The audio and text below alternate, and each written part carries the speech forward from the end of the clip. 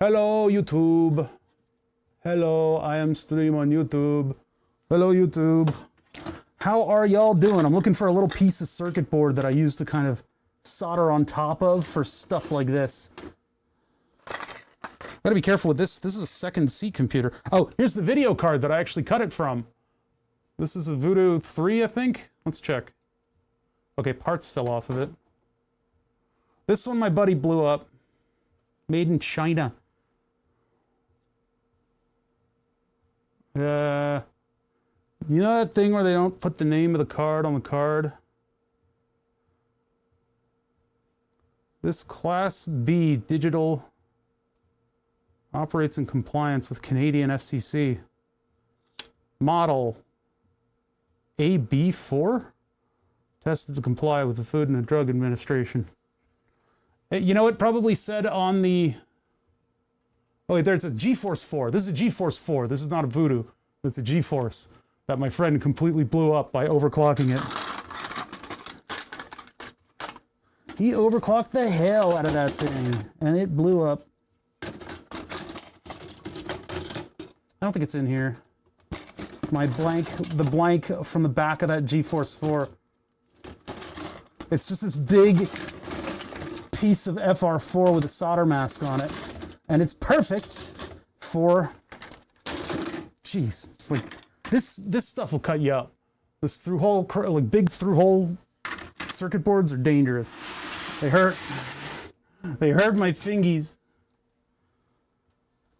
Womp, womp, womp, womp. All right, coming back up. Coming back up to you guys. How's everybody doing? That racing rig would for sure get me divorced. No, it's the result of something like a divorce, you know? I'm gonna buy a racing rig now that my money is mine. Boomer humor, I hate wife. Anyway. Monka Christ, do I have that emote? I gotta look over here. I need to go through the tutorial so that I can get the emotes working. Oh yeah, that is one that I added. I don't see the emotes over here on my little window, and they should absolutely show up here and in this or whatever OBS is doing. I'll have to look up how to do it. I think overclocking has become like a solved equation at this point. We're talking about a GeForce 4. We're not talking about a modern card. A modern card, they've eked out any sort of life out of the silicon that they could possibly do using automated tools that'll overclock things for you. So you don't have to lift you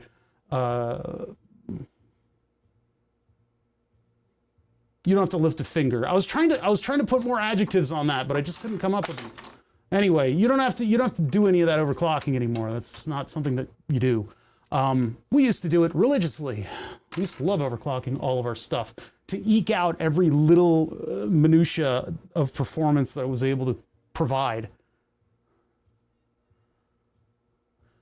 When I first joined Twitch way back, it was there was a music channel that was very BTTV friendly, and everything was just gibberish. Then you learned about, oh yeah, because everybody was saying these weird things in chat. I don't remember when I experienced that, but I did experience that at one point. It's like, why are they saying like weird stuff in chat? It's like, what the hell is Monka S, and why did the streamer respond to that like that? Like, I just had no idea. It was completely weird. And it looked like this, except that that's an animated emote. So, yeah, it was a weird experience. You eventually learn about these tools. I know some creators put, like, if you're seeing weird stuff in chat, install this expansion plugin. It's weird that you have to do that for Twitch, but that's just how it is. BTTV really does improve the experience of Twitch, and it gives us a whole bunch of interesting emotes that we can put in. But the only ones that make it in here are the ones that are native to Twitch. We need to get all of those plugins to work on these things.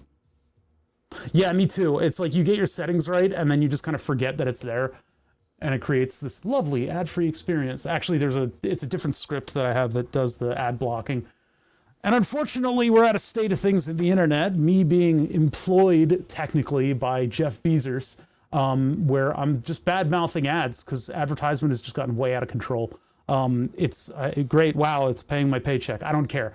It is such an awful experience. Twitch with ads is horrible. To the point where I am going to tolerate a script that'll turn my resolution to 240p, super pixelated, in order to block the ads. It's like, I'll tolerate that. It's terrible. It's awful. But you know what? I don't like my streamer getting interrupted mid-sentence with an ad for like Grubhub. Heads or tails? Heads. Is that like a preference? I don't know.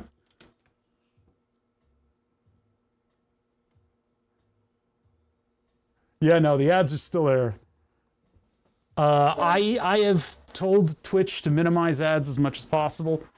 The other day I saw Bucklington get like botted, and I think maybe a viewer botted him thinking it was funny. Really what that viewer was doing was essentially maliciously targeting that channel for potentially getting like a action taken on them.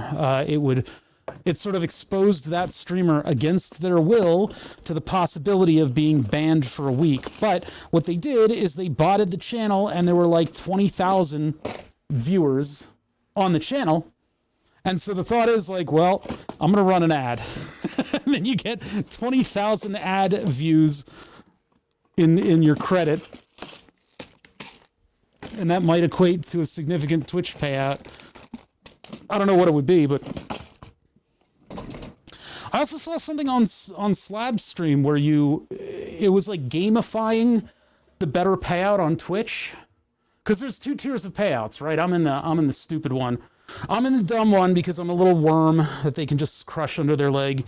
They can just crush me. I'm a little worm. I don't bring enough people into Twitch to have any kind of a meaningful contribution. I am actually a leech on the system until you get to a certain number of subs, and as such, none of I don't get the good payout. There's a different split for the revenue, and apparently you can't just have the good split. The streamers that I know have the good split, and they negotiated it from the beginning. They were able to, because they brought in a big YouTube audience. They were able to say, hey, if I'm bringing like a couple thousand people into Twitch that may never have used Twitch before, I need that better revenue sharing in order to make it worth my while. Otherwise, I'm just going to keep making YouTube videos. And so they were able to negotiate and get a good rate. But for the rest of us, those of us who actually built up their audience on Twitch from the get-go, played into their system, you have to, I guess, have a certain number of subs, and that triggers the ability to say, hey, I want the better revenue sharing. And then that'll go away after a certain amount of time. Madness. It's complete madness. I just can't fathom that. It used to be if you had a certain number of viewers, you could go, hey, I've got a lot of people. I would like the better revenue sharing. You know what it should be. That whole system is turned on its head. I think the really popular channels should get worse revenue sharing, and so they have to disseminate their crowd amongst the rest of Twitch. That's what it should be. And then the little weirdos like me should get all of the money. I should just get like I should get millions of dollars is what I should get as a 4-person streamer. I deserve money. Me! I'm better than them. I'm faster. I'm smarter. Well, I might be actually smarter, but...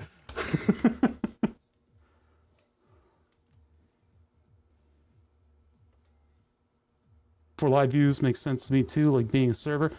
Yeah, but the thing is, like, having it gamed under a system where you get a certain number of subs, and there's like a tracker that you can put in your like information at the bottom, and so you can be like, guys, we really need like more subs so that I can get good revenue sharing this month. That's so weird. That's so dystopian, weird kind of. And the fact that it's not just like a one-time negotiation and then you get a better contract, like that's how it's supposed to work. We're supposed to live and breathe and die off of contracts in this business. So I don't know, man. Certainly ain't gonna get better. I've signed my contract already. It's what it's. I'm annoyed that I lost that big circuit board. It was kind of getting in the way for a long time, and I had it on this thing, this circuit board holder, for a while. Just get 69 420 subs. Hey, Madam U, what's going on? YouTube just popped up, so I did see. I now have seen that Madam You left a message. So if we get this done pretty quickly, which I don't know if it will, we'll look at the 505 and see what it does. We're living in a dystopian world already. Every day is a little slowly add more and more. Yeah, why don't things get cool for once? It'd be nice to see things move in the other direction a little bit.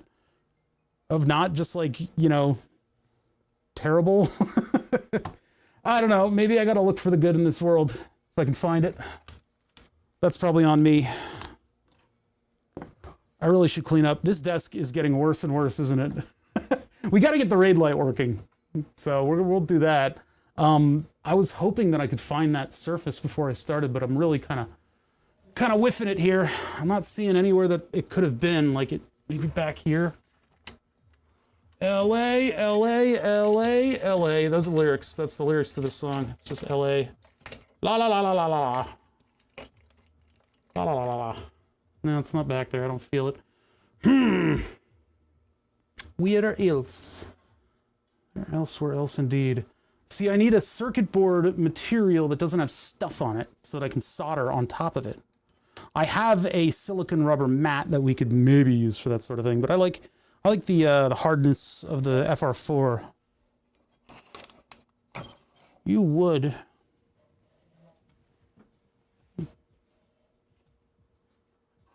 I just need 8,640 subs. That's all I ask. That's all I ask. Actually, the previous board had 6,000 names on it, so that would break the board.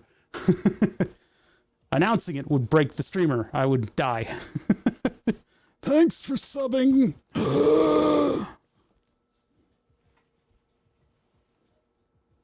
Can you imagine? There are some streamers that pull that. There are some streamers that pull that. They are millionaires, multi-millionaires. I wonder if Michael Reeves pulls that, because Michael Reeves has like 10,000 people watching his streams.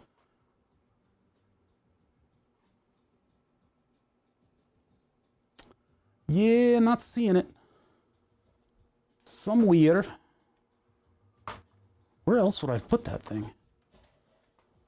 That's the thing, like, what happened, like, I could stop streaming, and there may be automatic subscribers that would still be subbing month to month. It's like a weird retirement plan, where you just stop streaming, and streams just kind of keep filtering in. I wonder if Jack and Rich of Red Letter Media still have subscribers, because they had a couple emotes that weren't very good, but they had them. And so I would assume that there are some of the hardcore people. Their channel, their chat like lived on because the chat would use that chat room to organize like movie nights and stuff like that. So they could all chat with each other and watch movie nights and things like that. But so some of them still subscribe, I think, just for the emotes. Their little MS Paint emotes. I think Michael Reeves once raided Slab when he was sleeping. During the sleep stream, that's funny. I don't think that guy knows who I am. Slab knows me. He was like, mere mortal streamer, tiny worm. He talks like that when he's not streaming. I am aware of your stream. And I said, oh, great God of Twitch on high. Blessed be thy user numbers. I beseech you. No, but I don't think Michael Reeves knows who I am. Although, Strange Parts. Do you know Strange Parts? The guy who built the cell phone from Shenzhen. Technology stuff. Just walking around booth to booth. Comes into my stream and it's like, yo, oh bother, what's up? And I'm like, what? You know who I am? And I like fangirled for like 20 minutes. I said, do I sacrifice a viewer? Doug, that's you. That's you. That would be you on the thing. And you'd be like, guys, I'm totally not a virgin. And they'd be like, uh-huh. Because you're it. You're the viewer. I have viewer. You sacrifice a viewer. No, I don't have that many viewers. You just sacrifice. It's like those rock guys that were blamed for like satanic panic. And they're like, bro, why would we want our listeners to kill themselves? We want our listeners. We need them. Oh, here it is. I knew I saw it around here somewhere. you see all the babbling, all the nonsense, the crying, the pleading to a higher power. I do actually have the thing that I was looking for. Why are you sideways? It's just the best way I have to capture what I'm doing over in that corner. I just moved the camera up because now when I go back down, it will be a nice lined up shot of the desk. My dynamic camera angles are to communicate a state of mind of the subject. So when I get all Dutch angly, I'm feeling like living behind a giant dam and wearing wooden shoes. Now, there really isn't any, the only reason is just because I can do that. And that's, now you guys can see everything I want you to see, and none of the stuff I don't want you to see, which is my garbage. It's literally the garbage cans are what's sort of beyond this shot. So this is more of a vertical shot. If I were to do vertical video, this would be a good time to do it. I wonder what that YouTube automatically, like if I automatically put this to YouTube Shorts, I wonder what that would be like. I wonder if we get 1,000 viewers. Be nice to get 1,000 viewers on Twitch. That would be neat. There's like a little bit of an effect that you get where the more viewers you get, the more people will click on your stream, even though like I'm in the pool of all the other science and tech streams. I think we're science and tech today, right? Are we science and tech? Yeah, we went to science and tech again. We're back into science and tech. We were just chatting for a little bit, but just chatting is like an ocean compared to science and technology. Science and technology is like a big lake, and it's nice to be in. And sometimes if popular people raid me to give me just a few more viewers, you get to the top of it. What is the top science tech right now? I haven't checked to see what that category is like.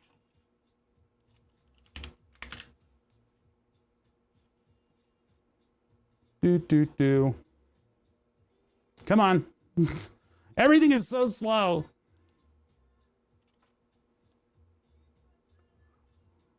It's not like I'm uploading right now. DJs is doing pretty good. All right, science. So Best Buy has leaked. I'm not going to get Tub Bro. Best Buy has leaked a November release date for GTA 6 from their pre-order system. Dun, dun, dun. I didn't look into it any further, but that's just what I heard. Still no science and tech? Dog. Dog, that's my category. It can't be this far down. Oh my God, it's still...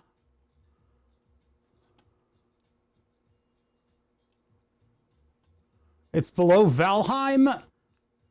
No way. I have money riding on it not being released before 2027.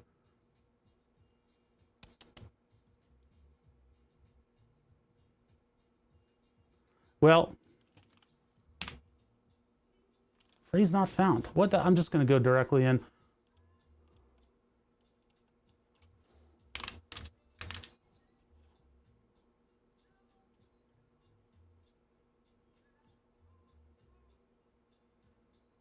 Who the fuck?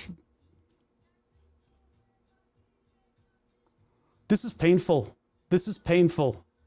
This is painful. There it is. Good God, y'all. All right, close that. Science and tech. Close this. Volcano.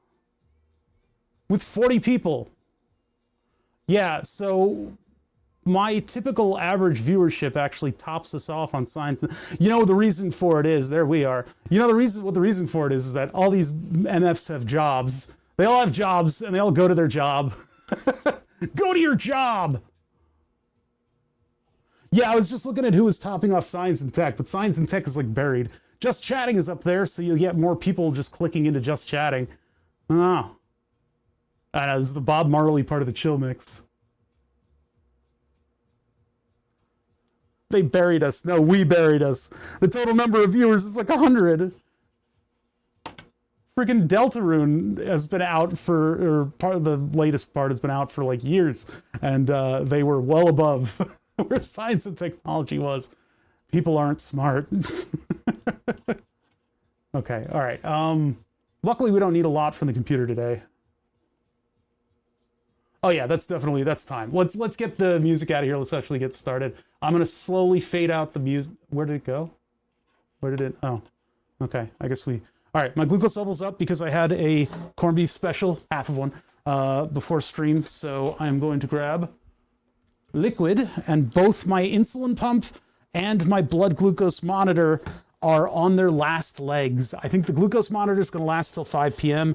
and the pump is a question mark. We're down to the tens of units, so we'll see what happens as time progresses. If I get a sudden alarm, then I may have to do diabetes stuff. But our task is very small today. Our task is small, much like the ESP 8266, the ESP, what is it again? It's ESP 12 or something. Anyway, 8266 ESP. It's this little tiny microcontroller. These will go for about $1. I think they're about $2 each these days because everything sucks. About $2 to get one of these microcontrollers, and they're well capable of doing a ton of stuff. Usually you will see them paired with a breakout board, a board that'll break the pins out to be 0.1 of an inch so you can use it on a solderless breadboard, which is what I would suggest people get. That's actually, this is the more powerful than that. Where is one of them? Here we go. This one down here. This is just like my microcontroller bin. Come on, where is it? Oh no, that's not it. Is it? Yeah, that is. Okay, it's the thing that I want, but the problem is it's like under a bunch of stuff and I can't seem to get a grip. There we go. Give me this. Give me this. Give it. Okay, there. Oh, jeez. Okay, so this is a Wemos D1 Mini. It has obviously the ESP8266 attached to it, and then it's got a USB plug. Now, save yourself a lot of trouble. Don't get USB micro. Just don't do it.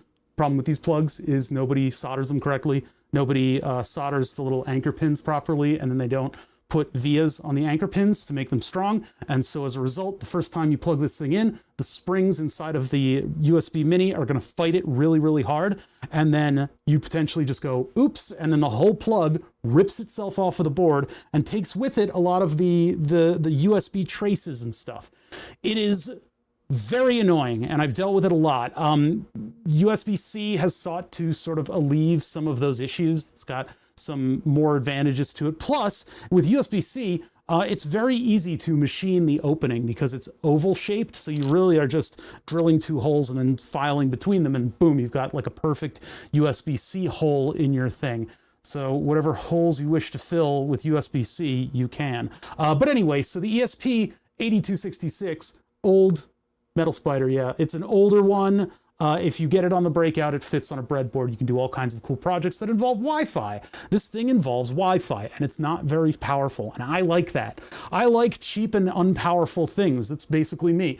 But this thing right here, what we can do is we can have this get on the Wi-Fi, and then it uses what's called an MQTT broker. In this case, I have a Docker on my server. You can also just program like a Raspberry Pi 0W or Raspberry Pi 3P Plus or a Raspberry Pi 5 if you're rich, to basically just do brokering of signals around your stuff, and you can run data on that. And that data can be temperatures, it can be activations for switches. In fact, you can have it so that your third light, the one that's on your stuff to make it look good on camera, will turn on when you go to a particular scene in OBS, because OBS can communicate through its API with Node-RED, and I can plug that in to the MQTT broker that will turn on one of these little plug-in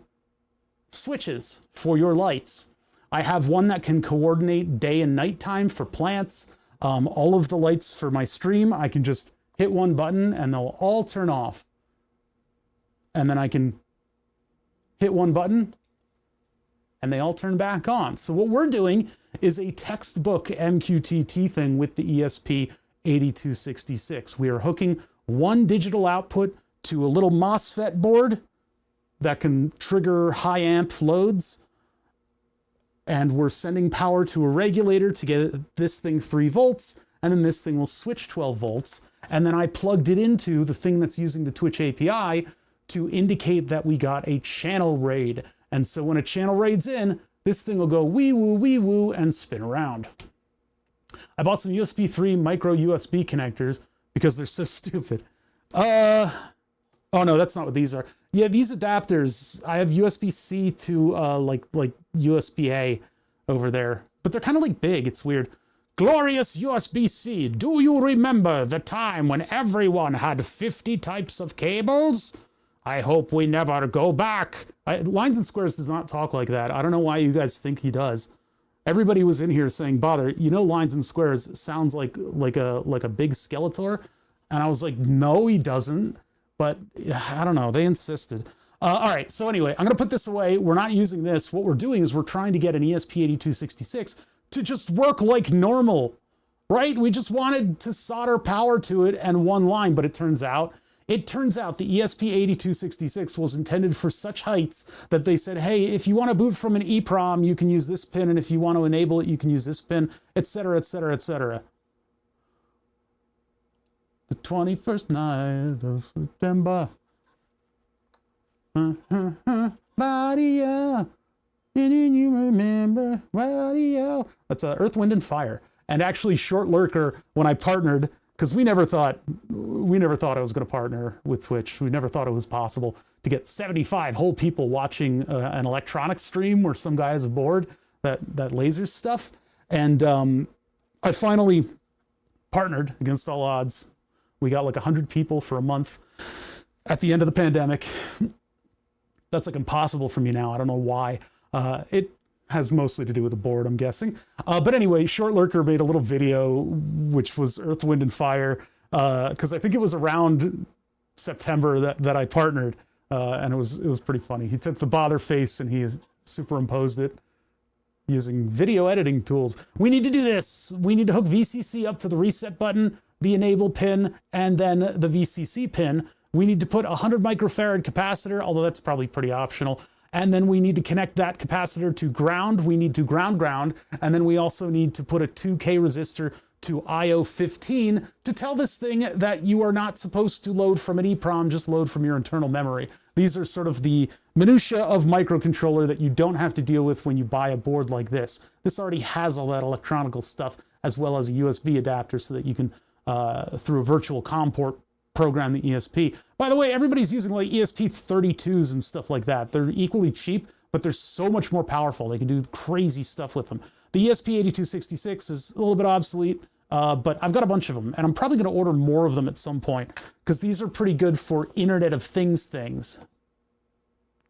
ESPs are kind of bitchy about decoupling, probably would add 100 nanofarads just to be sure. I've never had trouble with that, but I will trust you because we are in an environment that is going to be having an active brush to DC motor moving stuff around. So clean power does not exist anywhere that this thing does. ESP32 has 2 threads.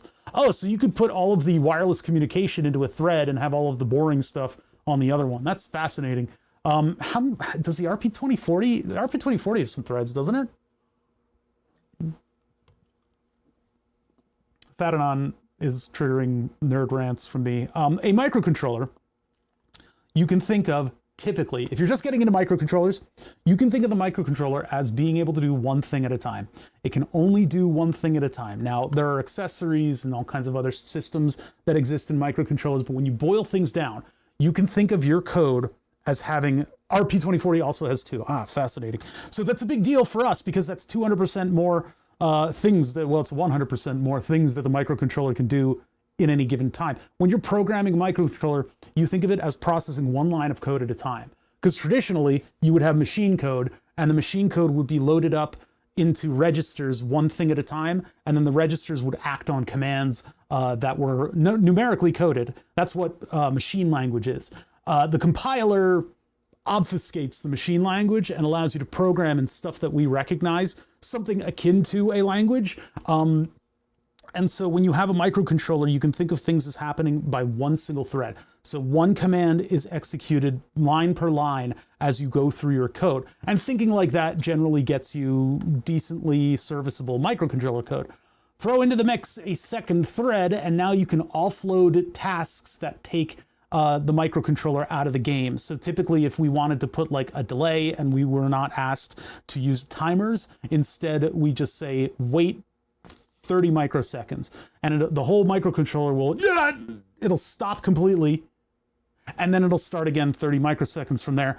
In that time, what happens if a user presses a button? 30 microseconds is not a long time. It's an eternity for a micro center, for a microcontroller. It's an eternity for a microcontroller. So when the user does something, we have things like interrupts that will, it'll stop the microcontroller in its tracks and make it go to a certain section of code where it can then act upon whatever interrupt has been set. So you can have other devices interrupt you and then send data. Two threads lets you monitor something with one thread and do stuff with data with the other one. So that's like a huge change in the way that you think about how your code is flowing, and it allows you to sort of offload code to another thread so that you can have it doing a task simultaneously, and potentially you might not even need to use interrupts to do stuff. It's cool. It's cool stuff. The 2040 is hardware PIO, so you can reach really fast IO speeds. It's pretty crazy what they fit into that tiny chip for like $1. Yeah, the RP2040 is no slouch, and the more modern one too. A parallax propeller. I have a board for those over there. The STM32, is that one thread? I forget. That STM32F104 we keep running into, that apparently every device from my past uses. Okay, so we actually need to get a 2K resistor. I guess I'll do 2.2K. This is just any old Google thing that I looked up, and it said, hey buddy, you're not doing things right, buddy. And so this is what the minimal circuit needs to look like. We just hooked up power and ground, and so the chip was like, I don't know what you're asking me to do. So yeah. I just picked up some ESP32S3. Yeah, so the ESP32 is like brutally powerful. I have a couple of those boards. They were a little bit more expensive, but man, bargain hunting with microcontrollers has gotten out of hand these days. Anyway, we're building stuff today. We're building stuff, and so I need some resistors. What we're gonna do is we're just gonna basically make a flat circuit on this board that we can transfer over. Every time you make a chat, Kisa, I think that you say slab. And I'm like, what about slabs?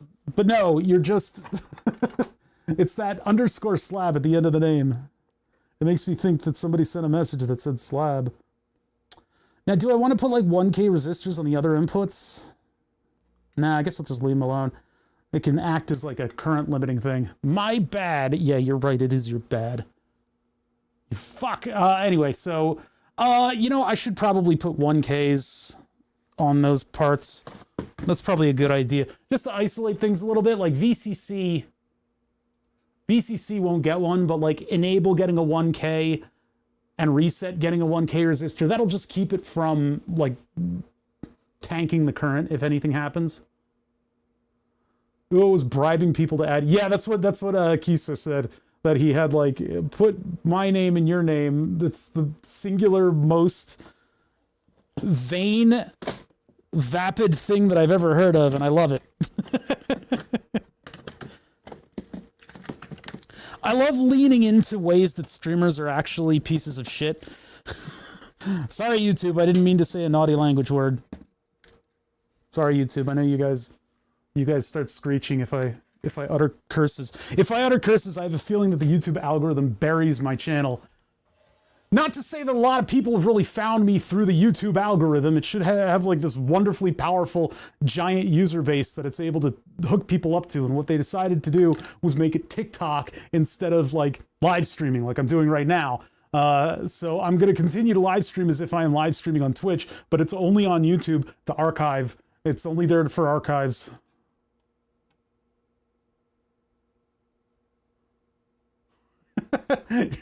End all of your messages with slab. Oh, bother slab. My slab. My lab. Oh, I can just feel myself getting dumber. Okay, anyway, we also need to replace the voltage regulator that blew up.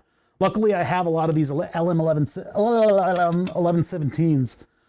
The LM1117 is a nice voltage regulator chip. It's not linear. Actually, it might be linear, but it dumps all the excess volts into heat, and we are going to be using it. I sound muddy. Okay, let me unmud. I got mud butt. Let's see.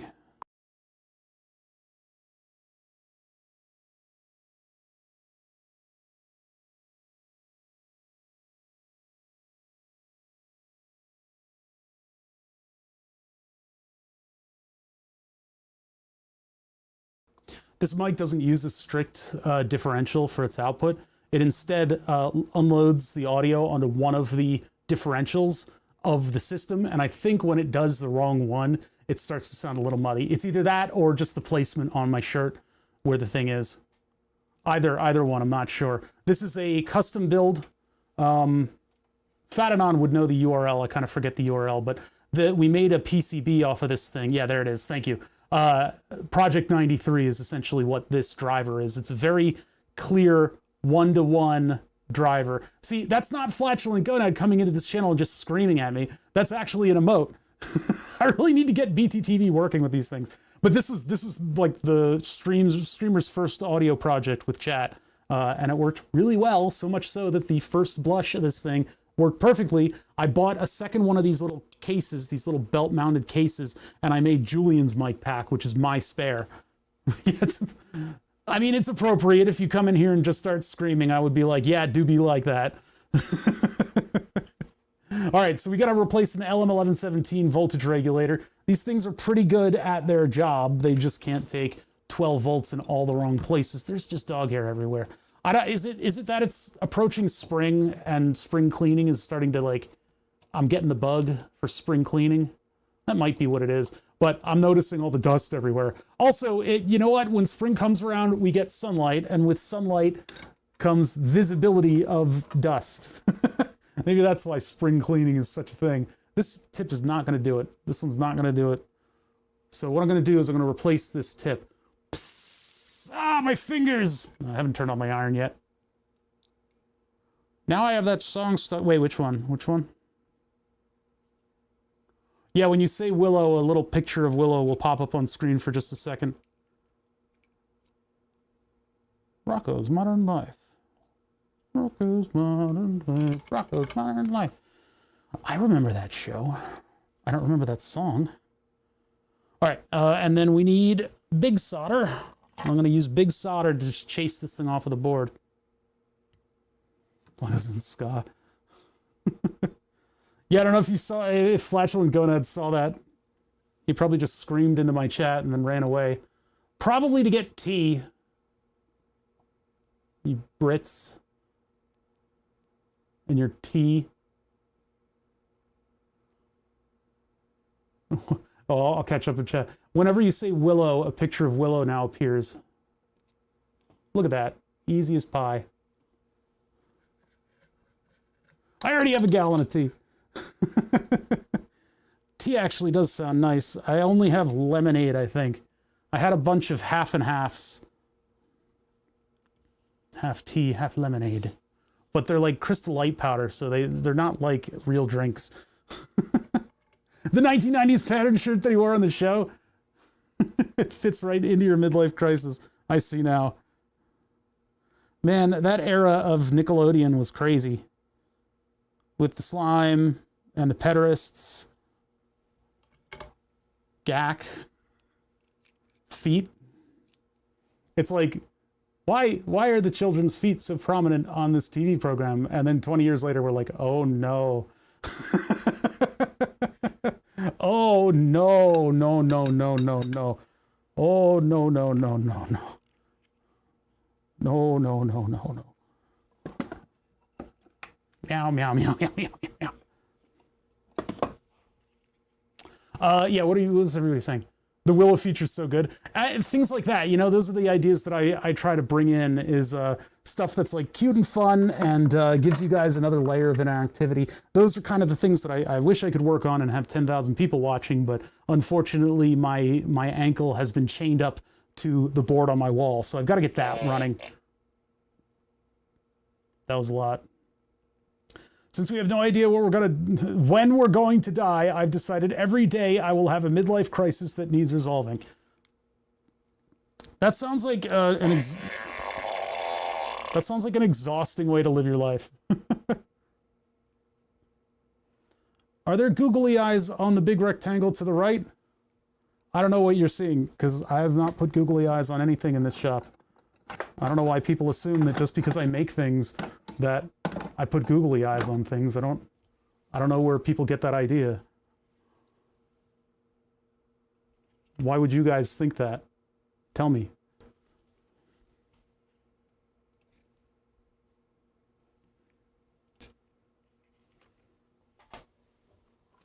Somewhere behind my shelves is the other one of these. I don't know where it is. These are great to put on like a refrigerator, which I think Gonad did. Oh, see, I've got like a whole kit. It's like one of these boxes, but it's filled with googly eyes. The 30-second eye.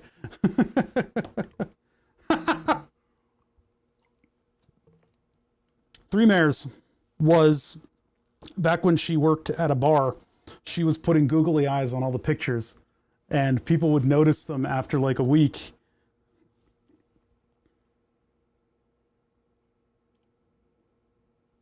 Oh, you know what? That one's supposed to go there. There we go. That's why it's been unfamiliar to me.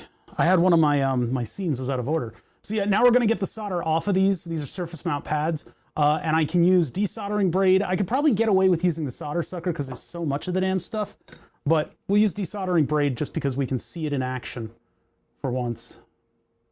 So I heat through the desoldering braid, and I make sure to use a big soldering iron, and then you drag the braid. I'm trying to show dragging the braid, but you put minimal pressure on it and you heat through the copper braid, and the capillary action will suck up. It'll give you a good suck on that viscous solder. Look at that sucking action. Beautiful. So now we're left with lightly coated pads on the board. You can't get it back to copper unless you actually physically abrade it, because the surface tension of the solder is holding on to the crystalline structure of the copper. So it is not a weld, it is a brazed or tinned material, but you cannot lift that stuff off unless you do it mechanically.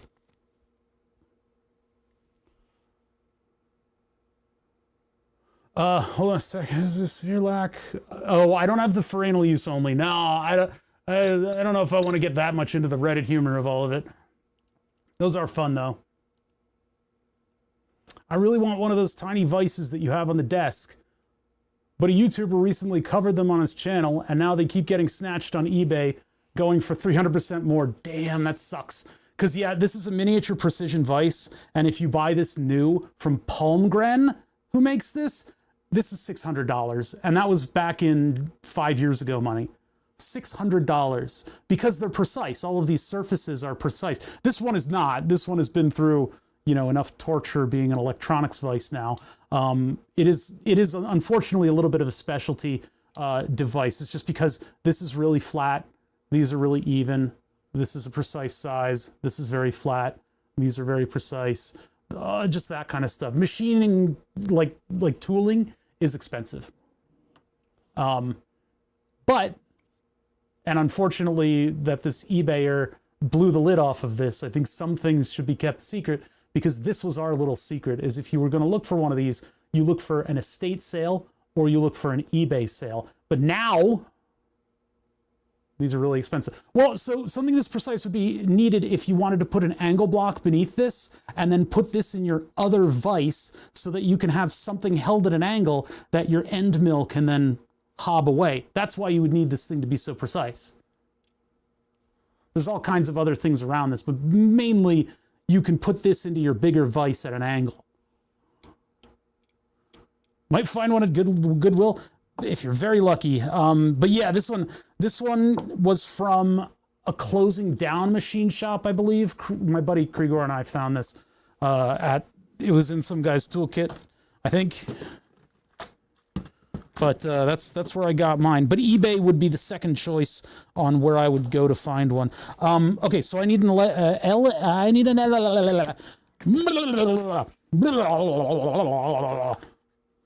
What's going on off camera there, bother? I need an LM1117. That's a lot of L's, you know? We're always clocking a lot of L's in the stream. No. I think it might actually be labeled. It might be in the labeled ones. I need to look through these because Julian wants to make a micro crimes and ornamentation for himself.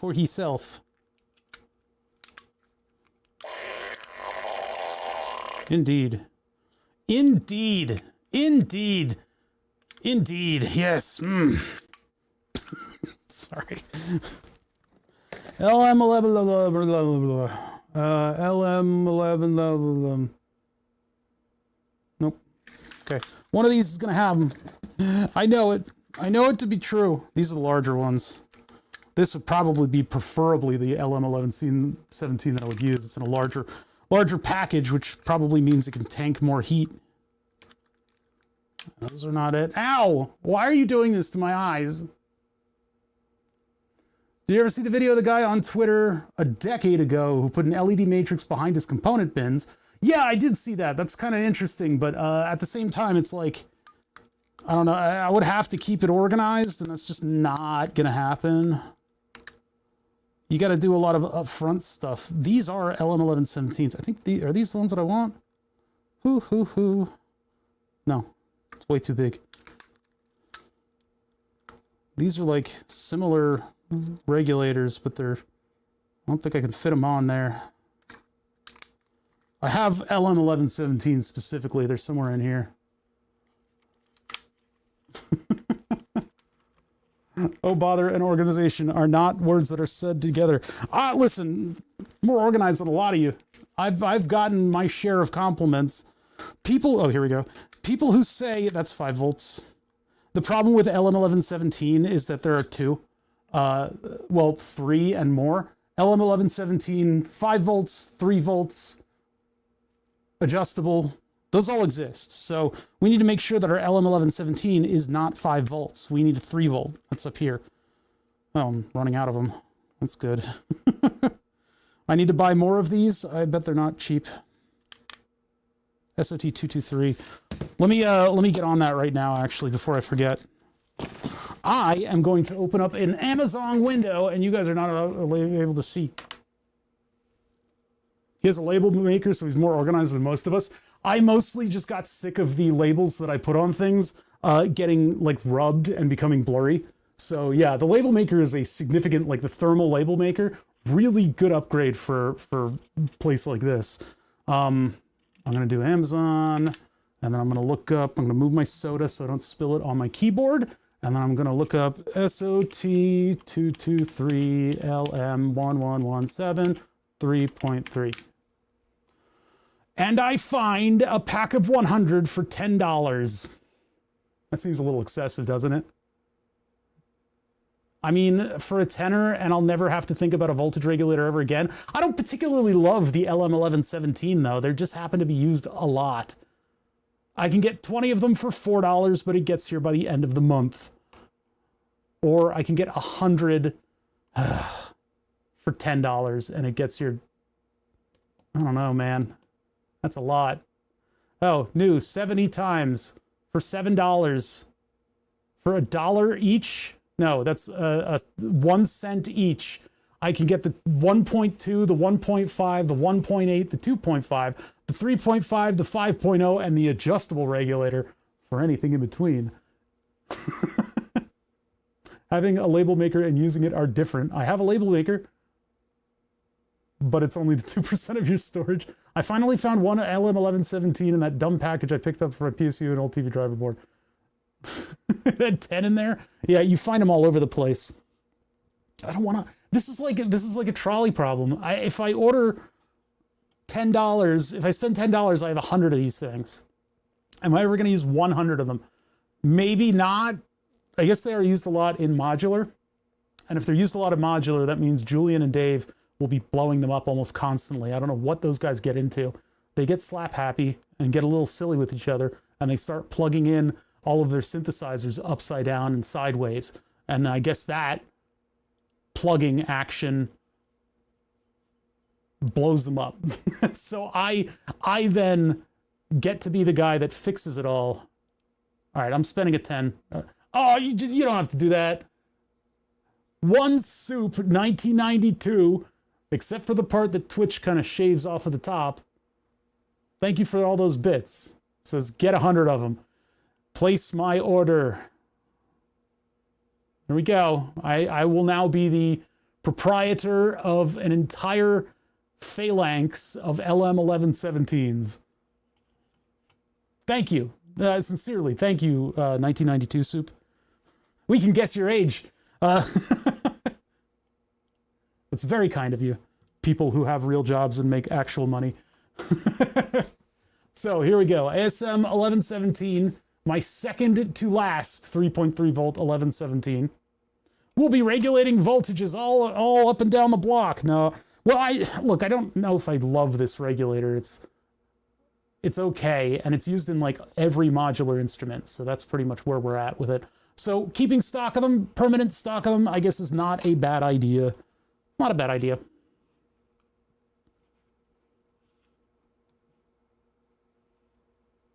That had 10 of them on there somehow. Oh yeah, it's so multiple LM1117s is kind of fascinating. Were there like, I guess there were separate isolated circuits within the TV. Very strange. This is at a bit of an angle, which is kind of annoying. I always thought about running an end mill on this so that it would have a little edge to grip the circuit board and hold it, you know, almost 2 millimeters deep. But my DRO is broken right now. We need to rip the mill apart down to its bones, and I need to re-oil everything. So if you saw, what I did there is I soldered it to an anchor pin, and then I very lightly pushed down on the thing and reflowed the solder on that one pin. So now this thing is sitting flat to the board with all of its pins touching or almost touching. I think they were using one for each row or column of a driver. Weird. Oh, you only have the board, yeah. Why would you have individual voltage regulators doing that? Not like a mux. Weird. Very weird. Hello? Solder? You wanna... Okay, wait. No. No. Okay, wait. No, give me this back. This must be the ground pin. There we go. I don't want to put too much solder on this, but I'm using the big solder and the big tip, so it just is going to end up belching solder onto this thing. I'm trying to be conservative about how I use the solder, because there's no advantage or disadvantage. It's just when you use a lot, it gets kind of sloppy.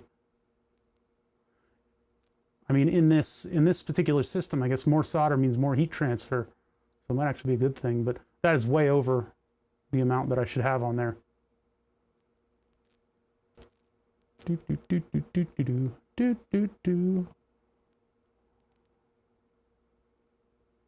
See, now the solder's only on the top. I need to get it down to the pad. There it goes. It just flowed to the pad. Beautiful. Beauty. Maybe the bill of materials team was also like, we have like a whole tri-wall that's full of LM1117s. What do we do with it? I got an idea. Do we lose any of these? Nope. The heat of soldering directly on the other side of the board can kind of tend to desolder things on the opposite end. And this is a very compact LM1117 board with very little heat sink. I would have loved for this thing to be just a little bit taller. Maybe a baller. Maybe if it had a girl in the hood, collar. But anyway, rabbit in the hat aside,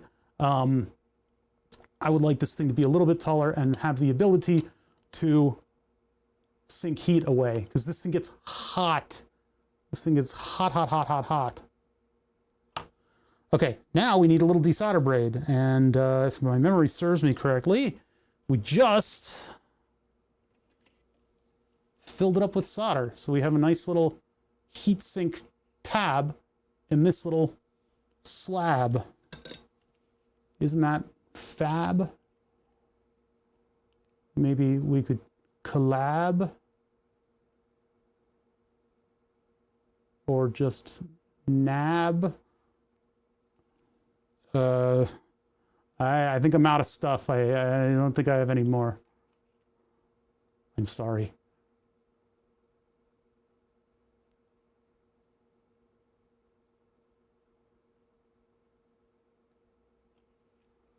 All right, and then I'm just gonna, whoa, I was poking the, don't poke the lens, the plastic lens of the soldering iron.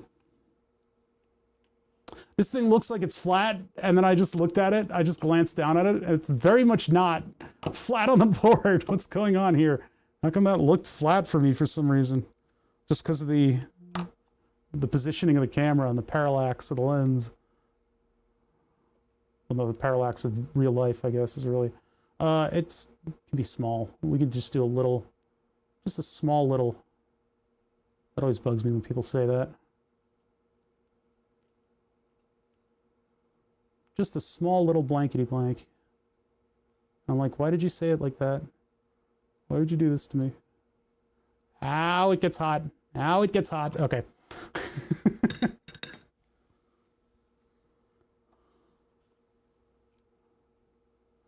All right, and then flush cutters. These will, unlike the wire cutters, these will reliably sever the thing that I'm trying to cut. And now we have a little makeshift extra heat sinking for this. Voltage regulator. Cool, okay, so we did that one. Now we need to get the ESP over here and actually make the ESP standalone circuit out of it. And then we'll probably program number 2 before we solder it in, because you can't program it after you build that circuit around it. So I'll need to program it, and then we'll build the circuit around it. Yep, that means getting this off of here and desoldering the 2 lines to it. I'm going to desolder it first. And actually, I'm going to need the smaller iron for this. Yeah. Smaller iron. Use the slightly larger of the needle tips. You gotta be careful with these, because you slam them into the dry sponge too much, they'll actually bend. So what's going on out there in TV land? I don't think a lot of like new games are coming out or anything. We did a pretty good raid over to Stark yesterday, or 2 days ago. He was doing those backroom games. It's really funny. It's a really funny premise. Of Sark is physically stuck in the back rooms, and so he has to play all of the 290 or something, 240, or no, I think it was like 275, 280 backroom games that exist on Steam. I really need to use blue tack on this stuff. The wires are like jumping up into where I'm working.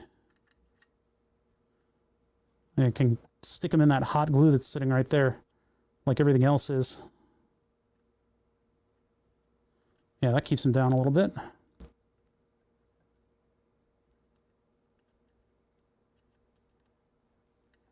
Come on. Jeez.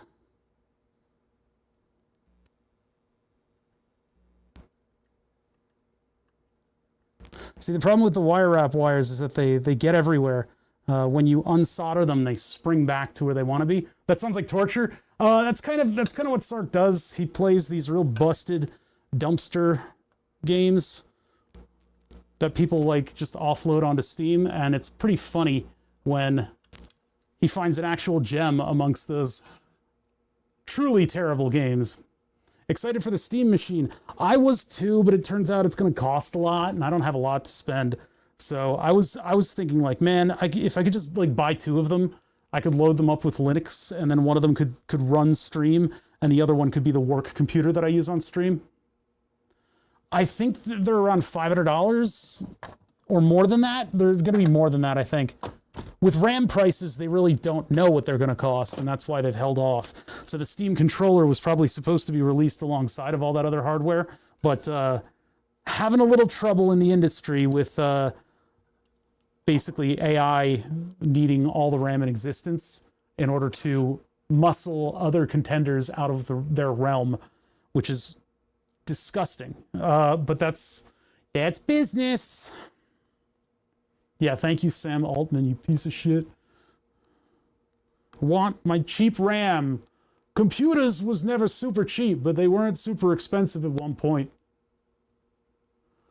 What up, Plush Master? How's the project going? We're buttoning it up. We can finally put this thing together and say, hey, look, I built a thing that does a thing. And then we take a victory lap. And during the victory lap, I want to tootle around with a 505. But still, we're getting close to the point where I can say, hey, I built a thing. But right now, we're in sort of the last legs of that. Actually, I'm going to need to get to these pins. So blue tack might not be the right thing. Intel NUCs. I don't know, have I heard of those? I feel like I've heard of that before. I don't know. I don't particularly need anything at the moment. Right now, we can do the stuff we can do just fine. But those are some nice days when you could go and just get computer hardware for cheap. It was never super cheap, but I mean, it was, it wasn't terribly off-puttingly, debilitatingly expensive to buy a computer. And the price I paid for graphics cards this round, I am not going to be upgrading computer hardware for decades. I was really hoping those Steam machines would be kind of a cute thing that I could put my stream together with, but it seems like I've been priced out of those again by Mr. Altman. Monsieur Altman. Last I saw, the speculative price was 800 to 1,000, depending on storage size. Jeez. Yeah, certainly not spending $1,000 for a cute little cube computer.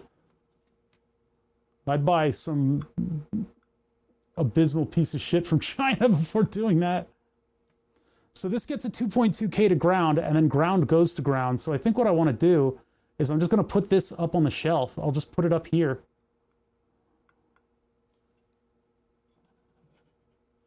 The guesses are all over the place. 500 to 1,000. Yeah, are they really going to be able to get in at 500? I think maybe that's what they originally wanted to do, but who knows if they'll get it anymore.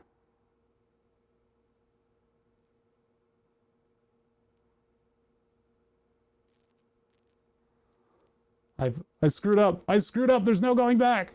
Oh my God, this is a disaster.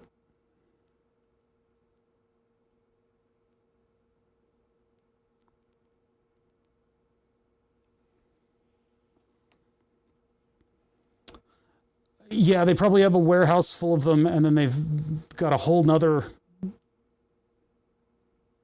order of them that don't have RAM yet because of the speculative RAM pricing. Literally buying RAM just to shelve it so that other competitors in the AI industry cannot buy it, but then they screw the rest of us over with that crap. First off, shame on them for buying it, but also there should be a little bit of shame for selling it using speculative money.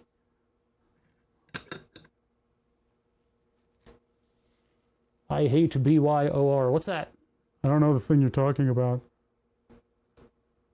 They're literally sitting on wafers too. That's the thing, is like, this is not like a chip. It's just like, oh, bring your own RAM? Yeah. Well, you can't do that with a mini PC because that's going to be board level RAM, because that mini PC is just going to have one PCB for all the stuff that it does. It's not going to be like a normal computer. 0.1 UF capacitor. I have a bin somewhere around here that's got all of my 0.1 UFs in it. Actually, is that in the normal bins? No, I don't think it is. I think it's in my capacitor bin. Yeah, isn't that what they want us to do now? Is instead of actually having a PC that we own, we use their cloud PC that we rent time on. because, oh no, RAM's gotten so expensive. Whoopsie poopsie, we did a baddie. We're so evil. Look at what we did. Fuckers. Whoops, there goes your entire hobby. You've been priced out. Now only corporations can afford it. So you don't own anything anymore. Oh, I hate it. Oh, I hate it a lot.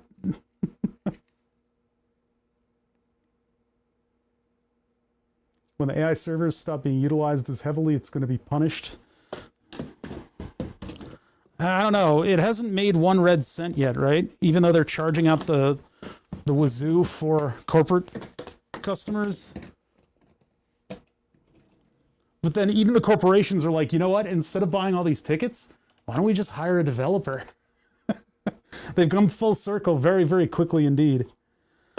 I'm just waiting for it all to go the direction of the .coms.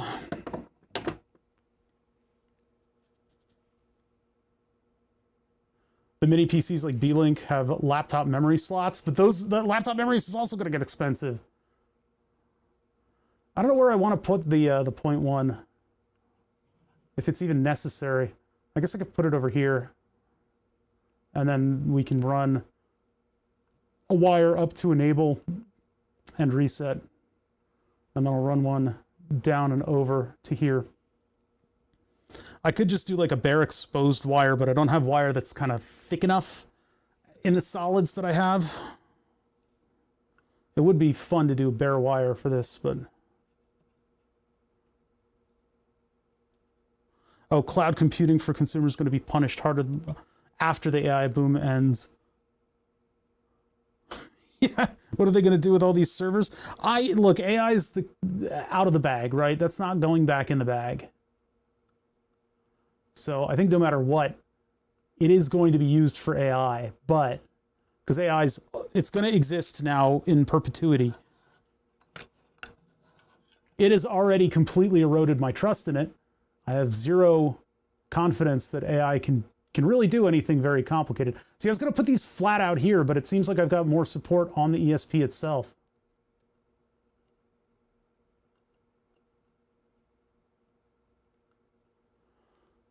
I did not double check to see which one was VCC and which one was ground. Wait a second.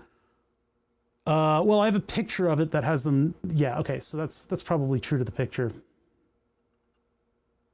AI data centers aren't producing any profit. Yeah, it's speculative worth and profit is being sort of, I don't know, churned in between like Intel and the AI companies, but none of it is like real profit. They still haven't figured out how to turn a profit on all of these billions and billions that they're spending, or they're sort of saying, oh, you're worth so much. Oh, hee, look at me, I'm worth so much. And it's like, guys, none of this exists. What's going on?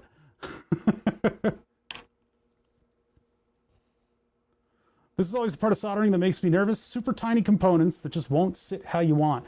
That happens. You learn how to manipulate the components to get the results that you want. Like for this circuit board that's even more dense, it is a little bit difficult to build, but you kind of learn how to work with it. This is my completely over-engineered mixer that Julian linked me to another company that made it. That is much. It's like 2 chips. So, oh well. They did it with like just 1 op amp, and I'm doing it with like a headphone amplifier and these like super compact op amps. And I thought I needed to have the mixer chip. Oh well. Bag holding, yeah. I hate that we have to have finance bros in our computer hobby. I guess they've always been there, but still. Yeah, okay, VCC's on that pin. I could do the rest of the wiring under the board. Although I kind of want to keep that flat because that's what we're taping down. So let's keep it above the board.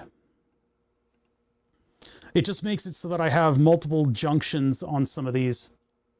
And I don't really like doing that, but I guess we just have to I gotta live with it. So we need reset and enable, which are the two over to the left. I'm allergic to something that just got kicked up. Throat's closing up. I'm going to anaphylactic shock. Then who will be the streamer? Ha ha ha ha. I'll show you. EpiPen time. No, it's just like a slight tickle in my throat. It's allergy season. Oops, frog in your throat. Oops, poison dart. Oh no, it's oops, dart in your neck. That's from C-Lab 2020. So these are connected to power. Ground goes here, and then we are a standalone circuit with a 0.1 off. 0.1 oof cap. So I need just a little segment of black wire.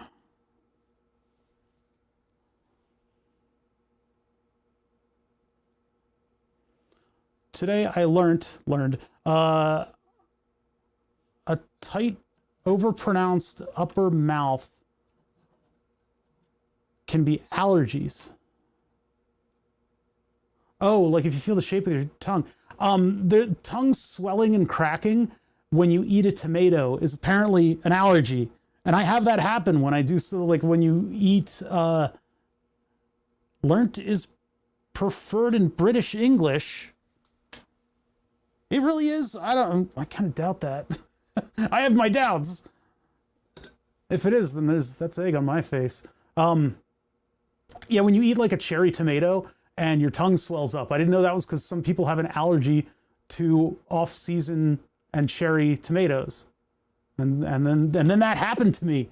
See, this is what I don't like, is that this stuff, it when I try to tin it, the jacket melts and then it becomes all gross like that. Gross. It's all gross. Learning is preferred in German. We are speaking English. German English. I have to do ye old. British.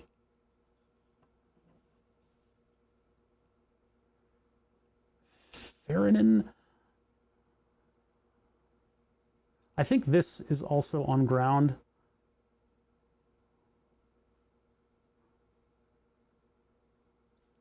Yeah, that is ground. Okay, so, well, actually the only, oh yeah, because we got to do ground to the cap. That's right. Okay. Got to do ground to the cap. Yeah, I'm requiring the Brits in here to type with an accent from now on. No, I am not. I've heard different answers to whether or not onions are spicy. If you ever come to Philadelphia and you find yourself in, oh, what is it called? Not the Italian market, 39th Street, something market, whatever that market is that's in Philly. It's a train station. Something station. Why am I forgetting it? Why is my iron not on? No, it's on. It's on. It's not trying to save me. Please don't type it. Okay, my policies have now become reversed as I've been exposed to the silly side of the British accent typing. Because yeah, I'll see learnt being used all the time on like Reddit and stuff, and I was unaware that, at least for some, that is the appropriate use, because I always thought it was kind of just not the right thing and people just learn wrong.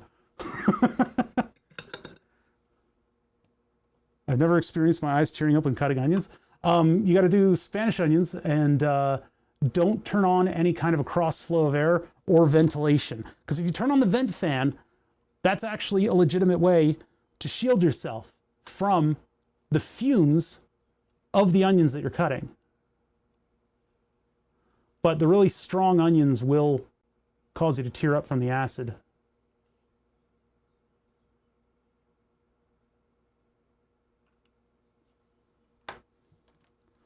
Learn something new every day. No, I'm not gonna. I said I wouldn't do that. I said I wouldn't do that, and I'm not gonna do that. I said I wouldn't do that. I said I wouldn't do that. And then I cut the wrong length. And then I cut it to the wrong length. Now, I would like to use these with this wire, because this wire is a little notorious. This is wire wrap wire. It was never really meant to be soldered, but you can solder with it. And it's good for making little circuits like this little circuit here that I'm standaloning the ESP with.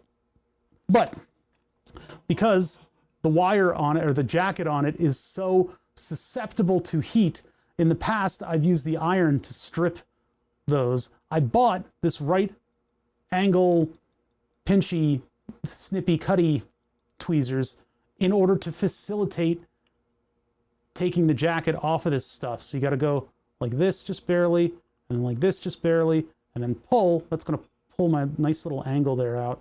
So just put some pressure on it. So that's what that was supposed to do. So I need to like practice with these more so I can get good at using them. Spanish onions brings up yellow onions, the not white onion and not red onion. Although red onion, I think, can also make you tear up quite a bit. White onion probably too. But it's like apparently a way to keep from having the onions make you tear up is to steel yourself and don't let your emotions take over. No, it's to turn on the vent fan of the stove, because that'll cause a little bit of airflow and help get that acidic stuff. But also, if you chop them, like you really dice them, that can release enough of that stuff to really tear you up. Why you would ever seek this out is beyond my reckoning. I'm actually gonna put, oh, it's stuck. Just be a man. Come on, be a man.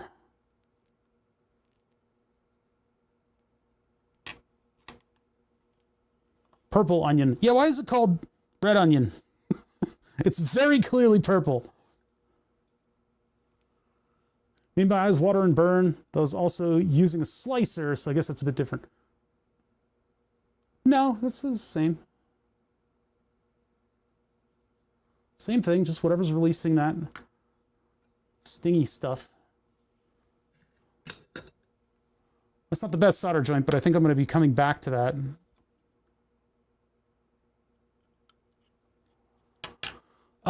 Okay, and then this side, doing a zoop-de-whoop to these two things. How am I going to do that open air and yet still have it be shielded? I think this is why I did it on the back of the thing last time, is because it was a little bit sloppy.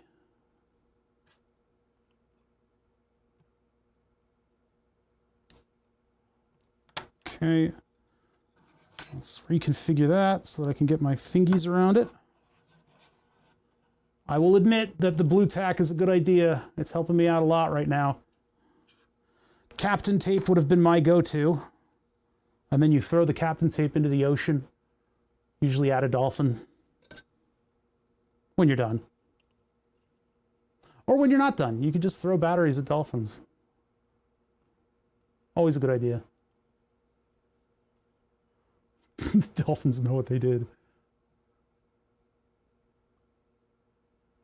Please. Please to solder. Damn it. There we go. Well, that's tinning it enough. Enough.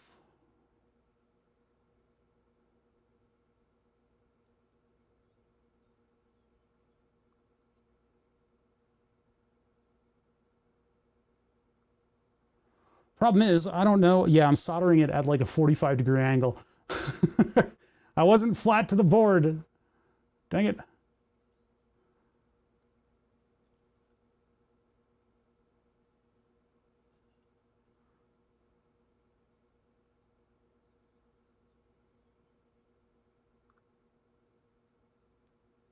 Doesn't help that I'm holding it so far away. All right, that's good enough. So,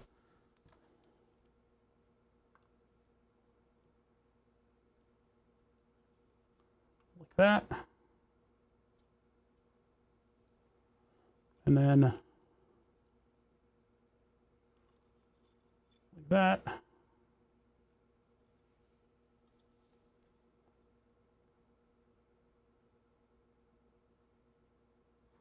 I gotta make it look good, guys. You know, it's gotta look good or else I can't sleep at night.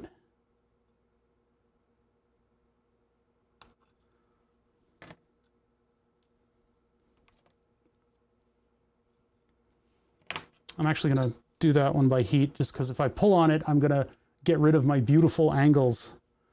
I'm gonna ruin my beautiful shirt.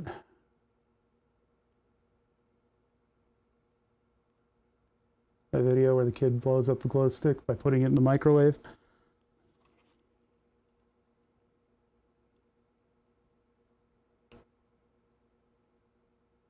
By heating it too much in the microwave. In the microwave.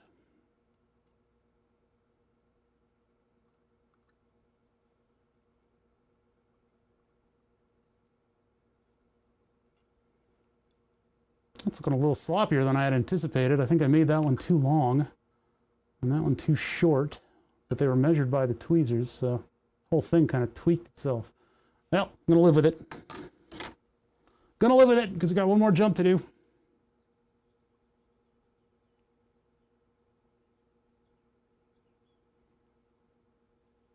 I would assume it's an old name. I doubt whoever named them wanted to give them a hex code for the color of the purplish red onion. Well, it's just like we didn't have orange as a color, and that's why we call people with orange hair red-headed. There's a lot of stuff like that.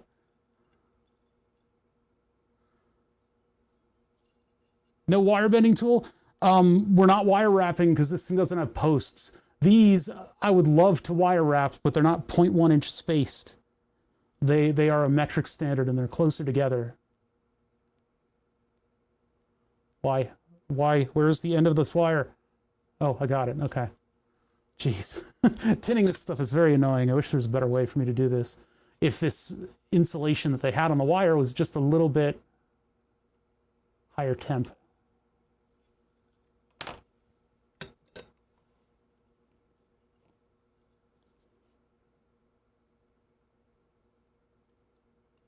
All right, so that needs to go over to one side in a thing that I don't have room for. When I grab this wire with the tweezers and I heat it like that, it pinches it. And so you can see there's a big flat section of insulation just sitting on this. I hate that. I hate that the insulation becomes so soft and whiny.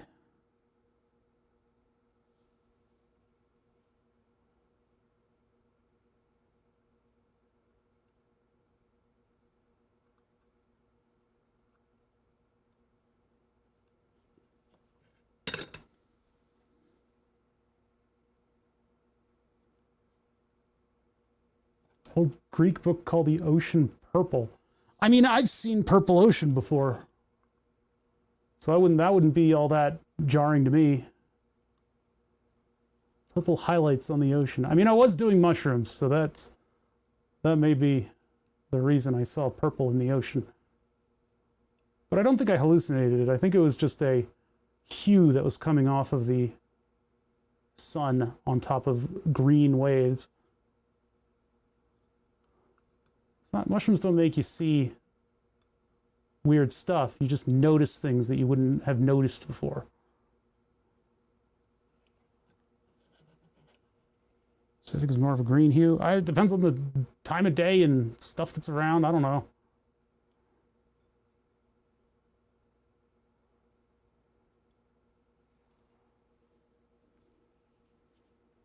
Another type of proper wire wrap wire that uses Kynar. I have a little bit of that stuff, but I don't know how expensive it is. Where is that spool? It was up here. In my anger, I must have lost the spool. No! I don't know. I've got it somewhere. Yeah, the Kynar stuff. That stuff will deal with a little bit more heat, but I've got, I mean, first of all, I have like an archive of wire wrap wire, so this is my wire wrap wire. Multiple spools that go all the way down of this stuff in different colors. So I don't feel much of a need to be buying new wires for wire wrapping, but the Kynar stuff is probably much more kind to the types of things we're doing. See, this one's, I made it too long, and now it's got to double back and look weird. I do try, but then I mess up. Lay sigh. Speaking of getting too Reddit. Yeah, I need to just...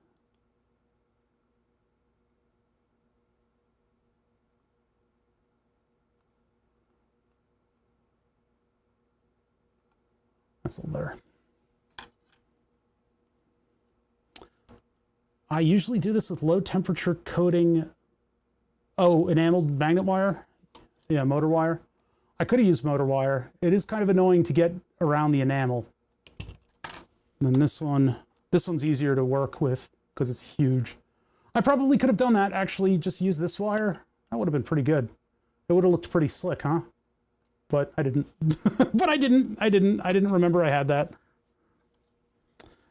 If you have a good technique for getting the enamel off, and in this case, I would use either a microfile or you just got to like rub solder on it until it capitulates. Is your steering wheel fixed? I mean, it was never broken. We just didn't get it to respond to anything. It didn't respond to anything, which was turbo super duper fucking annoying. It just won't respond to any of the signals that we send it. And I tried brute forcing it. I don't know. It seems like it's a me problem, because if you're unable to get a very simple command through it, it seems more like it's you that's the problem and not the thing. Both of them don't do anything when we send it a variety of different signals, and I've tried everything, and I just can't.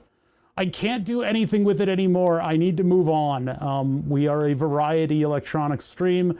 These are all personal projects of mine, and sometimes things just don't work out the way I want them to, and so I got to move on. And the thing is, like, I still get button presses out of both of them.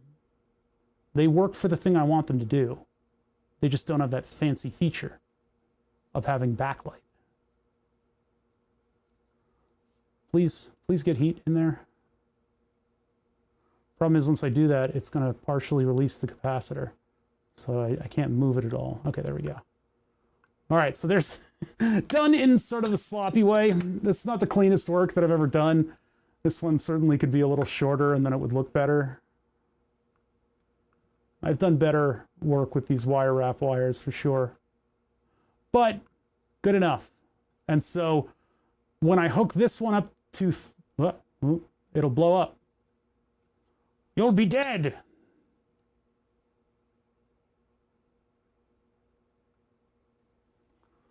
When I hook this one up to 3.3 volts and I hook this one up to a ground, then our circuit will come to life. You know, what I could have done is put the capacitor facing outwards and then put a 1K resistor on both of these. We're going to do that. We're going to, you know what, fuck that. I'm going to keep these things from tanking if they become shorts. And it also was the original intent of what I wanted to do with this thing. So fuck this, fuck all this. Fuck streaming, I'm done. I'm done, goodbye. Goodbye forever, Twitch. Fuck you. No, I'm fine. It's just overreacting. Overreacting is like the most fun thing to do when you're streaming. You will be missed. Nah, no I won't. You'll just go watch Uwo's stream and not me. We're doing it like that. That gives me a much bigger pad to put voltage into. Actually, no, that's still not right. That's still not right.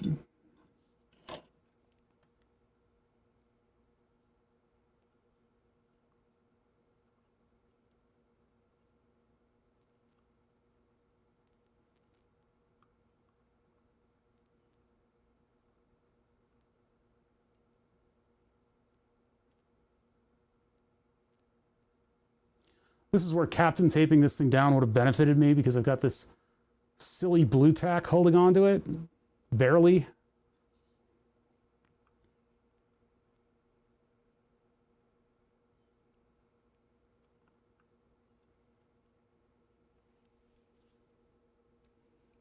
I guess we'll fix that in a minute.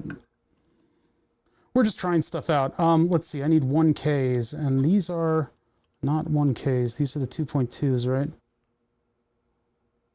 I grabbed 3 instead of 2. Oh no, those are the capacitor. That's for the other circuit. Okay, 1Ks. That I have in a different bin, just a smaller bin.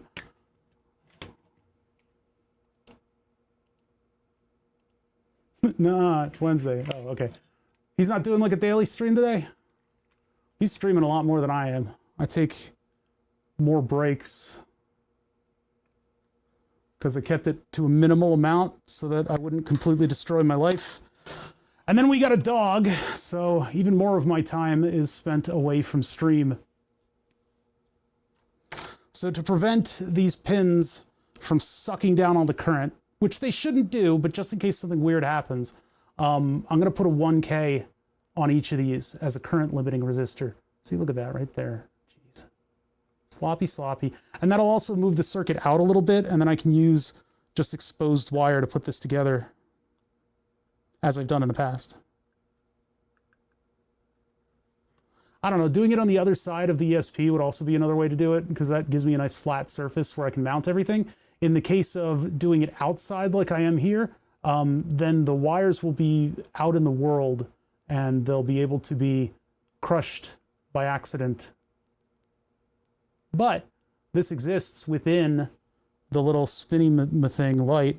So, and I really want to get this done fast because I've got, I'm racing against time because there's the potential that one of these streamers sees my title and decides to raid into the channel, thinking that they will get this thing to go off. That nerd! Why did you not solder to that thing? What are you doing? Today's Thursday. Yeah, I don't stream on Wednesdays. That was originally my schedule was originally to avoid previously recorded live, the Jack Packard and Rich Evans stream. I was like, what days should I stream? And I'm like, well, I want to be able to watch Jack and Rich stream, do their little game stream. Why didn't you correct? Because listen, streaming is active like brain damage, okay? I'm out here streaming. My stream is actively damaging my brain.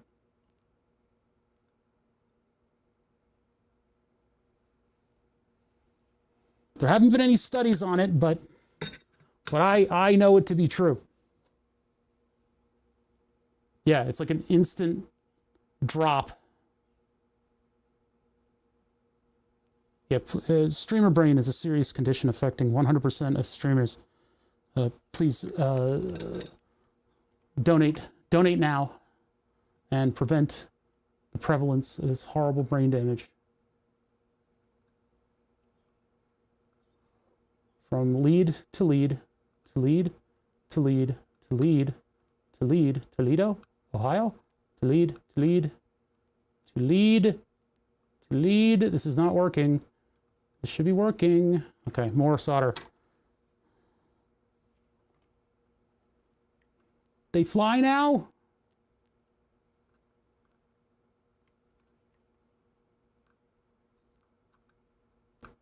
Ow, can hot. No, you little.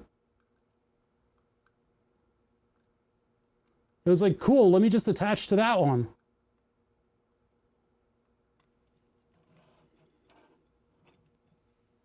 I don't have a lot of light over here for some reason. I think it's just my stand light isn't in the right spot.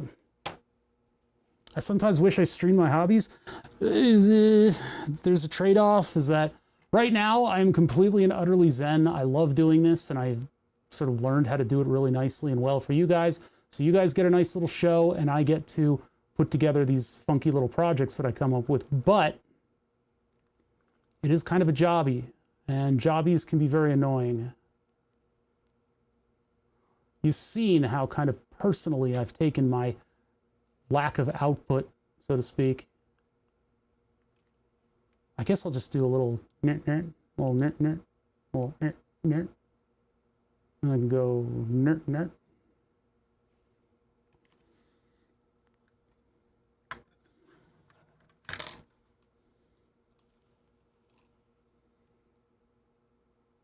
Definitely be a once or twice a week thing, like building model kits. Yeah, I mean, you build that stuff up over time, and I don't know. Sometimes people succeed at it. Yum yum lead. This is only partially leaded.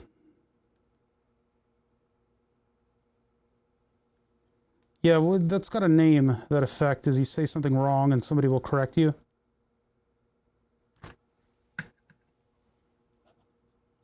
Don't turn hobbies into jobby. Then you get a day of work and a night off of work. Yeah, well, I had to schedule my noodling around electronics to keep me from going insane as well. But then I feel bad when I'm not working. That's one of the things about having your own sort of operation.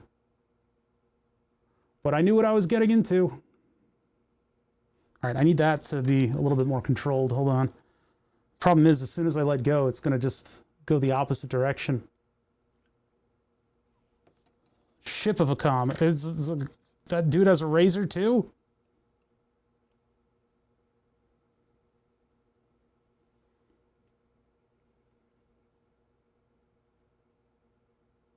It's a com's laser. Yeah. He's got laser beams that he shoots out of his eyes. Com's a tricky fella. You got to dodge roll a lot when you face him. Says anything that's not necessary shouldn't be here, and you go, dodge roll, and he's like, "Where'd you go?" I thought we was philosophating.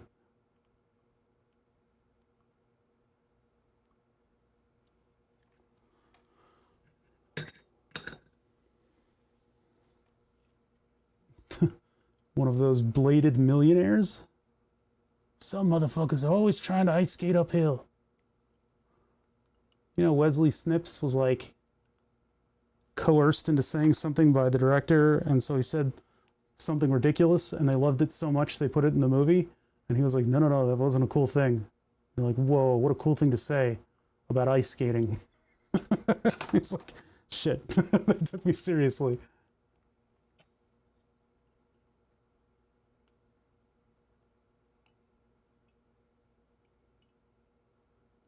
That's too long. I always cut them too long. I need to take just a little tiny bit off of this thing.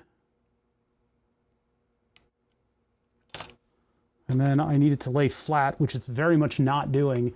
So I guess I can coerce it with the tweezers. So let me tin the end of it. You haven't seen Blade? It's a popcorn movie. I wouldn't say it's necessary to watch, but it is a popcorny kind of movie.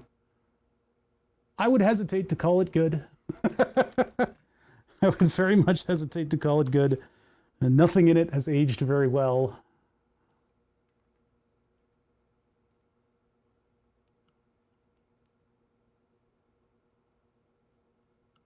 Please, please solder. Sir, please.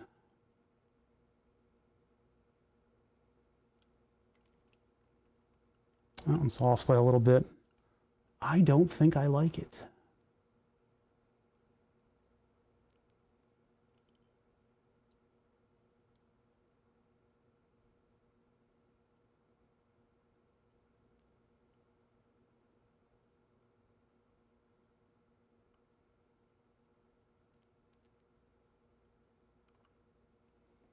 That's as close as I can get it. Tony Hawk's Underground 2, really? I like that game. I think. I don't remember it very much. I guess this one still needs to get a wire.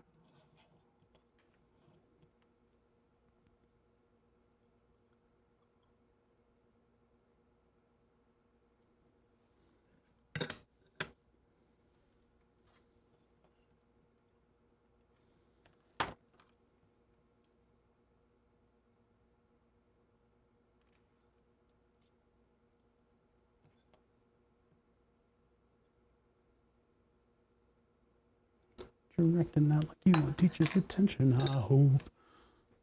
Eternal detention. Why is that stuck in my head? I don't know. I haven't even watched that recently.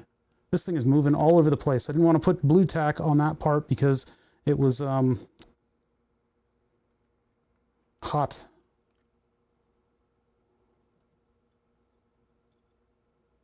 So I learned about underground games have a story. I only had 3 and 4 growing up. Yeah, I don't know what I was doing in that era. I played and loved a bunch of the Tony Hawk games, but I didn't get too terribly into them.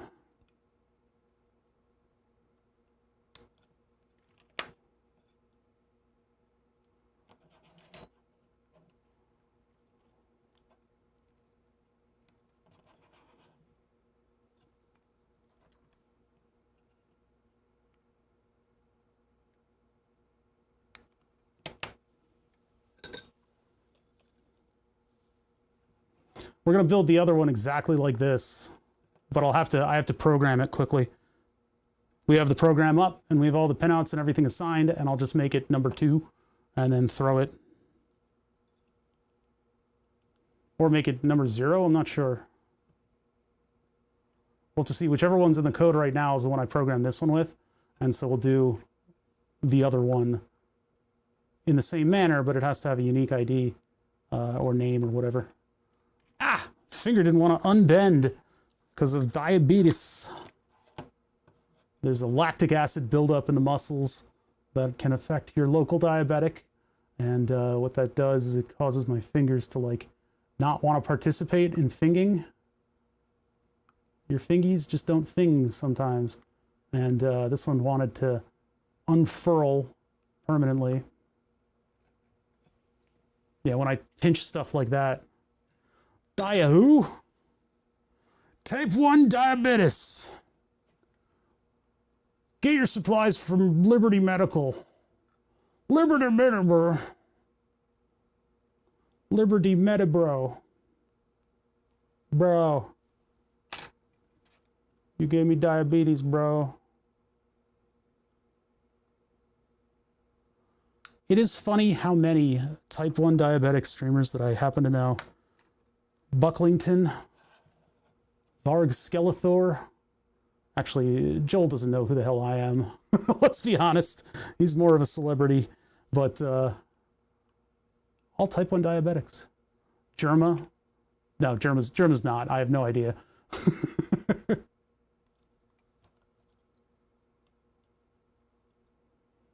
Don't inhale the fumes. So you guys may not know this about me, but the local Twitch safety officer has finally come in and said something on my stream about leaded solder. Oh my God, we're all gonna fucking die. I have a floor fan. Okay, don't bring Willow into this. I have a floor fan that's on me at all times because I am a giant, fat, sweaty guy. Just look. Look, chat, look. You have to look. Okay, anyway. So I have a fan on me at all times. I have to have running air on me. So that's why it looks like I'm completely cavalier about fumes and soldering, but I have air on this thing right now. That is indecent.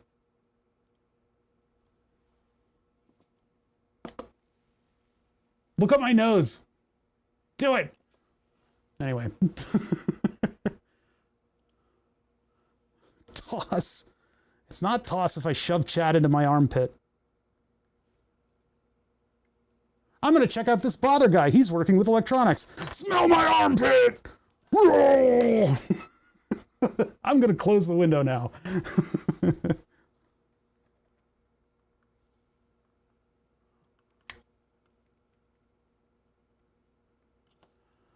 I don't know if I can get this quite the way I want it to. Get got.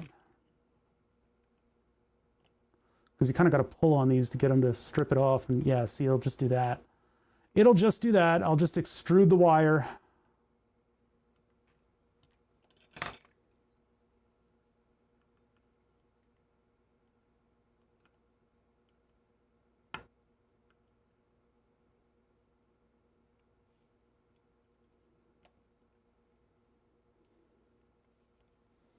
I need 2 tweezers. I guess I could do the pin tool. Technically, this is a gauge tool. You're supposed to gauge hole sizes with this thing. But I have historically used it as either a pointing device or just a hook that I can bend things with. I guess I'm gonna have to do it this way.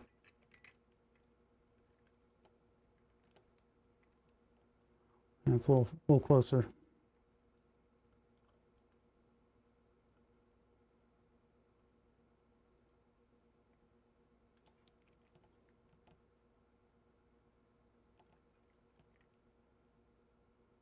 Ow! Seeing as how people react to the currently Liberty Mutual commercial, it kind of feels like they're banking off two characters having a romance. I'm not going, nope, you can type a novel into my chat all day. What is the Liberty Mutual? Oh, those are insufferable, but they're insufferable by design. I hate it when companies make their ads insufferable by design. They're hoping that your hatred will jog your memory and you remember their product or service. Pronouns. In my open world RPG, pronouns.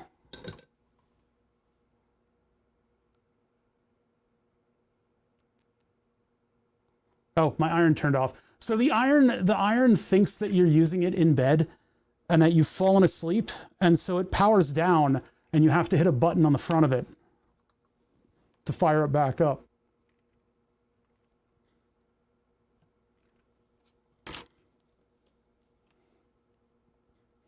If Puppy Monkey Baby was made today, it would be AI slop. I don't even know what to do with that sentence. I don't know what puppy, baby, monkey, whatever. I don't know what that is. It feels like I'm processing AI slop. Then again, I'm guilty of watching those subreddits, the Facebook AI slop subreddits. So I have no high horse. I consume it for the cringe. This is suddenly not working out as well as I thought it would. That's good enough. All right, so there's circuit one, ready for the black wire to go in here and the red wire to go in here. See, now I have a much bigger thing to solder to. Let's get the second one going and we'll build up the second one simultaneously. This is very fragile indeed.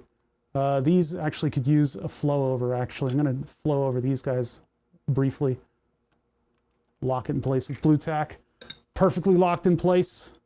Oh, it's a Mountain Dew Kickstart commercial. See, I don't know the lore. I don't have the lore. They're just weird sequences of words to me. See, that's a much better solder joint right there. Just get that little bit of flux from the thing. Let's try to get that end too, because that's looking a little crunchy. It's looking a little crunchy over there. And I could just hit it with a flux pen, but doing it that way is fine too. Obviously, it's too much solder and it's a little sloppy, but we can live with it. We can live to fight another day. I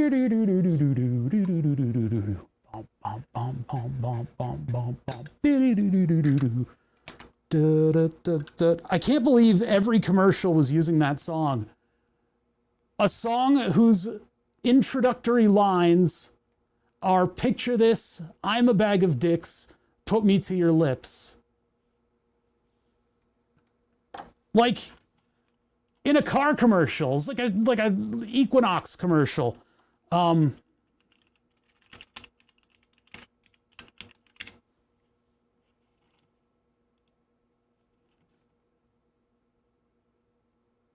Wait, this isn't the right song. Run the Jewels is the group, right?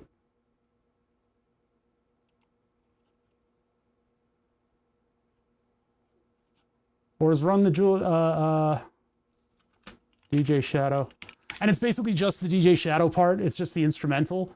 Nobody Speak, that's right. I forgot what the title of the song was. Picture this, I'm a bag of dicks, put me to your lips. I am sick, I'll punch a baby bear in his shit. I mean, it's just like...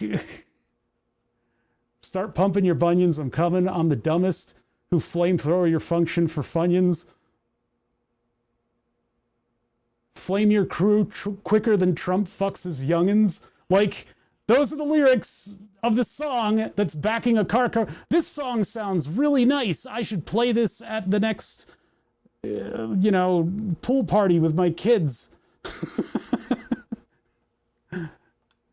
That's the Run the Jewels, and the song is Nobody Speak, Nobody Get Choked. It's what is the actual title? Nobody Speaks is the title of the song, and it's the one that has that really nice guitar, the do do do do do do do do do do do do do do do do. It's got that, and it's like a really strong melody, and so some dent-brained car commercial maker was like, that song good, put in commercial. And I'm like, am I really hearing this from a car commercial? What? It's a good video. Where do we think I have my second ESP8266? The one that I did not blow up?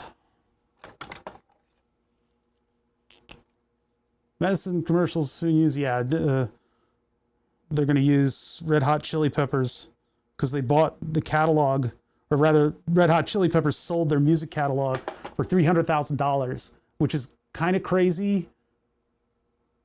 Prince's music catalog sold for, I think, 1.2 billion. Not Prince, Freddie Mercury. Who was that again? Oh man, don't talk about stuff. I don't know anything. I don't know anything about anything. My brain is leaked out of my ears. It's called streaming, and it's when you hit play or you hit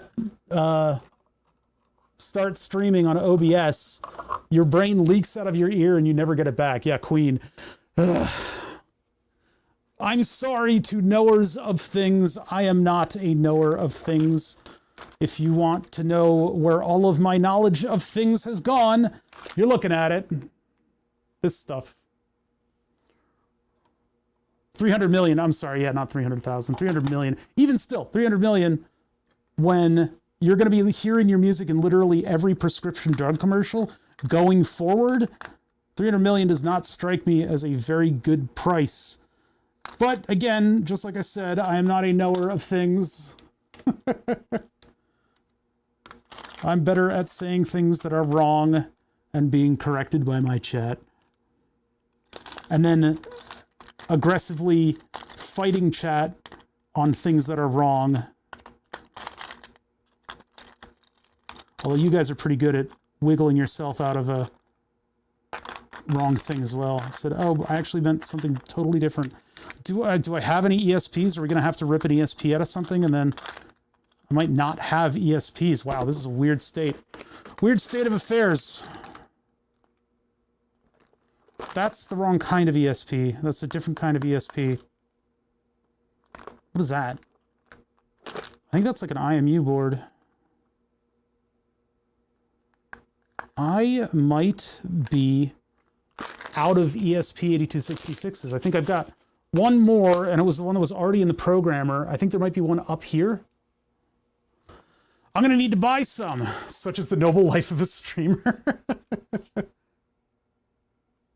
Proof of what I said earlier about having someone correct you on the internet. Oh no, I never listen to them. They're always wrong, but then suddenly they're right when I've been presented new information. Listen, I'm not like a lot of these people on the internet. I will change my opinions based on whether or not I'm correct.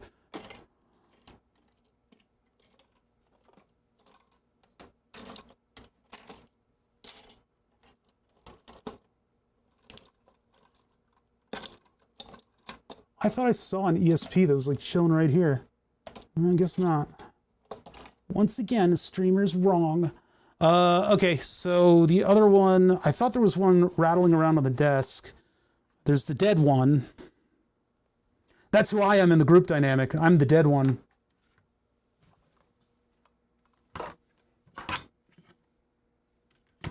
Oh, here it is. No, that's the dead one. It's got a big X on it. We put 12 volts into that one, so that one's very dead.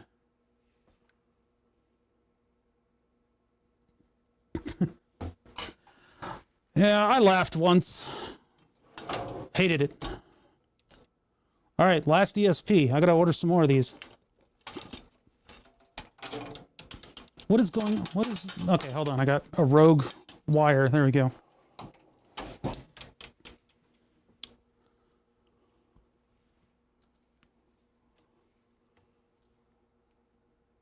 Last one. Better get it right.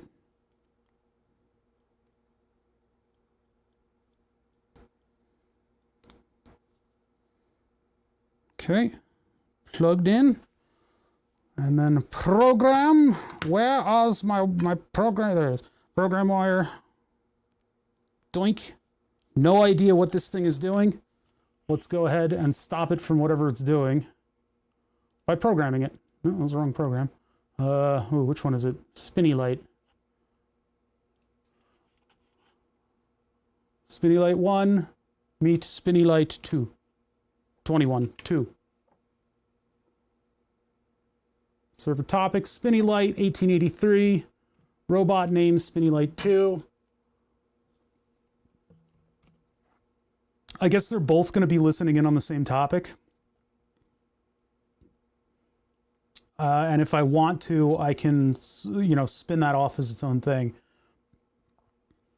Yeah, let's just try it. Spinny light 02. You are go on COM 5. Bonk.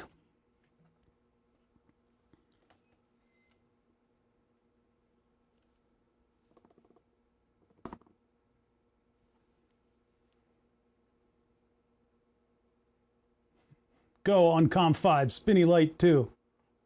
Spinny light 2, confirm.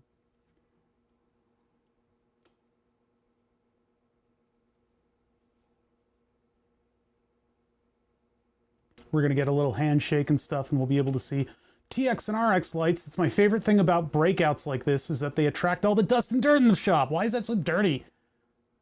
Why are you gross?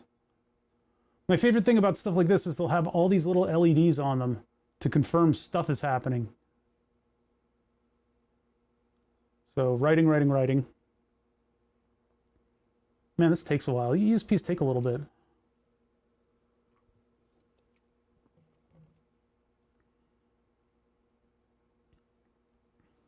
I don't think it's an annual license.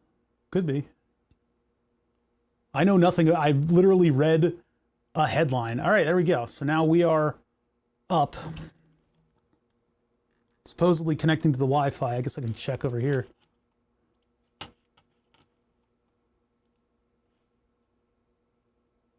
Spinny light 1, spinny light 2, and then another spinny light 1. That's going to be interesting. I guess maybe when I close this and open it back up, I'll probably get a list of them. But that's the Arduino core doing its Wi-Fi thing. So it speaks to this, and we get the COM ports, but then we also get the IP address ports to reprogram things. So the fart box and the spinny lights are the only things that I got going. What is that? What is that? What is that? What is that? What is that? What is that? I'm scared of that. What is that? Spinning sausage. I love that you can put those vertically on the burners in my summer car. I love it.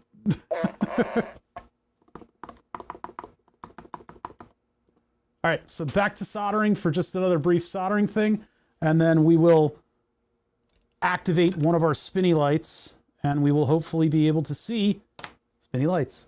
What did I do with the ESP that had all the resistors hanging off of it? Wait a minute, where did it go? Wait. Oh, there it is, okay. So we got one of these. I gotta be careful not to bend all the leads. One of these that's ready to be standalone. Now we got to configure the other one in the same way. So put this aside. So it wasn't a Voodoo graphics card that I got this board off of. This is off of a GeForce 4? I think GeForce. But it had this big overarching PCB so that it could attach to the front part of the computer as well. And I just cut that off and I use it as a work surface so that I can solder directly down onto the board and not burn it up. Excuse me, you guys didn't hear that. Usually I mute those, but my hands is busy.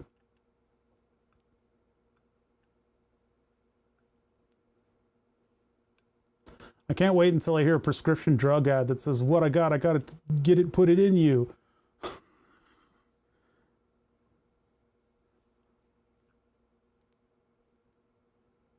That'll really speak to my generation and make me feel like using Starfanaflex for my mesopressal global atrophy syndrome.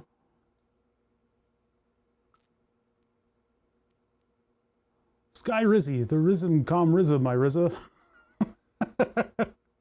Rizza, my Rizza, yo. Glizza, I don't fucking know. That commercial's so weird. Technically, I should put a 1K going out to the Switch. I'm debating about whether or not I want to actually put that on. I might decide to get silly and actually do things properly.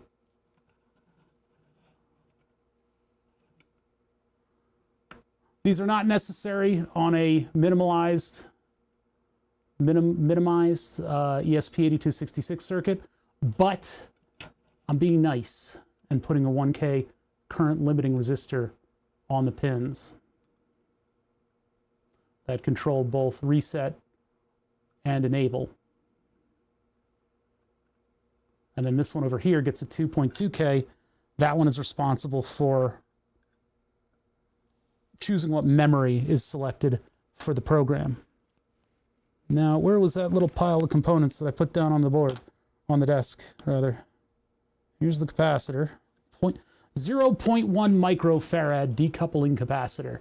It smooths out little transients, but what generally the decoupling capacitor is doing is it's decoupling you from the power supply, and that allows in the first millisecond, when this thing is coming up to power, the capacitor acts like a short, and then it charges up, and it acts like an open circuit. And once it charges up, it'll then hit the whole chip with system voltage at the same time. So at the beginning, the power supply is charging all of these capacitors, and then once those are all charged, they then send power to the rest of the stuff. Capacitors are timing devices. It's a certain amount of time delay that they do this with. And so the chip, instead of coming up section by section as your power begins to build, it'll all come up at once and function all at the same time. So that's what the decouplers are there for. And then they do a mild amount of filtering. If the chip happens to draw more power than the supply can provide, it'll have that little insulative capacitor there to provide it with that current briefly, although that can still lead to like browning out the chip.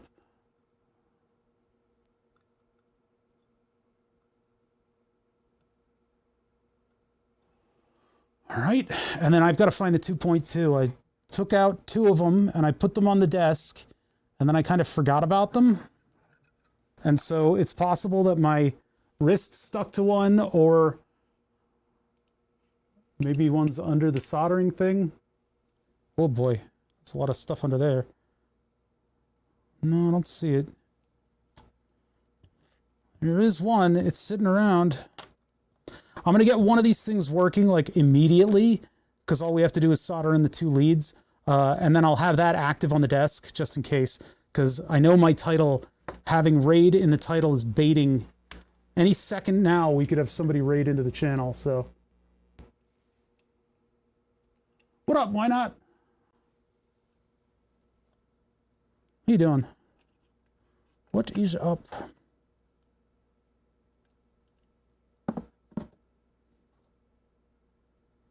Okay, where did that resistor go? It's a very small surface mount resistor. Ah, there it is. It's right there. I found it. I found it. You guys could have been playing Dora the Explorer with this, or Blue's Clues. It's there, bother. I see it. With something as visible as this dead pixel. Oh, I should do that as an overlay, a dead pixel overlay. It's just one white pixel.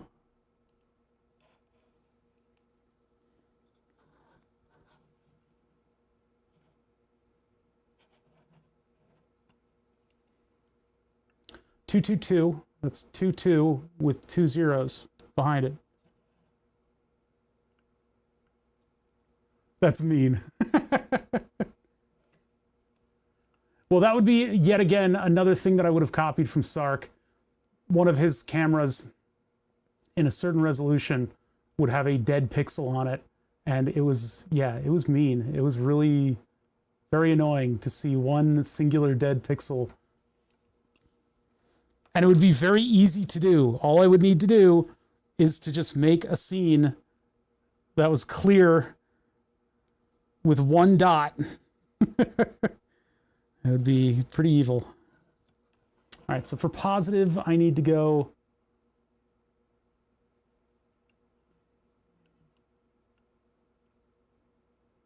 Oh, no, I didn't screw up. Okay, I was about to be like, I screwed up. No, I didn't screw up. This is fine. Out this way. And over.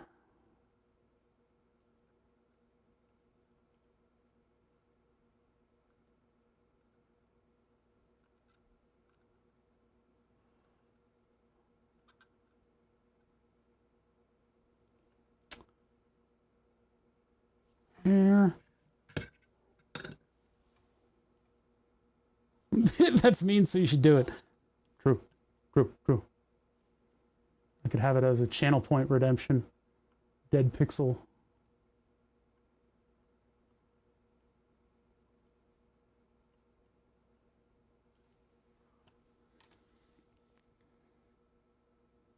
Good. Where's the cut 'em of things? Would it? Oh, it ended up back in the toolkit. Oh, there we go. I guess that's good enough. Good enough for me to poop on. Ha ha ha, comedy. Eh.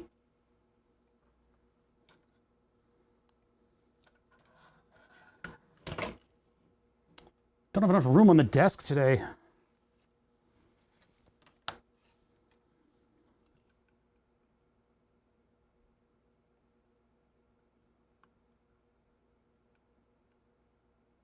Now I've got that "Control is everything to me" song stuck in my head.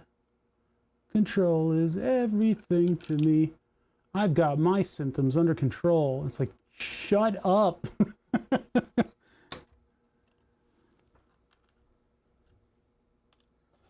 That's the way. Everything is in the way of my spool. My spool of solder. I'm glad I'm able to do this today. This is something I wanted to do on camera and something I like to do, which is physically building things instead of just, you know, hacking codes or trying to put together software that's meaningful. Actually physically using my mitts to put together a nice little circuit.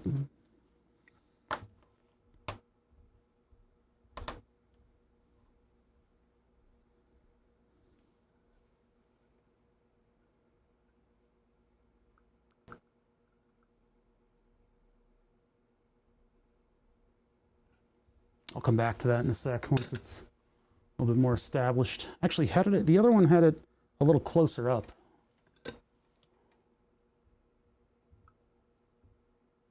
Really, technically, it should be like that.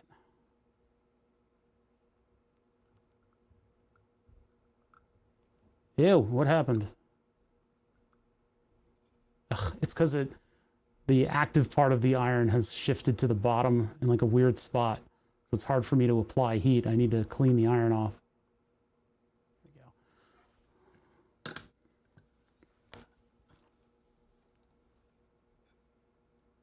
Pokey bit goes down here and just ba-bam. I mean, said bada bing. There we go. Okay. All right. So then this is a close talker and it goes a little something like this.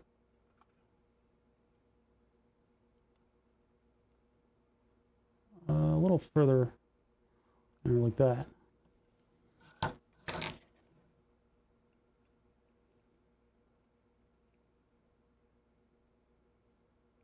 Almost an engineer. Subbing for 2,800 months. Hey, thank you for the 28 months. I really appreciate that. Almost an engineer. I'm going to make an engineer out of you someday. I'm going to get you that certification. Actually, it's not a certification here. You just, literally, if you've just collected a paycheck as an engineer, you can call yourself one.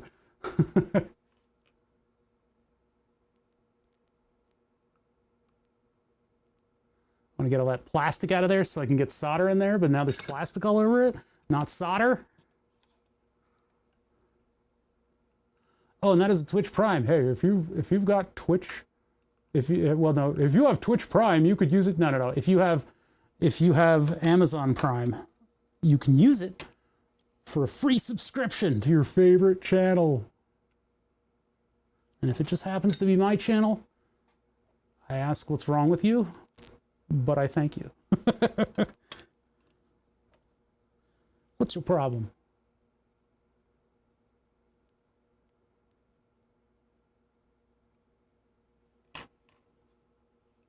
So if I hire myself as an engineer, I think there's a little stipulation behind that. I don't know. Because like when I was doing drafting work for like building plans, technically I was receiving a paycheck as an engineer. I guess it helps if you've got the education behind it too, the degree. But in a lot of countries, there's like a professional, well, even here, there's a professional engineer test, and it's like a little bit more of a revered title. But if you've got a degree in IT and you get an IT engineer certificate, then you can call yourself an engineer. I don't know. Yes, sanitation engineers to get rid of this stigma. Yeah. Was that ever a thing, or was that just the weed movie? The Dave Chappelle weed movie? That may have just been the Dave Chappelle weed movie that did sanitation engineer. Oh no, he was purveyor of the custodial arts or something like that.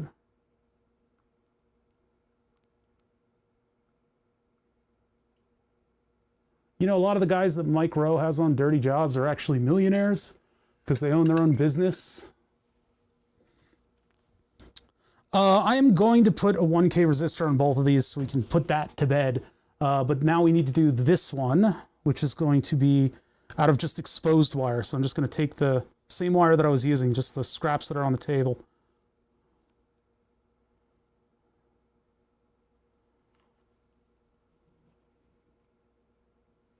Just going to solder that down. Beverage quality engineer. You could be a Twitch viewer engineer.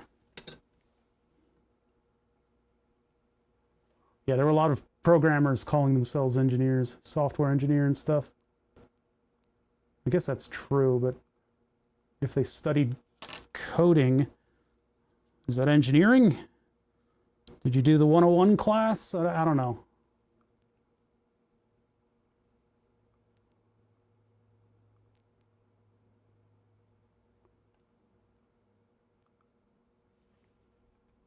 That's sticking up for some reason. Can you please just lay down on the table? What are you doing? This wire's pissing me off. The, I don't know about the blue tack. I may have to change to taping this thing down. Taping it down would, of course, absolutely hold it still. There are some people with the audacity to call themselves a prompt engineer. I read that too. I remember that. Mostly they just get laughed at. I really hope nobody's taking prompt engineering seriously because it's not a discipline of any kind of engineering other than the kind... No, I'm not going to say anything. Just know that the words that would have come out of my mouth just now would have been very deeply unkind. Very, very deeply unkind.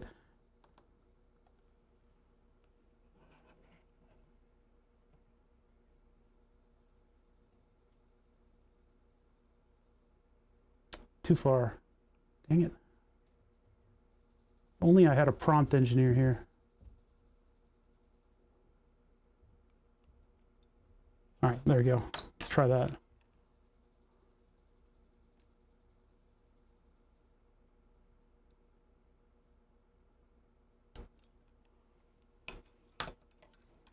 Idiot engineer. No, you just said prompt engineer again. We already talked about that.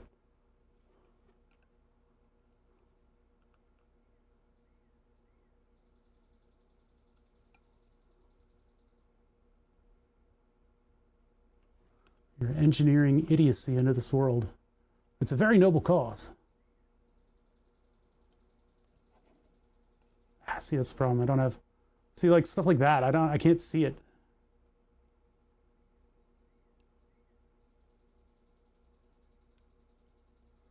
So Pierre Robert was a very popular DJ. Listened to a lot of his modern rock and I guess rock, classic rock, whatever, and talk show guy, very popular Philadelphia radio personality, passed away recently. His home in Gladwin went up for sale, and I got to see some of the pictures of it. That's a pretty decent house. I don't know why you would live there, though, because it was right off of I-76, which is the highway that leads into Philadelphia. So, I mean, you've got good access to the city there, but you've got constant road noise. It was a pretty cool, modern, like, turn-of-the-century, whatever, house, but very close to I-76, which is constantly snarled. And actually, I'll bet a bunch of the traffic reports he was reading, there are backups all the way to my house, is what he was thinking. It did not. It was mostly glass. It was like single pane glass all the way around, which begs the question, like, this winter must have been brutal to have single pane glass in your house. That's getting a little close to the can.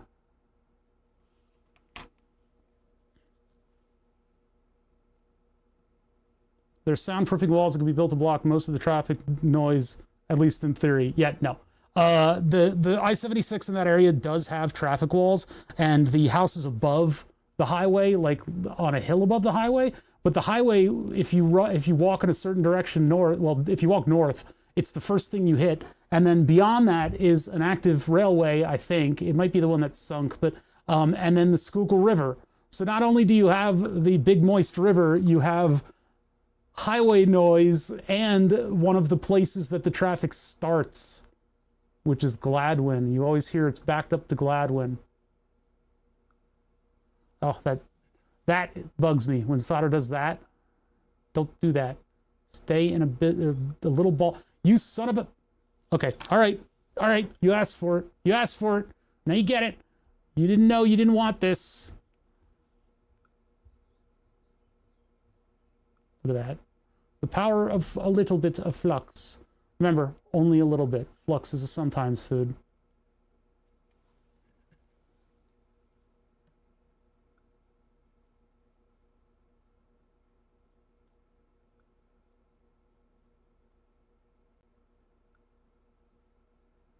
What the?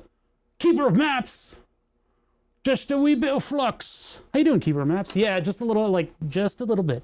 It's a sometimes food. All right, that looking good? Well, it's looking like we did. Let me get 2 more 1Ks. I don't know if I have enough. Oh, I think I do. Since we're doing everything correctly, I spilled coffee on this bin. That's why some of these are stuck together. Some of the resistors are kind of clumped up together because of my coffee drinking habit. Ooh, I just burped hot lava. Nom, nom, nom. Okay, 1. I just want 1, please. Sir, please. Okay, 1. Later, Corsair. Thanks for hanging out. Appreciate you.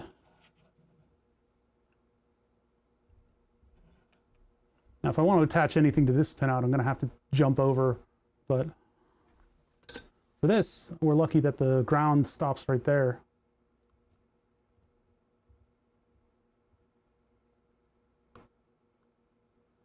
Whoa. Control is everything. God, get out of my head. Charles!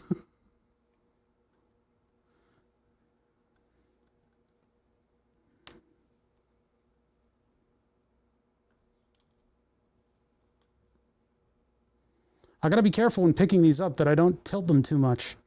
If I tilt them too much, then it'll break off the components. That I am hovering over nothing. You're usually supposed to have a circuit board under it, but this thing doesn't adhere to 0.1 inch spacings, so. Somebody's really stomping around upstairs.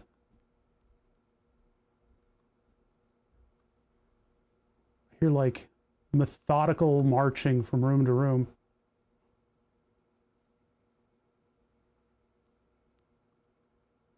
It's probably my dad. He's never in his life had to be quiet, which is weird because I'm the type of person that knows every individual floorboard by name. I'm one of those that knows every single area to step in to not make any noise at all whatsoever. Because I'm a night person. Morning people, they just slam around, they throw pots and pans around and make you feel nice and guilty that you're not awake yet.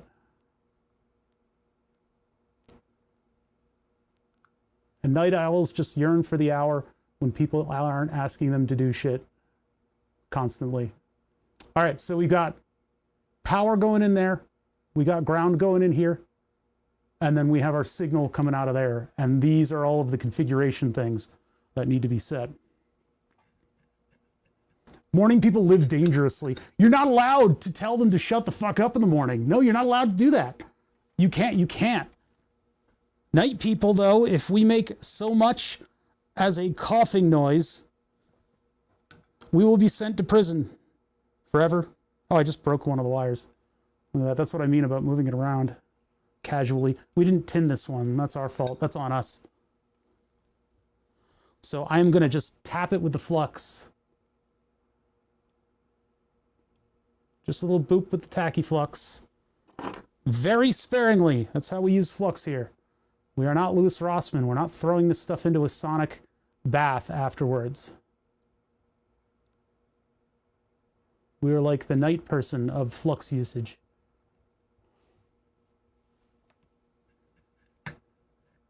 The remote goes to bed with mom.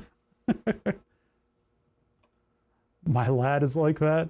He can sneak all the way downstairs to watch YouTube at night without waking a soul. That's funny. That was me. That was me. I am able to do that. And then I stuck a screwdriver into the modem speaker so that it could make all of the AOL noises on its own.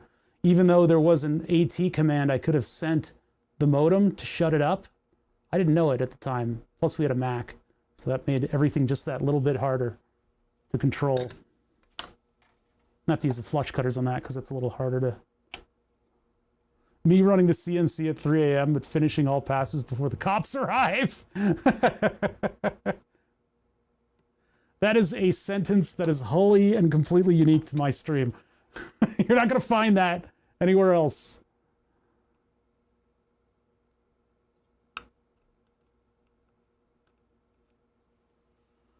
All right, nice and clean. All right, now we can actually install one of these in. That could be me in a few months. Yeah, you're building that. That's a nice machine that you're actually building. Almost an engineer was like, maybe I can throw this together with some spare parts. And then he ends up making this like masterpiece of a machine. That thing's going to be awesome. Awesome. Sorry, I'm from the Northeast. And that movie that RLM reviewed, the bad movie about werewolves, I forget what it was called, but every time now that I say awesome, I go, awesome. That's just how I have to say it. All right, let's get this installed. These should be fully functioning, standalone ESP8266 devices that are both listening in on the same channel for commands. So this one will go in exactly the same way. I just have to be really careful when I'm soldering to these because these are no longer sitting on top of support. They're floating.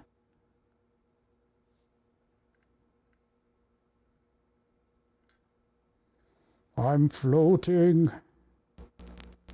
Okay. Now, the annoying part is that I wish I could pull this away I guess it's made to be put in all kinds of weird positions, but viewing in to get to those wires is the tough part.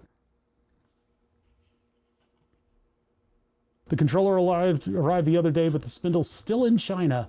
Oh, that may take a little bit. Yeah, they tend to do as such. Yet the steppers from the same Stellar just cleared UK customs. No. That's pretty frustrating. Yeah, whenever we get stuff from China here in the States, it gets caught up in a building for like a month, the better part of a month, and then suddenly it'll be on its way. All right, so these wires are in the way. I gotta move those out of the way. And then my shadow is, of course, keeping us from being able to see anything going on, of course. And I'm aiming for this side of the capacitor without burning all of these wires, which is that's a big ask.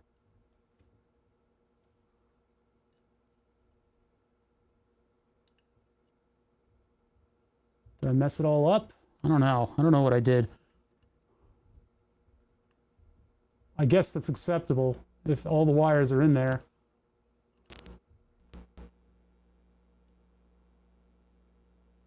Yeah, they're in there. Oh, and then I messed them up. Cool. Very cool. All right, there we go. Okay, so that's power. Now this is even smaller soldering. Let me prop this up. The Z table's a little taller. I'll read chat in just a sec, sorry. There we go, now we can actually see in there. Ordered some switches for my keyboard and they passed through Chicago Customs in 12 hours. Certain times they're like, they just toss the packages in and are like, these are the lucky ones. But yes, it used to be like when I'd order something from China, it would just sit in a New York City warehouse or New York State or whatever, wherever the docks are, and it would just sit there for a while. That's not right. Hold on. Give me this, and then you straighten out, and then I'll bend it to the side so that it has side contact on that. I need another pair of tweezers. That's not going to betray me. Everybody betray me. Okay, so flatten this out. Nope. Ugh. Okay, hold on. I'm having a crisis of control.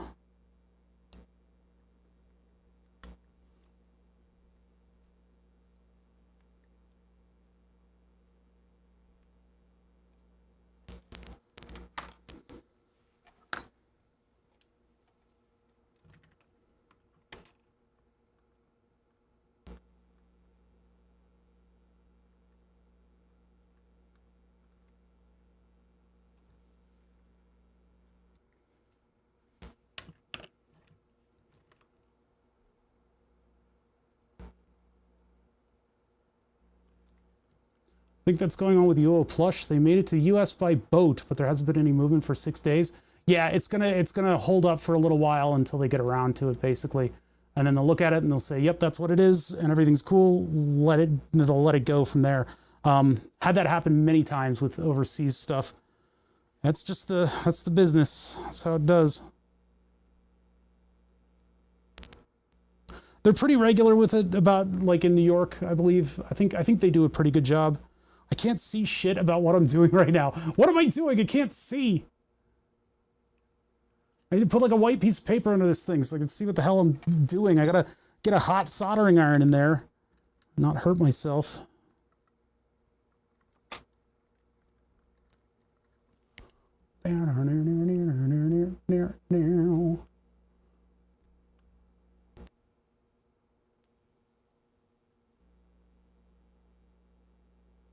Now, the problem is I can't tell if I'm hitting... Ah, damn it. Okay, hold on. Yeah, not a bomb. We're good. No contraband. None of the fun agency things, ATFE.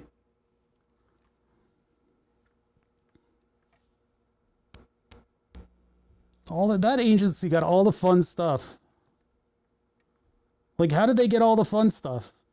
And why do they suck out loud if they're such a cool agency?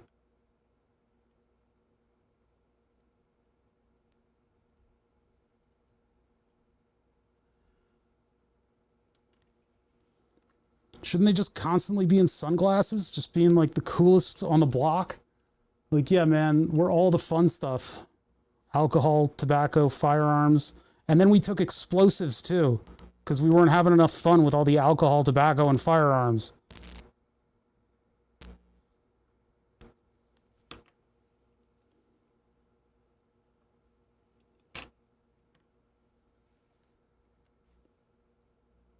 Steady my hand. My hands have been shaking a bit more lately. I don't know what it is. Maybe losing muscle because of losing weight. And so it's causing shaky hand. Could be, or I'm just that out of practice and I need to buck up. A lot of the stuff that I do, I like to show off the hand techniques because you don't need to have the steadiest hands in the world to do this stuff. I happen to have extremely steady hands, but you don't need extremely steady hands if you are positioning your hands correctly to do the work that you want to do. Yeah, I've been on the Ozempic. I got funded to take Ozempic, and my doctor suggested that it would be beneficial, and what it's done is it's raised my insulin resistance. No, wait, lowered my resistance to insulin hugely as I stop eating so damn much because I have no desire to eat. It's been pretty revolutionary, actually. I have a long way to go, and I kind of gained back a little bit of weight, so I gotta put the pedal to the metal here and really get into losing weight. That's a bit of a sloppy solder job. I'm going to accept it right now because I'm just trying to move on. I don't like that. But it's also kind of floating over top of everything. So I think it'll be acceptable-ish if I really need to go through that. Yeah, it means I'm using less insulin. Yep. Insulin resistance equals fewer units of insulin to change the glucose level. Okay, so this should fire up and power on and everything will be happy and we'll all be millionaires. Right? Right? And then we can start building the second one. And we will call this a successful project. Isn't that weird? The other one, I guess I can solder ahead of time, and then I can wire wrap in situ. So this is where, if I had moderators and viewers, I would actually start a Gamba, and we would see how confident. We actually have a decent number of viewers today. That's very nice. Thank you guys for viewing my stream. Nobody is holding your arm behind your back and telling you that you have to watch me. And I understand that you guys are being very nice and actually watching my stream. It's really not required. You know, you don't have to. I know it's tough. Okay, so anyway, let's start at the power supply. That's been raring to go, champing at the bit, if you will. And so we'll power it up and get it moving along. This voltage regulator, the tab on the voltage regulator is the heatsink tab, but it is also the power out tab. So we've got to be careful what we connect that to. So I'm going to leave it floating for now, and we're going to see if it gets too hot running the ESP8266. These can draw quite a bit of current. They sit at like a few hundred milliamps. They really don't draw that much. But when they first come up, they have to establish Wi-Fi, so that can take a little bit more current than we think. So it might get us stressed out a little bit right away. So anyway, 5, 4, 3, 2, 1, go. Okay, that's not what's supposed to happen. Turning it off before it blows up. Why do you torture me? Why am I forsaken? We seem to be okay here. Why are we turning this on? The trigger pin is on the blue wire. That goes to a resistor. It's a little bit sloppy on the soldering, but that should be good. What's it supposed to do? It's not supposed to turn on initially. It's supposed to come on after we get a raid. Oh, wow, what's going on there. We're going to ignore that for right now. We double check that we've got power on power, ground on ground. We hooked this thing up correctly. I mean, it should go from this one to this one. Let's double check that. Yeah, VN plus, VN minus. So the VN comes in, goes to here. Yellow wire is our power in. That goes to the pin that's all the way over there. And that one is V in. V out is the red wire, and then ground is the black wire. Ground goes to ground on the ESP. That's not, wait, nope, that is ground. Yeah, it goes over there to ground, which has a 2.2K. That goes into the second pin on that side. And according to this thing, that's not that. IO 15, 2.2K to ground, and then 100 microfarad. 100 microfarad. This is 0.1 microfarad. All right, it's fine though. And then on the other side, we have 3v3 with two resistors that keep reset and enable, which is the first and third, okay? And then we go all the way down there, and that's VCC. And so that's the red wire, and that's the output of this one. Well, okay, so what the hell, man? What's the problem here? Did we blow this thing up? No. Couldn't be me. No way. Oh, this is going to be a pain in the butt to replace if I have to. And then, did we even see... Okay, that just came out. So maybe we're not getting power into our stuff. Sharing a tab with these two things is kind of difficult. I can solder it to the underside. I can't... Where's my tweezers? There. And a screwdriver.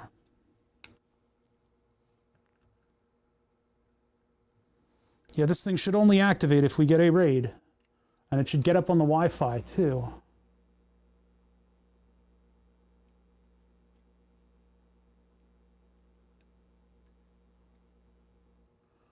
Feels like a fool's errand at this point.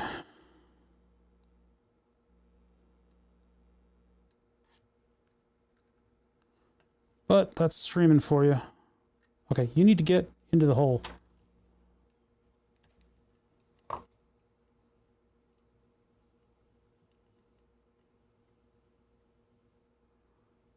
Maybe it's just following the nobody speak, nobody get choked. Nobody get choked. Singular.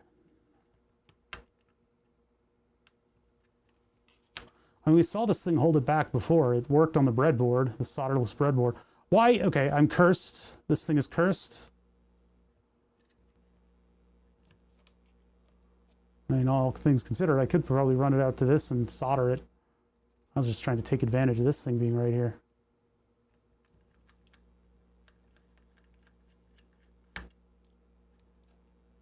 Do-do-do-do-do-do-do.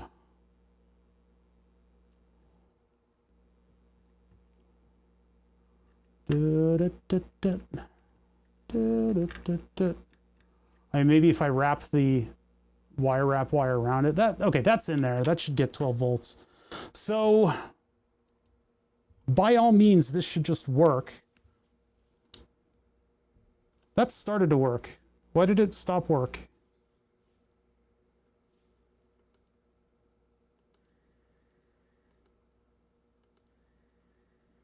I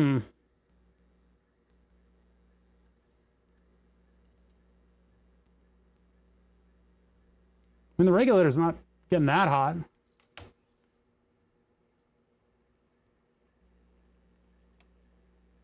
And then it should be asserting a high or a low. It doesn't float. Plus, this thing appears to not really be powering on.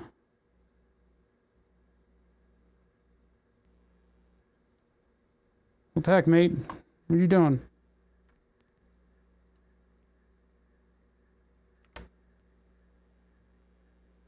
It like blinked a little bit and then turned off.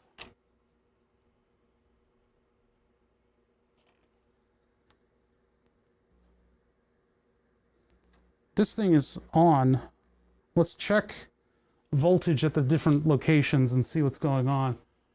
Oh, I didn't expect to have a troubleshooting nightmare on my hands. Why did I teach the cat to not eat until I give him some fuss? And now he won't eat until I'm home. Did you see the GIF the other day of the guy that, or video or whatever, that had to shake his cats in order to get them to eat? He had to pick up both cats and shake them. All right, power back on. This happens for some reason. Maybe there's a voltage drop when it activates. 750 milliamps? What's going on here? Negative 11. Oh, I'm holding them the wrong way around. Positive 12 volts on the clock.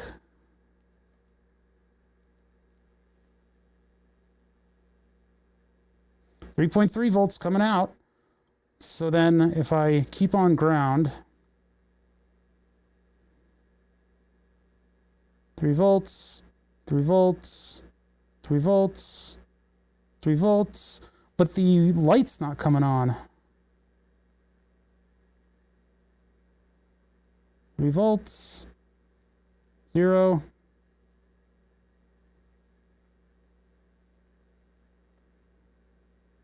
Almost 3 volts. What are doing here? So this thing should be at power. Let's, hold on, turn it off and do a continuity between, let's make sure that my theory on ground is correct. Ground here should equal ground here. It does. And so that equals ground here. It does. And that equals ground here. It does. Wait, why does it equal ground here? Why am I only getting 6 ohms? I think the FET board might be broken. Because that ground should be cut off from regular ground. So the FET board is busted. Busted! All right, let's get that out of here and let's put a different FET board in. Different FET board.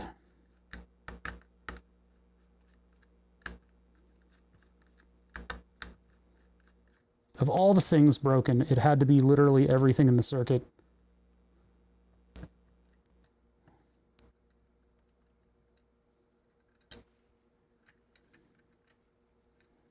Do-do-do-do-do-do-do.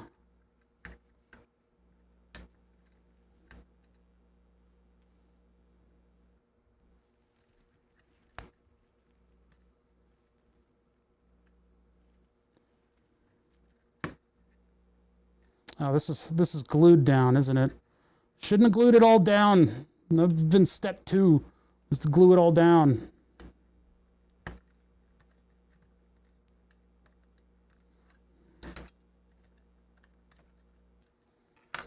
Okay, and then I gotta break this off.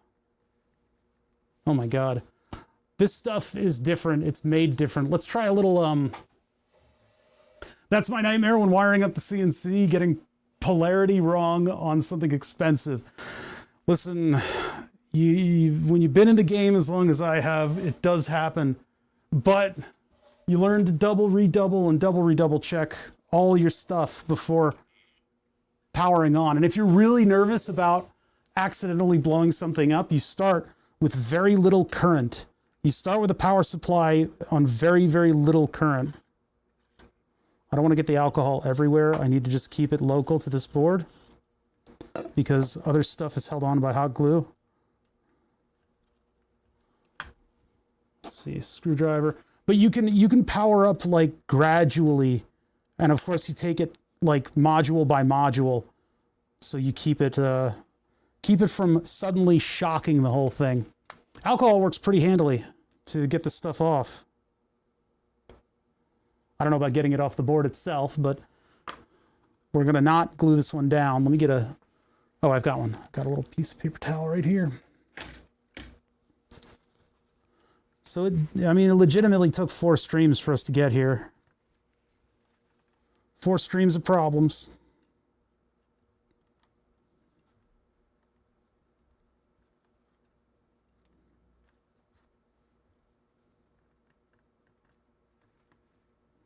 I hate this stuff.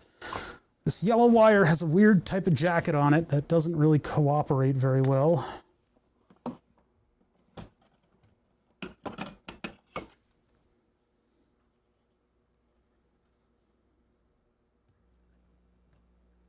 go.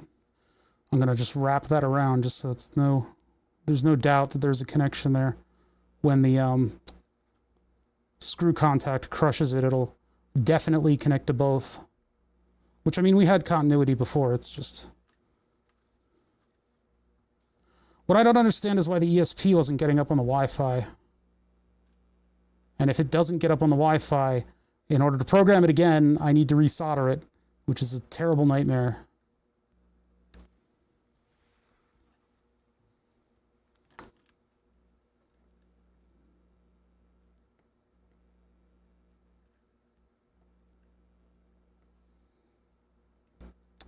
I find it hard to believe that we blew up the FETs, but I guess on the low voltage trigger pin, maybe we hit that with 12 volts too, and it just took out the whole board.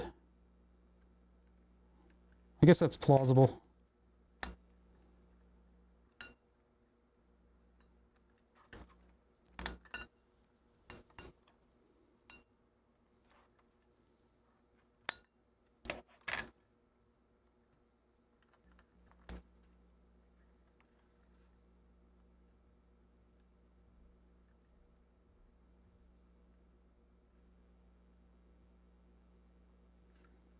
You know what? I didn't open those up all the way. Oh, maybe I did. Perhaps I misjudged you.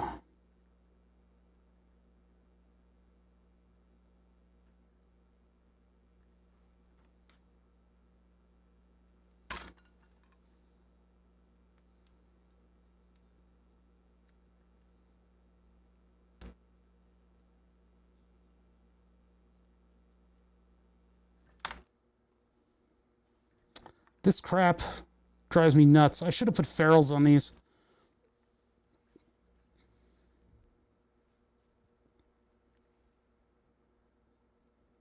Why did that just let go of it like that? That's, oh, it's so annoying. These are just the worst. Yeah, ferrules would have been the order of the day. Wooda shooda cooda.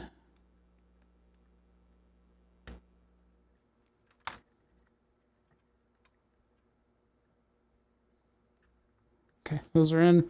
So now we just do the wire wrap real quick. Hopefully it doesn't blow up.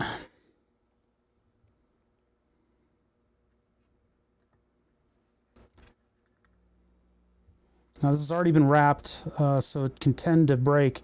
You might get away with a second wrapping, but not typically. But I left extra wire in here, so...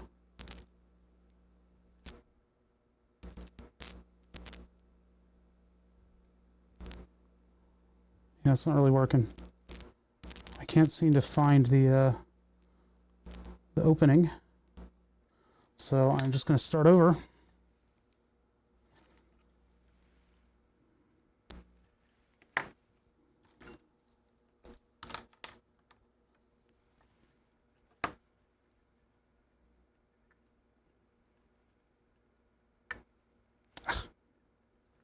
I'm all thumbs today.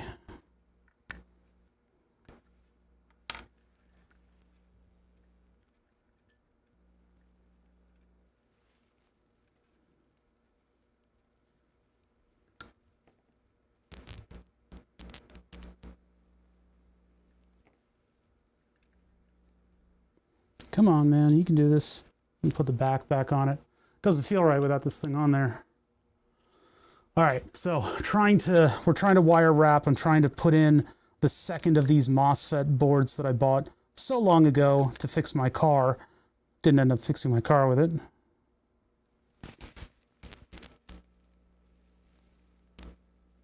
Probably would have been a good idea to put together just a little PCB with all this stuff on it that I could just insert into this.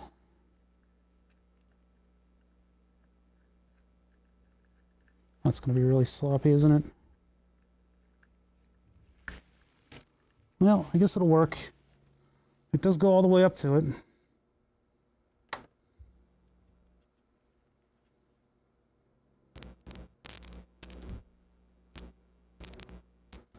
Yeah, I guess unless you can get this perfectly straight, it's not going to want to reuse the wire wrapped part.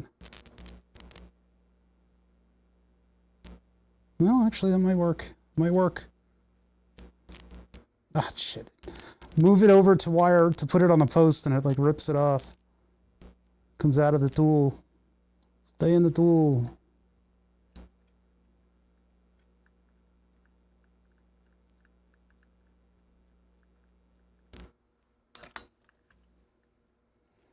Good enough. Okay. Test number 3 or 2 or whatever. So I'm worried about this thing turning on and then sapping all of its current from the regulator now. And then having the ESP unable to continue on. That really shouldn't happen. But I have the... Well, I have this power supply limited to 6 amps, so... The audio buzzing when you touch the wire, the tool to wire the wire. I think that's this, right? You're getting buzzing on that. My ground situation is not amazing in the shop. If I could do it all again, maybe I could isolate out some of that audio buzz.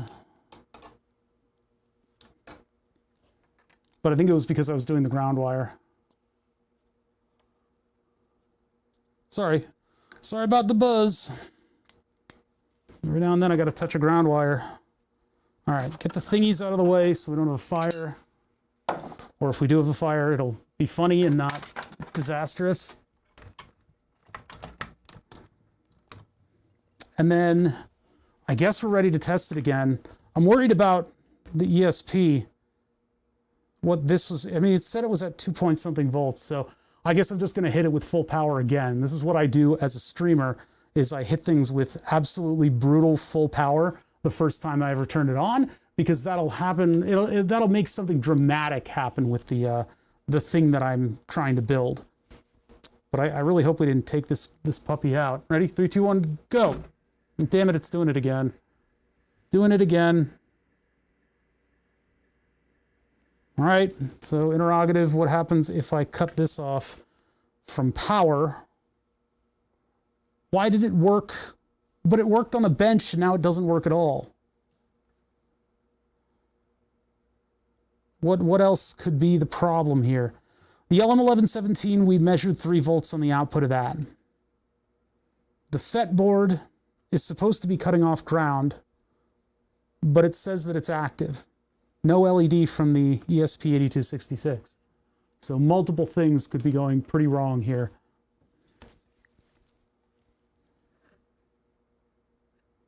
I don't want to undo the wire wrap because that's annoying. If I undid this over here, it probably would turn off again. It could be that the high and the lows aren't expressing properly, but what else could it be? What else could it be? We have continuity to everything we think we should, and the motor and this thing should not be overpowering this board. But let me just cut the motor off from the rest of the system and see if that does anything.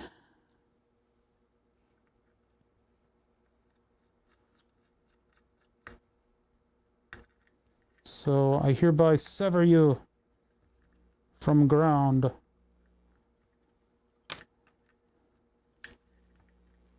Ground. Okay, so that's floating. Try again. Yeah, that thing says it's active, but my ESP isn't lighting up either. So let me go from ground. At least this way we're not tanking the circuit. But the ESP is not turning on. So from ground over here, I'm going to measure out a couple things at the ESP.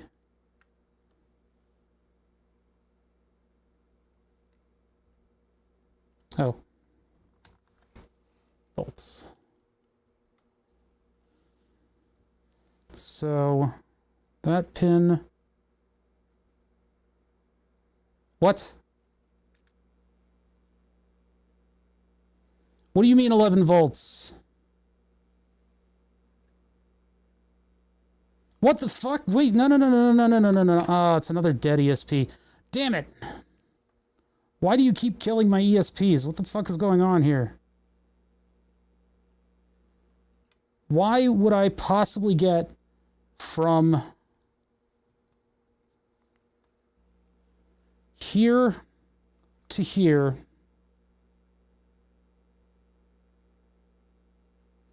.8? What? 0.8. What the fuck? It couldn't have been the LM1117. You just killed 2 of my freaking circuits, man. Not cool.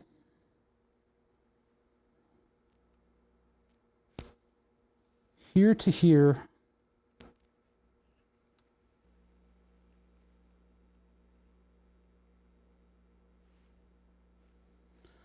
I don't know. I don't know what happened.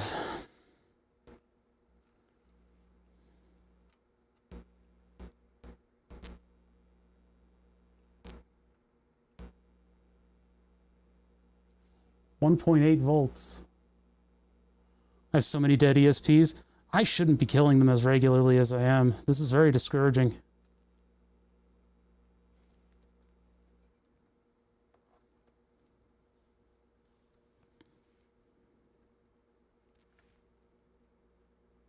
.12 volts. 11 volt. What the fuck? Bitch. I'm getting 10 volts to ground. 10 volts to ground from ground. What?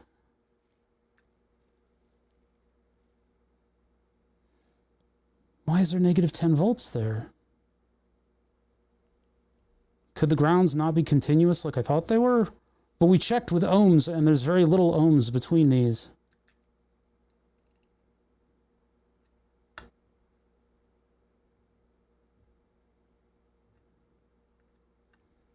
How would ground be going to positive? Unless my voltage regulator is just that messed up. That don't make no sense. This ESP is in dire straits. So,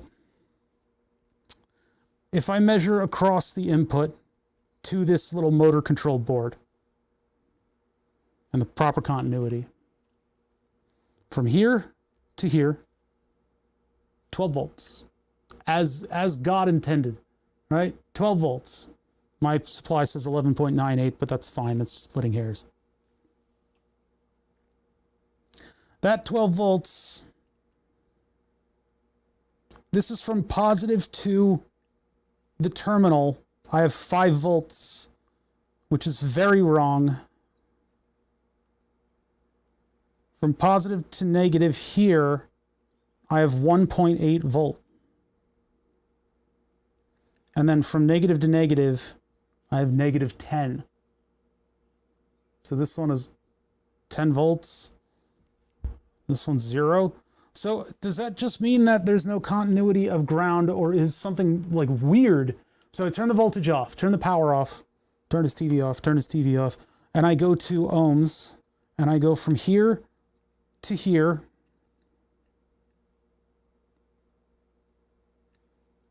And I get a varied signal. Hold on a sec. So is there there might not be ground continuity from here to here, and I just misread it.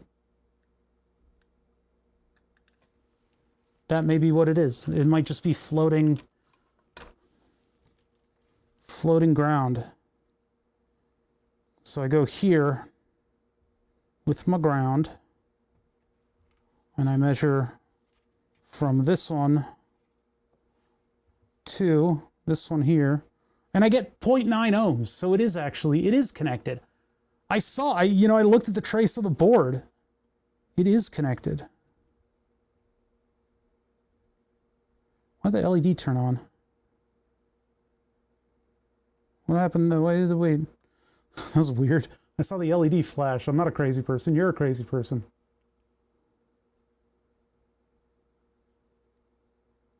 Well, according to this thing, everything should work. And be totally happy and fine and productive and etc. Because, yeah, we tested it without that one plugged in.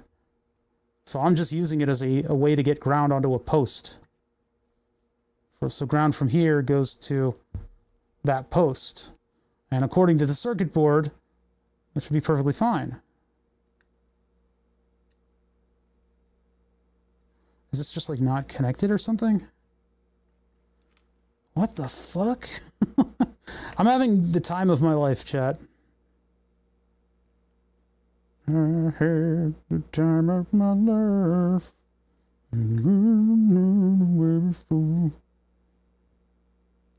100K? What the f... Okay, let me take a look at this board again.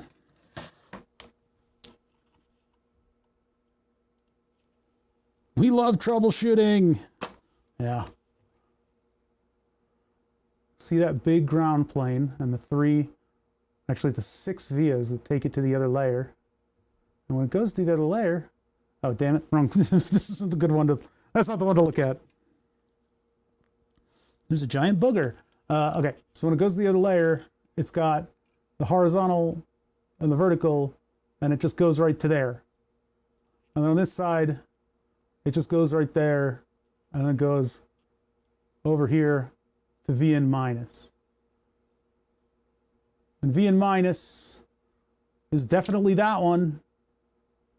Why was I getting 100K over here? Probably some of the resistors for this stuff that's unsetting the MOSFETs, which is fine.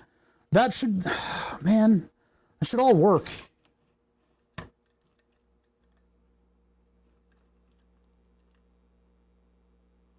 Yeah, nobody's cross-talking or anything. It's all looking fine. 12 volts goes to Vn, where it's crushed by a screw. But somehow it's turning into just curses. I don't understand, chat. We got our 2K there, we got that connected. It seems like our ground is actually being severed, but I was measuring at the post, and it's definitely wrapped fine.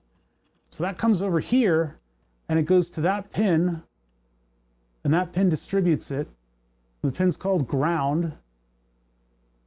This isn't even the one that we refurbished. This is an original LM1117. And we saw it have 5 volts, or 3.3 volts at one point, but there's the wire, the red wire. I'm pretty frustrated right now, actually. This is kind of slipping up in a way that it shouldn't. I may need to isolate different pieces of it and see what I can repeat. Because, yeah, that should be a fine connection. A little sloppy, but ultimately its head is in the right place. And those wires, without getting connected to each other, go pretty much straight to their destination, huh? Where it can successfully blow up my entire circuit that I've been working so hard on. Like, it's a little sloppy, but it should work.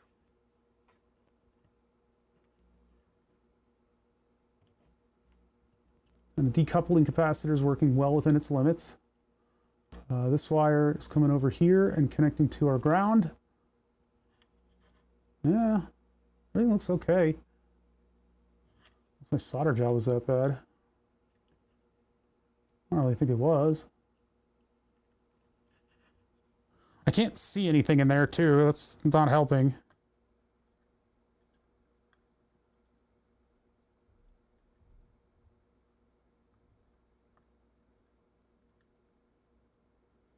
Yeah, just kind of pulled on it. Nothing happened.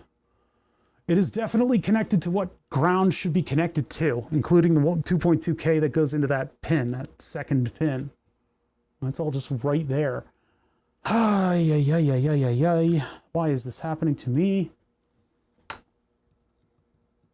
I cannot think of any other way that this thing is functioning or not. I should see that blue light turn on, but what happens is it just kind of flickers over here, and then this goes on, and then nothing happens.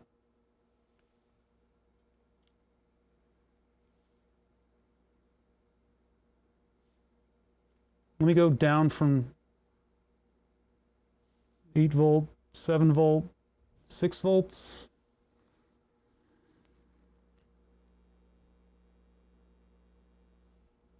No, nobody's heating up, or at least notably heating up. Yeah, that's not notably heating up, but this is still on. And then check the output from both grounds. So from this ground over here,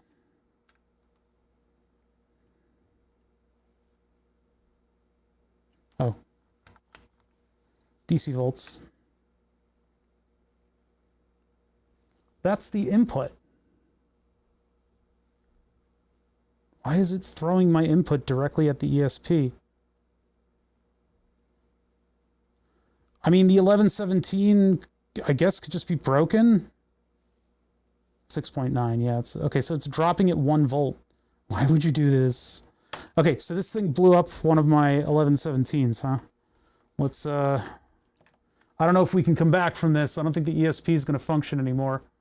Well, let's turn it down to 3 volts.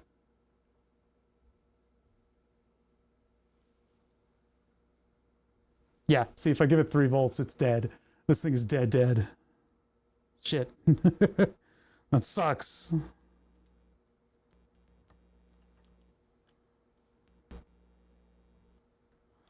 All right, power supply turns off, and I guess we just get the other regulator in, but it's like, to what end? To what end? All right, let's get this out of here. Let's see, what am I doing? I can just completely redo this whole circuit. Completely redo the whole circuit, just rebuild it with all new hardware. I guess I'll keep this switching element in there, and we'll keep this supply wire. Everything else is coming with me, and I'm going to solder to it while it's on a flat thing. Hey, this is why we do part 4. Yeah, this is coming with me. This is coming with all this stuff is broken. This is the only thing that's potentially survived.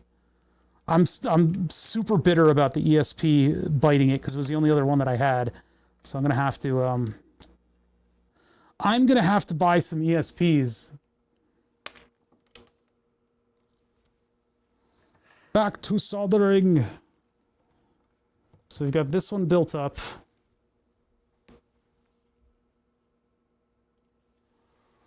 We can at least get a good solder joint on the ESP itself. You know, it's eking towards that, isn't it? Especially if I end up rage quitting right now, which I am liable to do.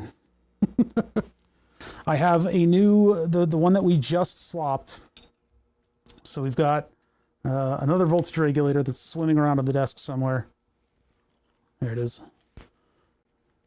See, I can remove the LM1117 from that other board and get it running in the thing, but it's like, I wonder if I should try to get the whole system just running right here without the connection, and then I can put 12 volts in to the thing. Yeah, let's do that. We're at a point where I need to independently verify that the whole thing functions properly. So we're going to get all the components here put together with a bit of wire in between them, enough that I can, you know, display the thing out, lay it out, and get it all correct. Okay, we're going to do that. We're changing gears. I need to do this for troubleshooting purposes, just because the first couple attempts... Hold on, I need to adjust my shirt and everything. And I'll take a sip of liquid so I don't desiccate.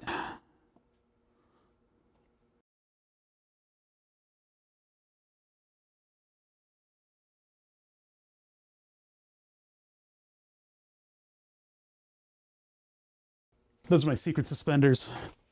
You guys don't know, but... Oh, wait, now you do. Oh, no! Okay, all right, so let us get little pieces of wires, and we will connect everything properly, and we'll do that little bit of wire wrapping, and then we'll be Gucci.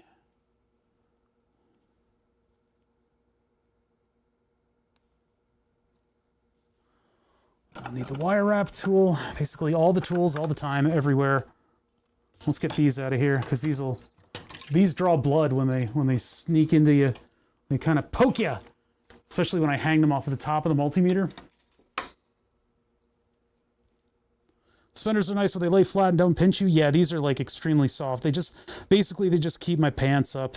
But you have to have your underwear, the elastic in your underwear has to be good, because my underwear will like scrunch up weird because things are moving differently when the pants are being suspended off of the belt. It's very strange. It's what I've had to get used to. So out is the middle. I should do external suspenders, but then I think I'm playing into the millennial appeal a little too much. I look like I have to own a craft brewery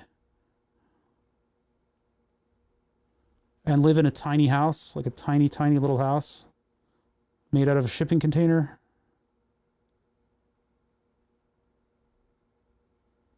All right, so let's power out.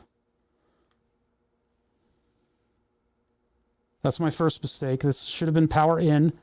Okay, start over, start over, start over. Nobody saw. Nobody saw it.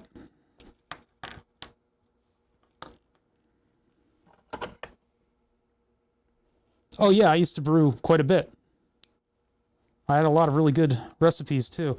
I have an entire indoor brewing system. Electric indoor brewing system. It's really quite good.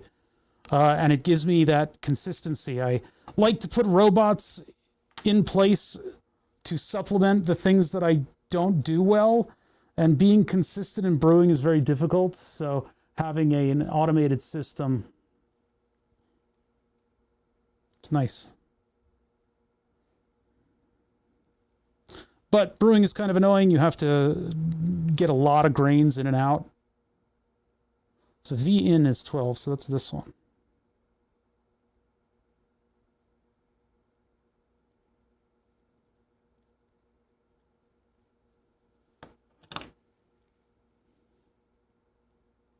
I'm going to do that extra loop on this.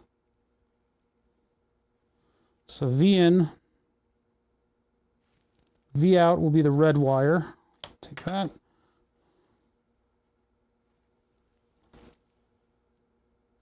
Wire wrapping is really easy to do when it's just open air like this.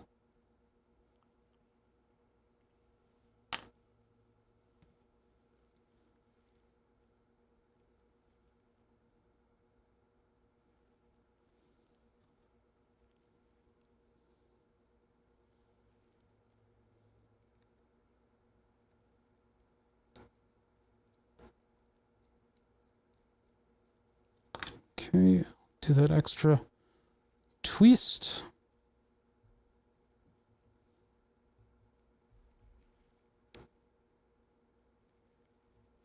Go. So that's V out. And then I need 2 ground wires coming out of this. Oh, and here's the blue wire for the signal. We'll do that one quick. Blue wire for the signal. Can't stop the signal now. I've been rewatching a little bit of Firefly, but I haven't been absorbing any of it. I've been falling asleep. It's too cozy. It's just something you turn on and your brain turns off. And when my brain turns off, I fall asleep. There's like a little hair in this. Hold on a sec.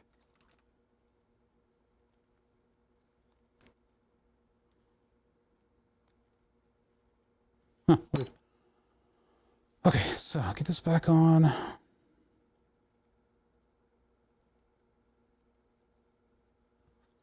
That goes here on the trigger wire. So the one that says trig. If I can get one of these working, we're going to call that a victory. And then someday when I'm feeling like I want to be really frustrated, I will finish building the other one so that I have 2. Because I do want 2. But I need to order ESPs to make it happen now, which is stupid. Oops, I wrapped it around the whole thing, not just one.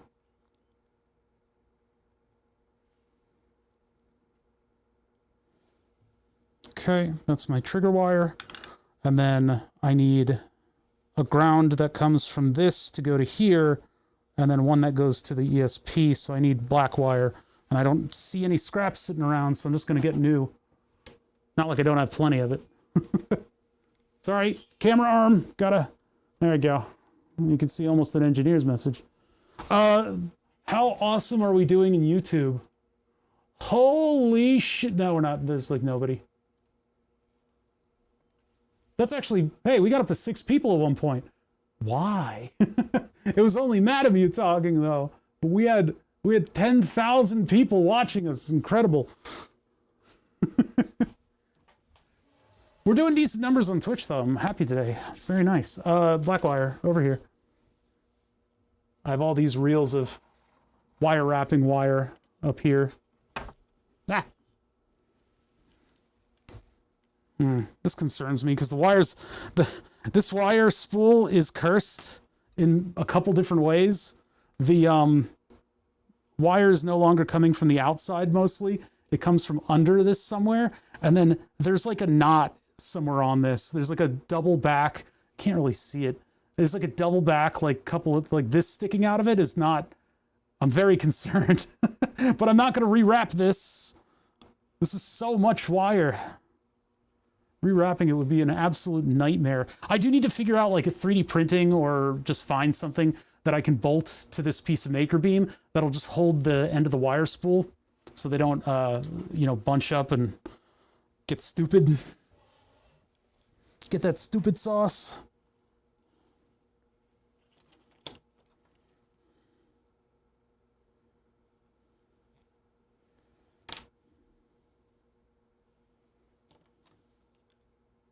So by all means, what I'm connecting here should connect to the power input 12 volts. This is like, this whole project is just the poster child for troubleshooting. Hey, why should I build this modularly? Maybe I should just build it all up in one go. Hold on just 1 second, son. Remember O'Bother's spinny light project? Well, hell, boy howdy, do I ever. I'll never go without troubleshooting again. Ha ha ha. Good call, Timmy.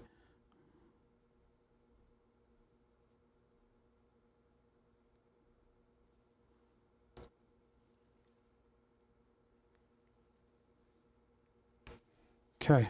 Power, or rather trigger and ground. And this one goes over to here.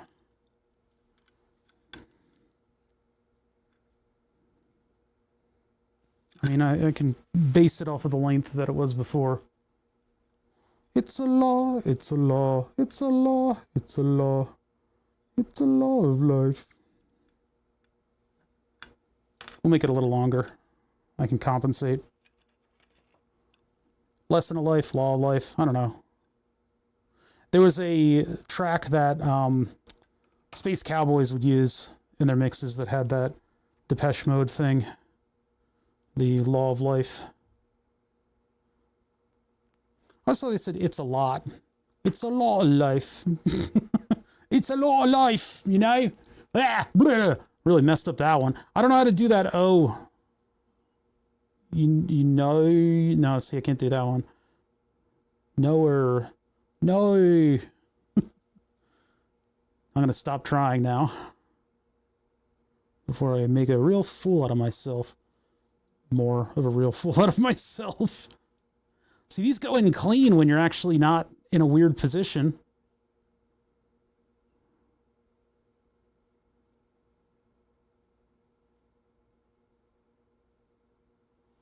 Okay, that one's in.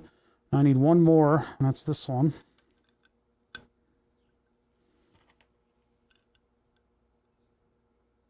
It's a lot like life? I thought it was a law of life. Okay, I've even got that one even worse.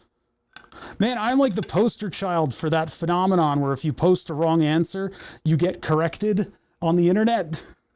Well, it's fitting that Dave Lister would correct me on that one. The man himself.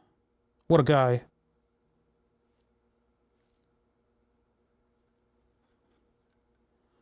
All right, so like that. I hope I've been getting good camera angles of the wire wrapping. I'm just so frustrated with my own circuit right now that I am concentrating on wire wrapping.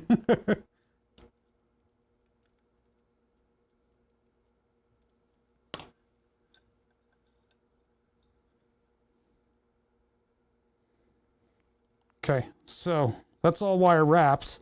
Now I need to get the various signal components together.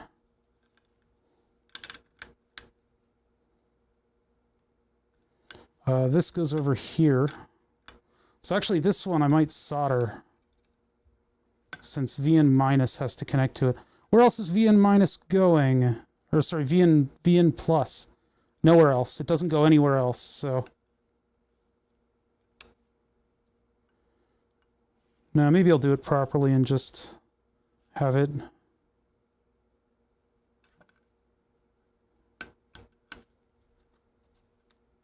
Make it a little bit more like a wiring harness this way. Yeah, I'm going to solder it. Screw it. Just solder it. Looked it up on its YouTube. It's Master and Servant by Depeche Mode. Yeah, that's it. That's the one. But it was in like one of the Space Cowboys mixes. So it was like some, what is it called? Tech House track.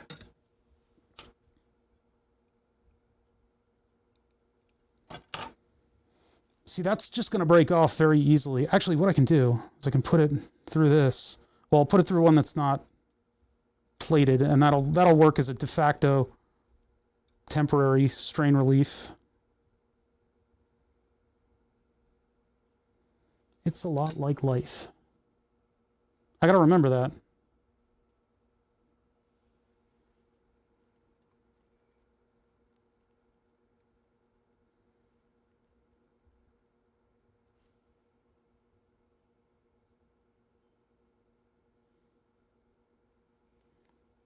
Did that even solder? I think it did. Yeah, I think it did. Okay.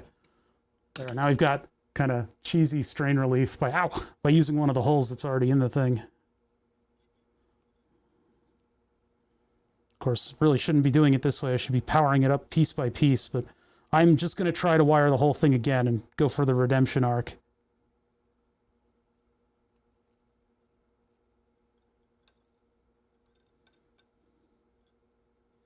I'm going to make it like a wiring harness.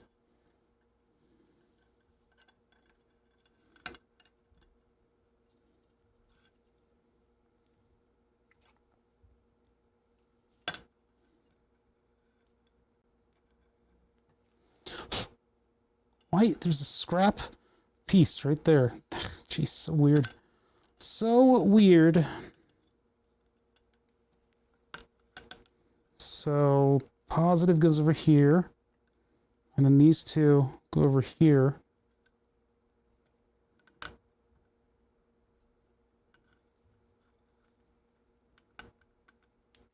It's like clipping nails. All right, so where's my mouse? There it is. Jeez. Where's my mouse? Where is it? Where is it? You can't click without his mouse. Oh my god. Okay, let's get this out of the way. This out of the way. This out of the way. Now we're not using wire wrapping techniques on this. We are just simply soldering.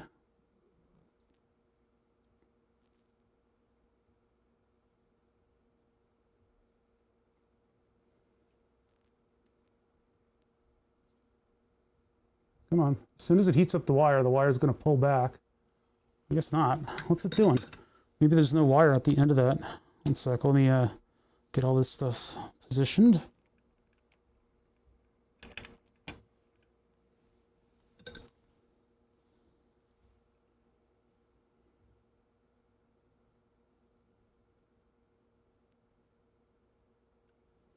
Okay. Then this.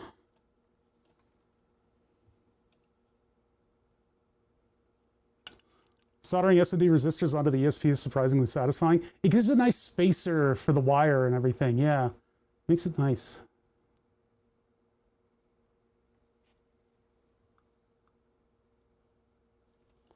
And that makes me happy.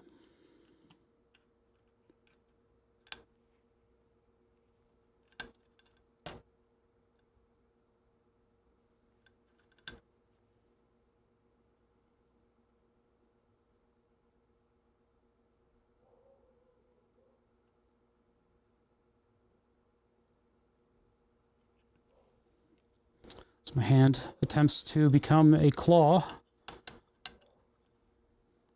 The famous Mr. Claw. Mr. Kennedy Claw. Mr. Right Hand Claw, if you will.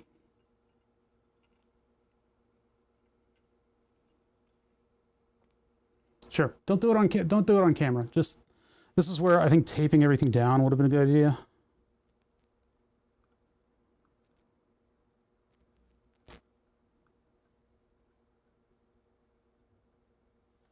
Just bust out the captain and start going to town. Captain. Captain tape.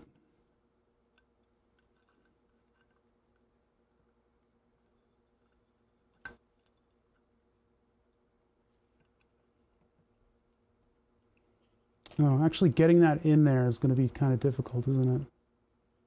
Because that wire is right in the way. If I can do that.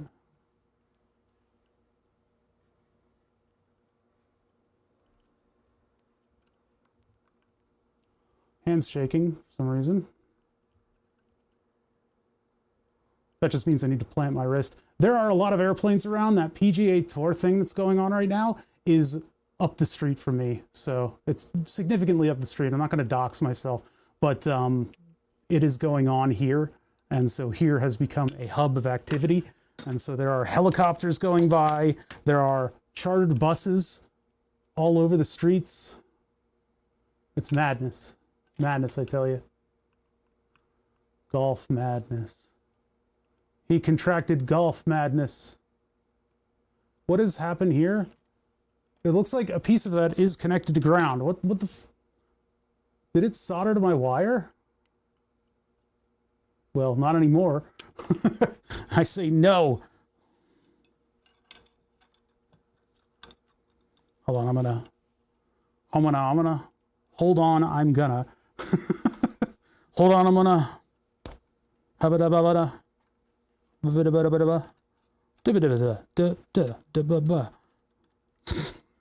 sorry, I'm losing my mind. Where were you when Father lost his mind? I was at my desk. What? What do you mean? What do you mean lost his mind? All right, let's hold this down. Stay right there. And then this, I'm gonna bring it along there and go over there.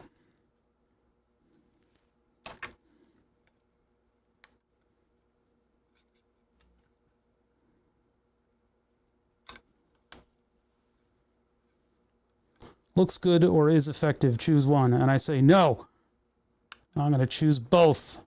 What's up on Happy Coding? Is it working yet? Frustratingly, no. We turned it on and it blew up another ESP. And that was the only one that I had. So I got to order more ESPs. Luckily, they're cheap. But yeah, I don't know what was going on. It was like anomalous.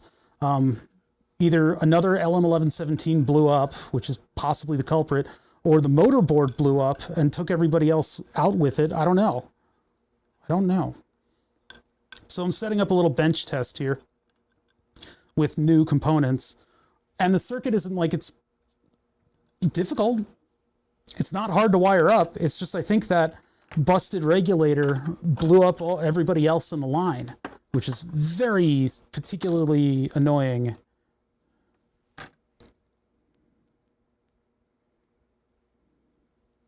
So I just got to solder a couple little things here. Wire wrap was supposed to make this accessible and easy and repairable, but when you're dealing with a 12-volt power supply and a 3-volt device, I guess you get one chance. Mom spaghetti.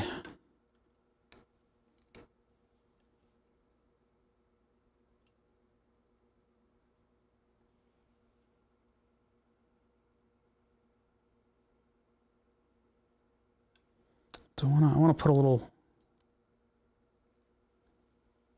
90-degree bend in the end, my friend. Are you crazy? 90 degrees?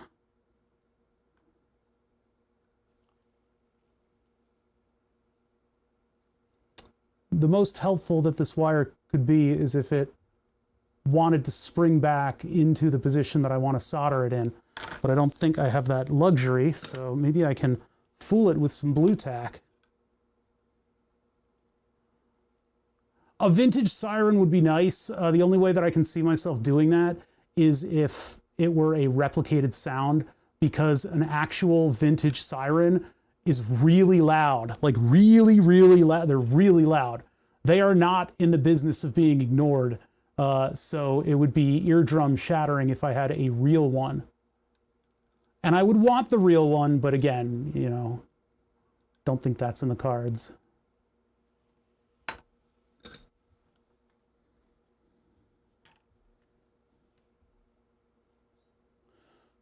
Hold my breath. No, I actually don't hold my breath when I solder.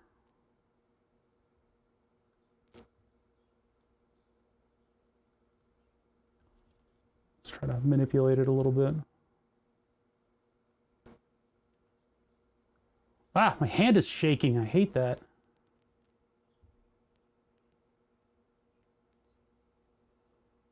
There, okay. Jeez.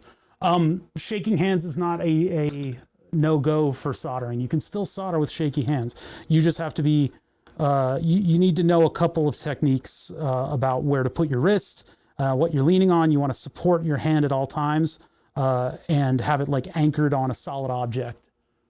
What up, Dutch Mania? How you doing? All right, so now, all things considered, V in, hold on, let's go back to the microscope. V in is coming from the yellow wire, which goes back and is soldered to V in plus. Trigger goes to the ESP pin number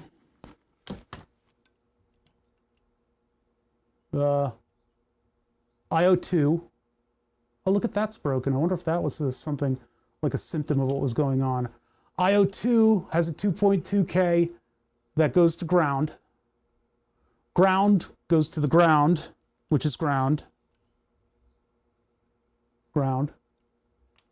Power goes to VCC, goes to enable, and it goes to reset.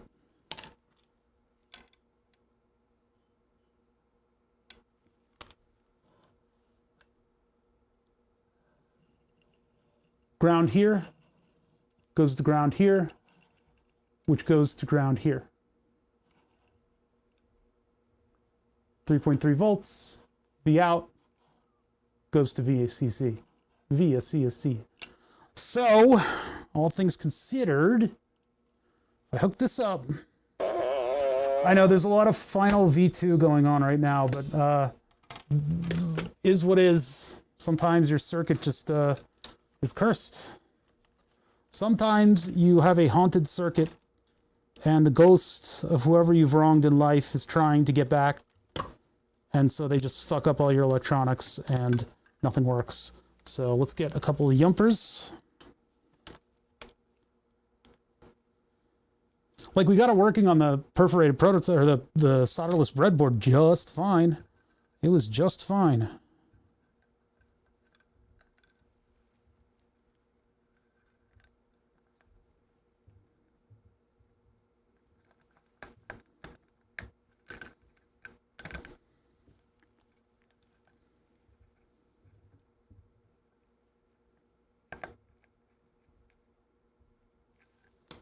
Okay, so Gunad would be very proud of me. I'm using a lot of blue tack today.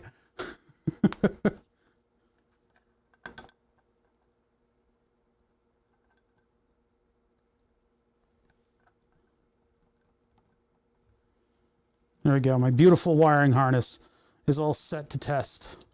And again, I'm just throwing the switch at the very beginning. I really shouldn't be testing it this way. But you know what? Gremlins in the project. Been there, done that, got the t-shirt. Yeah, I've got too many of the t-shirts. This has got a garage full of them. Okay, power wires. There's these. There's these. There's a couple techniques here that I'm not showing off because I'm a streamer. I'm not showing them off because I'm a streamer because I want something to explode. That's more exciting than just having your circuit work always. The thing is, if I was really serious about this and I was doing this on expensive hardware, I can current limit the power supply. I can lower the voltage and sneak it up as we go. There's all kinds of little things that I can do in order to properly get the test circuit up. One of the things that they would do professionally is install things piecemeal so that you can test it as you go. If it's like a big system that's very complicated. I'm not doing that. 8, 9, 10, 11, 12. I have just built the circuit as neat and organized as I can possibly fathom, hooked it up, and then I'm going to hit it with 12 volts just right away. You apply a limiter to your skill set. Yeah, that's right. You can think about it that way. Sensei, I must go all out this one time. Electronics explode. Circuit just goes. All right, a clean test setup is a happy test setup. You know, these little bits. I'm just going to brush them. I'm just going to brush them into a pile right now. There's been a lot of low-level electronics work for some reason on this. So the regulator's out in open space. It's not connected to anything that might be ground. That was our first problem. Our first problem was that the metal of the spinny light was connected to ground. We were unaware of that. We soldered the tab of the regulator directly to the metal, thinking that we'd have this nice big heat sink, and that ended up blowing up the regulator because on the heat sink itself, that's the voltage out tab that's at 3.3 volts. So we were just pumping voltage around circularly. Guerrilla methodology is so much fun to watch for me. It's a thing. So anyway, the second time it went wrong, we're not sure. Maybe that voltage regulator got permanently damaged and it took the ESP out with it. We don't know. So we swapped out the ESP. Then this one, possibly the same thing, that we were still using the same power supply and it took out another ESP. So we swapped out the power supply. I can change the chip on the board itself. I'll do that later. This one, we just changed the chip. So we know that this is a fresh one from my thing. Can you make Candy Machine next? I used to have creepy crawlers. All right, you guys ready? Got to watch a little bit on the thermals and a little bit on the actual thing, but this should be totally boring. It should be boring. 3, 2, 1, go. Well, it's not drawing any current, and this thing is constantly on again. And this is a brand new LM1117, and we have no confirmation. Am I dumb? Am I dumb? Am I dumb? You know, it could be that the other... Well, no, because I definitely measured 12 volts at the ends of that thing. So that one is dead. This one should be fine. But we'll try again. Let's try again. We're on volts. I'm going to go ground over here. The non-switched end. And then we look here. That is impossible. Why is that at 6 volts?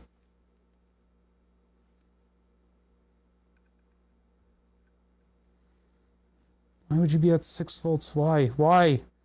We're just 11 volt. Why are we just blowing up?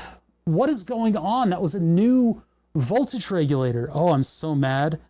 I'm so mad right now. What the This is going to be a rage quit. This is going to be a rage quit because this one is dead. This is not recovering from that. Why do I have ghosts? Well, at least my ground is at ground. No, my ground is still at 10 volts.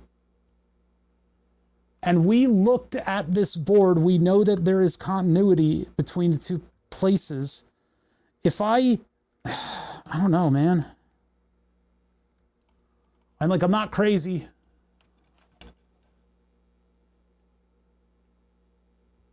V in, V out, ground.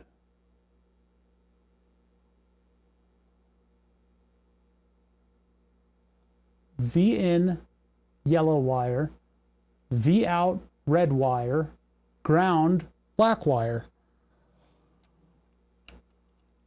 V in, yellow, 12 volts, V in minus, we can see it goes right to ground. Black wire, ground, black wire, ground, V in, V out, ground, ground, to the ESP. And there's a 0.1 off capacitor. There should be 3.3 volts on this pin. That's not connecting to ground. I don't know, man. This could not be more simple, and yet it's so fucked up. Like, what the fuck? Ground, or rather, okay, ground to this pin, 6 volts. 3 volts over there. How did it get to be more? And I'm getting 10 volts to my ground.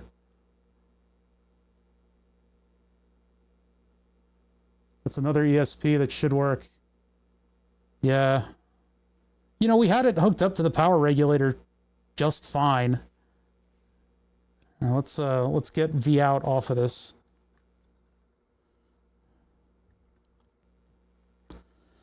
I mean, am I doing the wrong thing with the ESP? Am I wiring it up wrongly?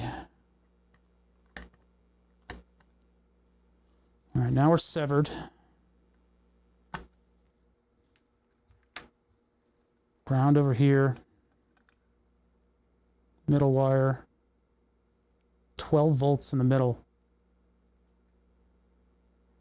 I mean, these are LM1117s. They should be able to withstand 12 volts.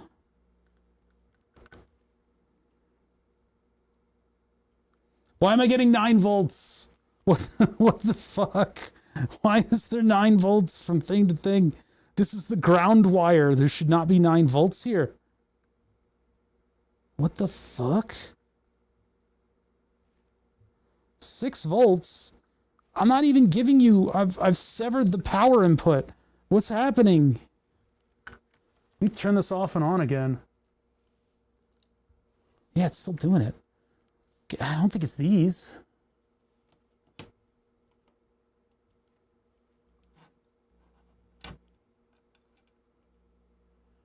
Like, it's ground and trigger. That's all there is to this one.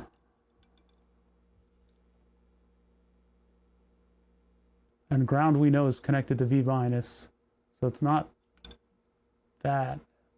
But then I'm getting like 10 volts potential.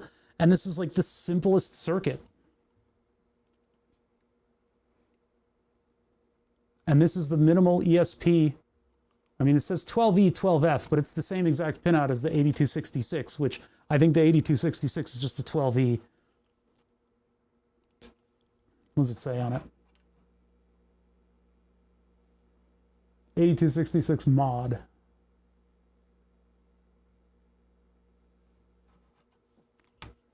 Could it be that I'm not doing it properly to the 8266 and that the 12E is different?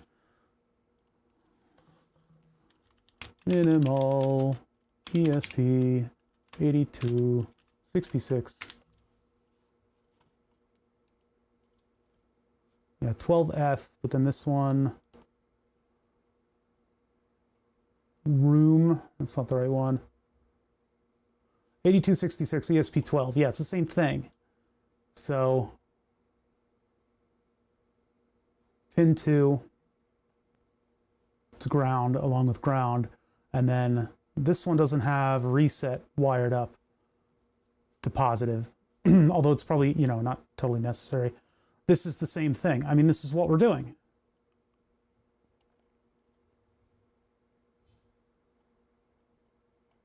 And yet I'm getting crazy voltages all over this. I don't know the 1117 to immediately give up on life as soon as something goes a little bit awry. I don't really know what to do that. LED's on over here, but it's probably almost blown up because, I mean, there's also like not a lot of heat coming out of the regulator, but we replaced the regulator. This is a new regulator from my drawer where I have a couple of these things, and soon I'm going to get a package that has 100 of these, presumably tomorrow. We're gonna, okay, I'm rage quitting. I do not know what the hell's going on here, and we're gonna have to go back to the drawing board on this. We're not done yet. I promised. I said, I made a promise.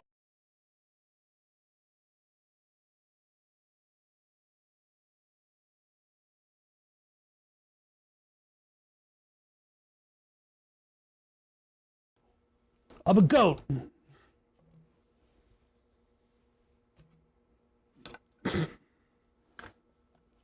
That bit brought to you by the mute indicator. I know you can't hear me.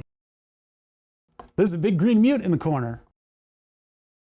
Did you catch it? It's right there.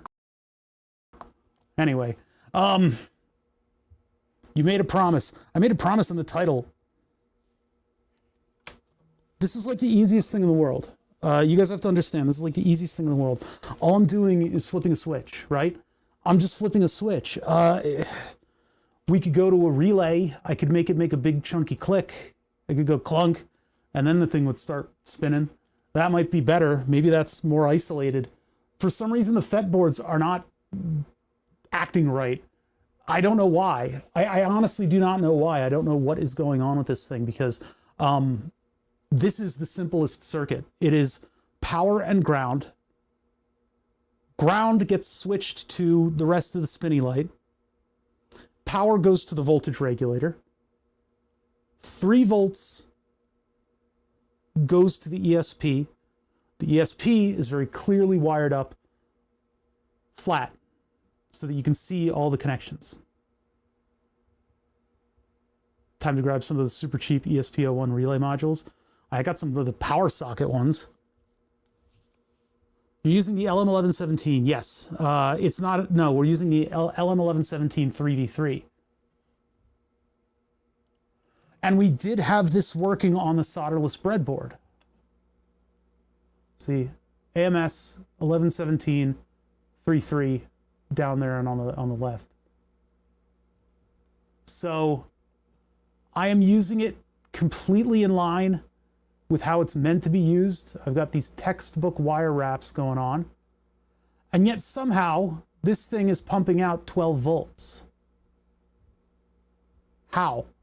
Could it be that little piece of hot glue right there? I don't think so. That would be madness if that were causing the ESP to go crazy. Yeah, I'm baffled about this. I'm like mad and baffled at this, because this has pretty much ruined all of my microcontrollers. Now, keep in mind, it's going to be really easy to spin up new ones, just because this thing that Fatanon made me buy it makes programming these things like in a factory mode really easy. I just pop the thing in here and program it, but then I've got to build another one of these little circuits around it, which I guess I can just desolder the one here and move it to another ESP. I could have built this on an actual like board, like a PCB, but these ESPs don't have standard, they don't have 0.1 inches on the openings. So wait, did I write something on this one? Oh no, I thought I saw a big F on it and I was like, oh, this one's pre-dead. No, this one should have worked. What a bunch of piss. Yeah, let's check to see if it's dead. Let's get 3v3 on the clock. 5, 4, 3, and then we got to go into the other digits. 1, 2, 3. Okay, there's 3v3 as best I can make it. Ground is hooked up to everybody already, so if I clip on right here, I'm gonna. Oh, it's no, it's on. Turn it off. Be wary of your power supplies, kids.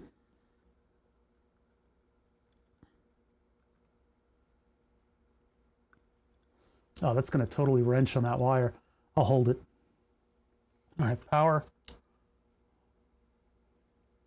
Oh, we dead. We dead. We dead. Dead. Let's just double check and connect ground over here. Wait a minute. Well, that one wanted to power up, if not just for a second. All right, let me get clipped in better. Oh, and maybe I need to sever the entire voltage regulator because weird stuff's happening to it. I think maybe this just needs to get completely severed.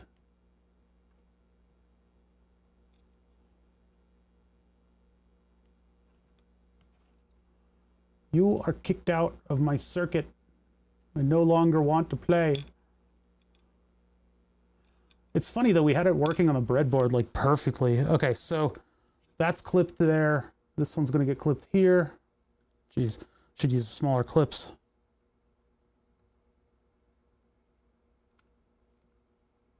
And I'll just hold these so that we don't blow it up. And then we turn this on. Okay, the ESP survived all that somehow. And we'll double check. It's a law. It's a law.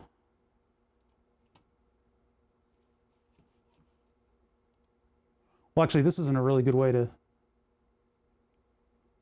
Spinny Light 1 and Spinny Light 2. I'm going to reopen Arduino.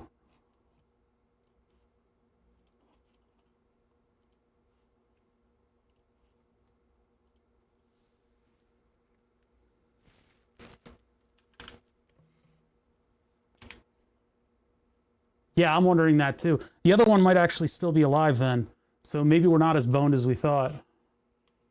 We still do have a mystery boning that has occurred. As far as I'm concerned, Arduino should be starting up. Hello? Oh, there it is. So it's doing its best. No, I would not like a new version.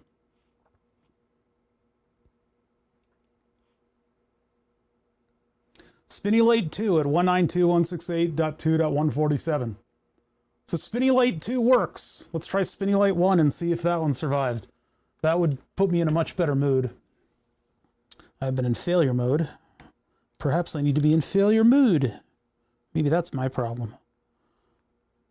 Why would the 1117s be acting so erratic though? You know, that's very strange. What's the jumper wire you soldered on the back of the board? There is no back of the board jumper wire. What you mean?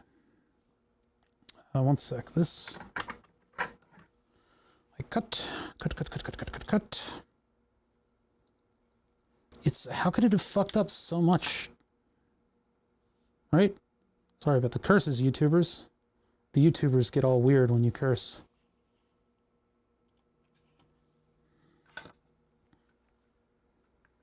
And it also looks like it's working and it's in the mode that we want it to be in. Without breaking anything, which is not something I can totally promise.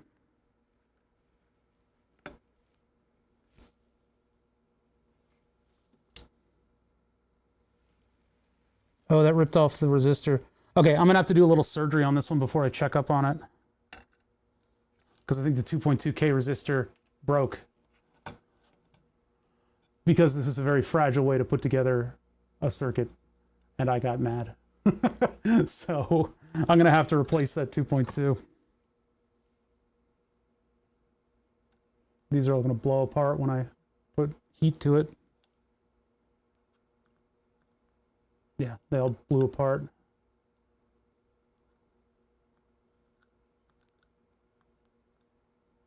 Let's get that out of the way. No, we're about to do that. Hold on, let me get a 2.2K from the drawers. 1.8 M, 2.4, 2.2, here we go. Oh, I'm so annoyed at this project. We're gonna definitely be working on it tomorrow and my title's gonna be completely unhinged. I've been abusing these chips for decades. They come back for more. I washed and tried one once and it worked. I guess if it's under the can, it has a chance of surviving water. If water gets under the can, you're boned, but I suppose these might be strong enough with the can over top of it. But we fed it 12 volts. We saw it was at 12 volts.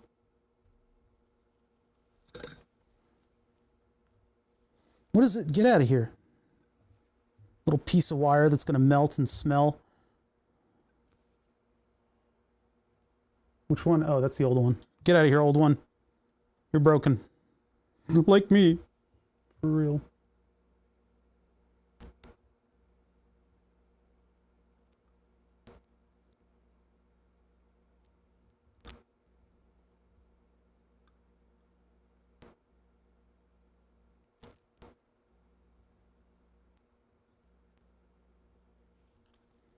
Okay. Then we flip. Ah, it's all fluxed onto the board. Oh God, you're still streaming. Yeah. What's up, fat at number?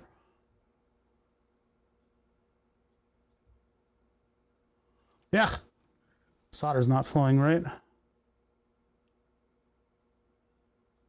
Oh good, not oh God. Okay, so maybe you should have said the other one. Ugh. Where did it go? Where are you? Why are you like this? Oh, flew pretty far. It's all the way up here. Oh, you guys can't see. Yeah.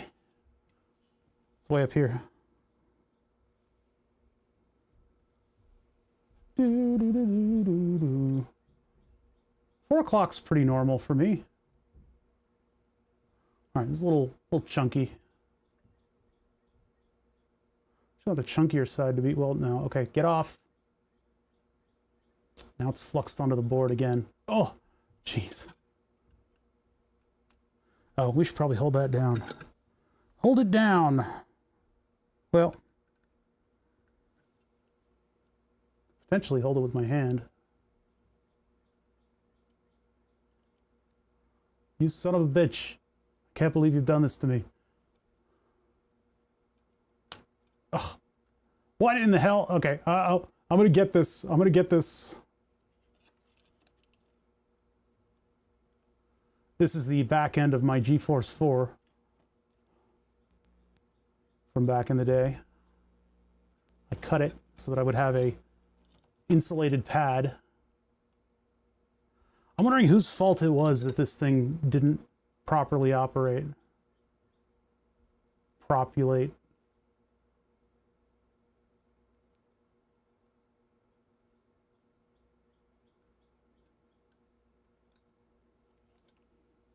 I need to hold it down. I need to hold it still. It's the whole purpose of the Surface is that I can tape things down.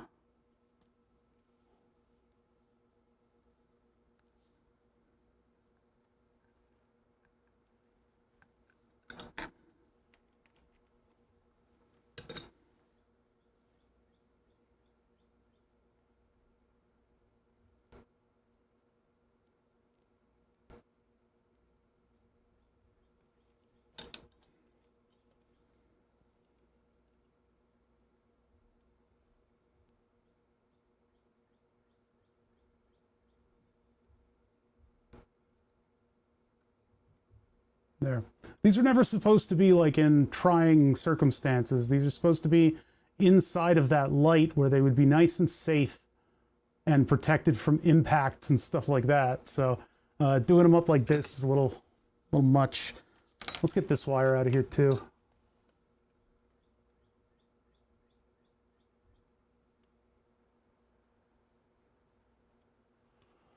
Okay, so ESP on its own, standalone, if you will. Power's off. I'm going to undo this because I don't want the wires to get wrenched on.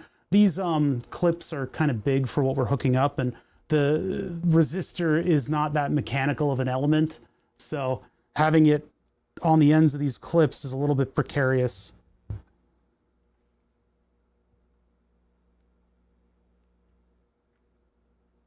Oh, the first thing it did was wrench the side.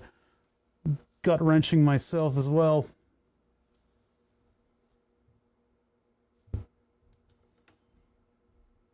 Yeah, nah, yeah. Oh wait, there's a little some.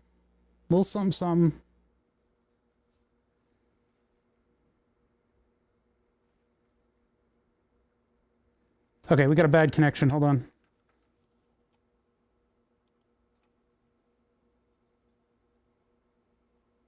I think it was the wrenching action that it didn't really like very much. But I wasn't able to get good continuity. So let's see if I can just force the issue.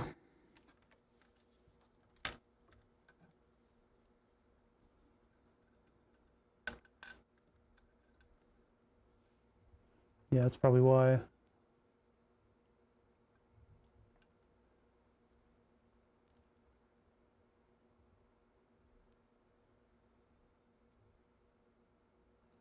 There we go. It may have broken off the top of the resistor. Like this right here might have broken off. Oh, but that's also really bad. Okay.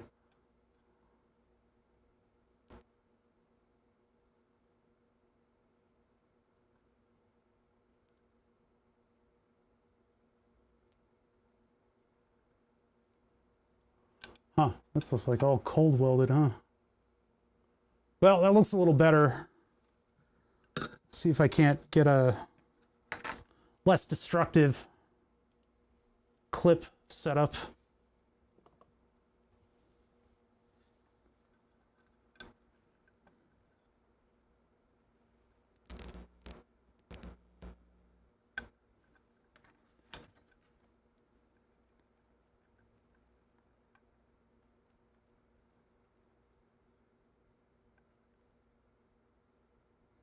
What? Why do you blink a little bit and then go blank? Oh. Oh. Oh.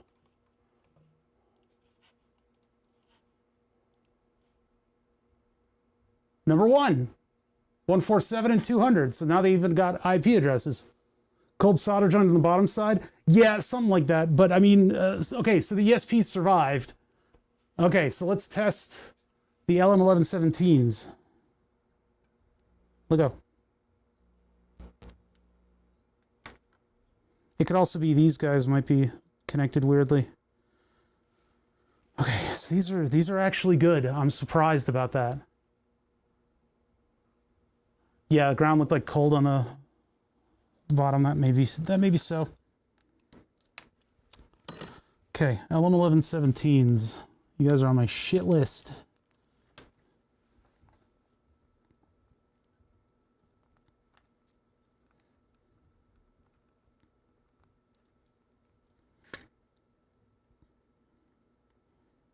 Let's see, ground here. And we're pumping the voltage all the way up to 12. So I'm going to take out the 3 volts.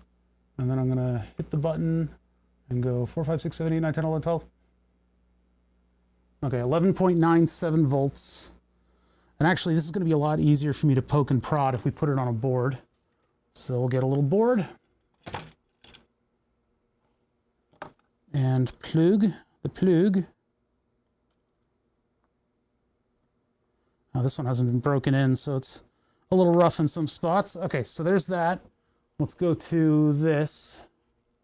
And so let's just move our test bench away.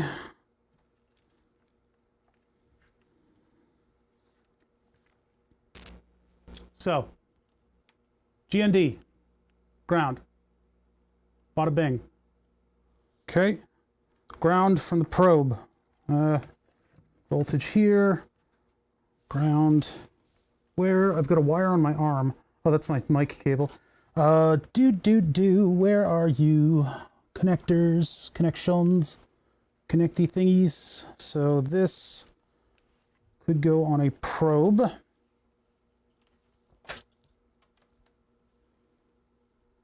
Takes you back to the good old days. Wire wrapping is very useful for things like this, where I'm putting a bunch of proto boards together, because they've all got square headers, so might as well make use of it. Even though something's obsolete, it might still be quite useful in the shop, especially when you're doing like weird projects like we do. So let's see, I need a ground. It'll be this.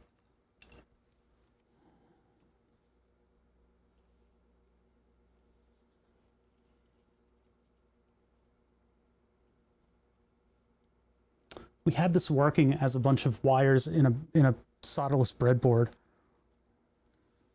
What happened? What happened to us?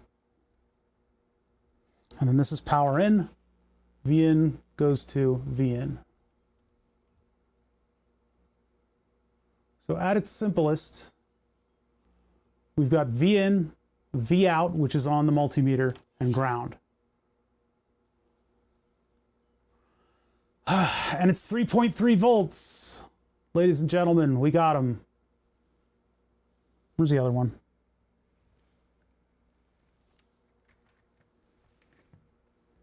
Why then? Why, who, what, how? Why are dumb are dumb? Here's the other one. Let me get this undone from the wire wrap and we can see if this one works.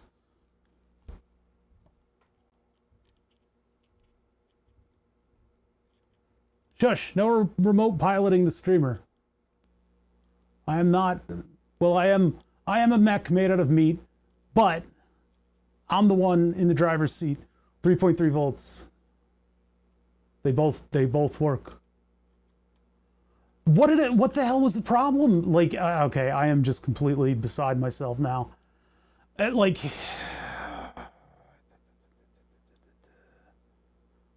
the fact that ground is connected to the Spinema thing should not be affecting the rest of it. It's not the spinny lights, because we know the spinny lights work. Just as confused as you are, did you see the red? I did one time, but generally no. Okay, my sensor just stopped. I just lost my glucose monitoring. I need to go put another one in. That's as good as any a point to put the brakes on stream. I don't, this is not supposed to keep going, and I guess we're gonna do another stream of this tomorrow. Ugh. We have elements of this thing that work fine. They work just fine. The only thing left to check out would be the switch. But all of my ohming of the switch says that everything that I did was right. I did the right thing. I don't know about the one that's all glopped up, but where is it? Well, that one's attached to stuff. I'll just leave that alone.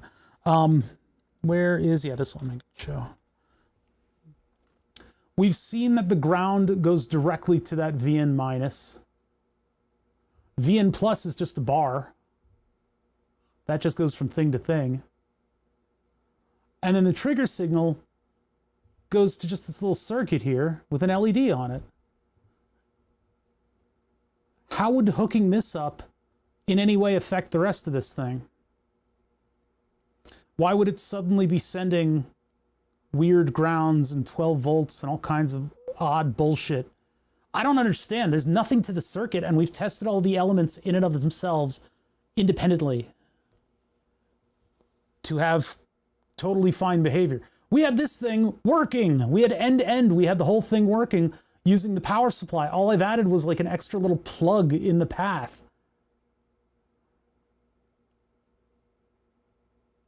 I don't know. I don't know if we actually had 12 volts running to all the lines and stuff. It might have been just a transient 12 volt with no current behind it. But like, the circuit is simple. There's nothing to it. Why would having ground go to your voltage regulator and then this affect it in a weird way? Yeah, we had this MOSFET circuit plugged into this breadboard, and it turned on the light when we gave it the MQTT prompt from the Node Red.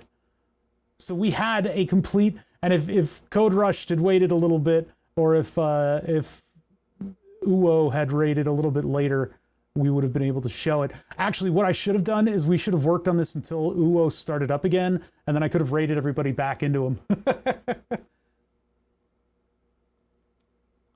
So, I don't know what the hell happened here today.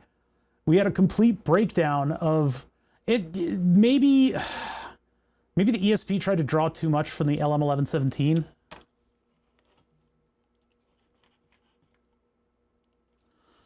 ESP8266 LM1117.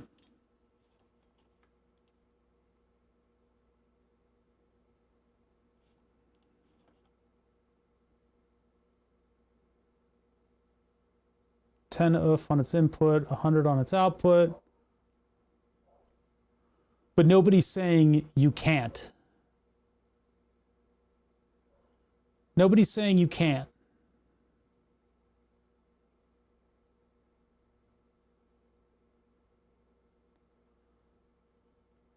Blah, blah, blah. Huh. It should be able to provide the 800 milliamp. Yeah. That's what I'm just checking. I'm just, not leaving any stone unturned. They use an LM1117 on their bigger breakout boards. Okay, so it's a known factor that these two work together. What the fuck? Why you do this to me, huh? You stupid.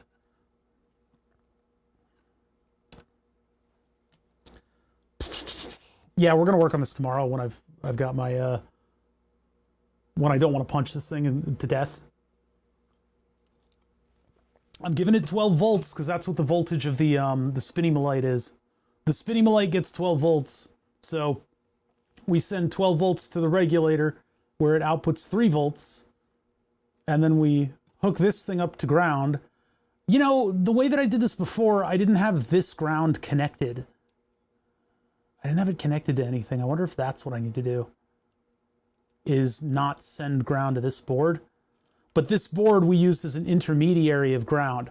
I took ground from here instead of here, which should not make a difference because they're just connected to each other. It's just a big solid trace between the two. So if I get my V in from here and my ground from over here, that shouldn't be a big deal.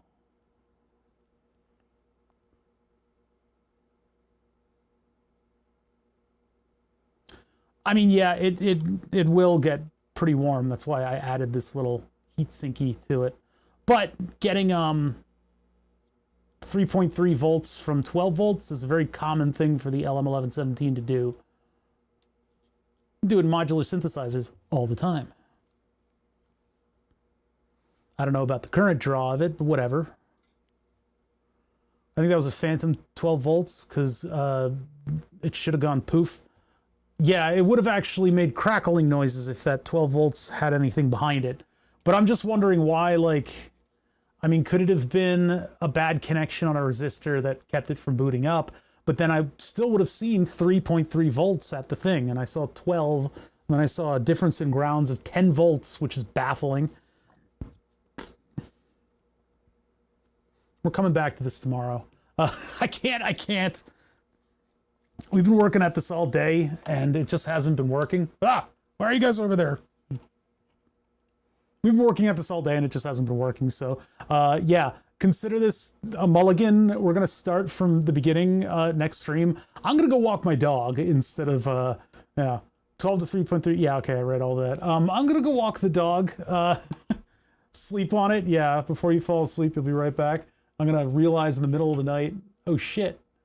What is that? See your Twitch viewers from today's stream. What? Which viewers from today you can reach? Personalized shout out. No. That's all that Twitch sent me that twice. Oh, 4 days ago, 5 days ago. You're now eligible to get Pioneer hull plate for Subnautica 2. X. Yeah, I'll catch you guys tomorrow and hopefully we'll have a successful stream. This is supposed to be, like, this is the easiest thing in the world, right? This is the easiest thing in the world. All we do is we plug a regulator in, and we power our circuit with that, and then we have it switch to the MOSFET board, right? My buddy David does electronics projects. We've talked about your subwall a lot. He has a laser sub engraver. Yeah, I'm gonna actually get back to burn the subs. I'm clearing the way a little bit of some of these smaller projects that I've always wanted to do, and then we're gonna work on the big guy. And I gotta get that running, man. That's my thing, you know. I'll catch you guys later. We're what? 19 hours, 27 minutes, and 44 seconds out. I'm gonna come back in. We're gonna get working on this. At some point, I'll fix the emotes in there so that BTTV and stuff show up in that chat, because those are the glorp eating chips. I am beside myself at this failure right now today. All of the individual components work just fine, and when I put them into the simplest of circuits, it's not fine. So we are going to explore that tomorrow. We need to look at the driver board a little bit and see if this is the culprit. And I will catch you all later. Have a good one. I don't know who's on right now. It's a lot. Germa. Everybody go watch Germa. Or if you want to watch another diabetic streamer, another type 1 diabetic, Bucklington is on. Thirsty Tomato. Yeah, I'm gonna let you guys figure it out. You go where you want. but I expect you all back here. Spool's on too. Spoolio. Oh, and Davies. Okay, anyway, you guys got the rundown. I will catch you guys later, right? Yuki? I don't know Yuki. I'll have to like find them. Find them and observe. Watch their stream from behind the hedge. All right. Whatever you do, don't push this button, they told me.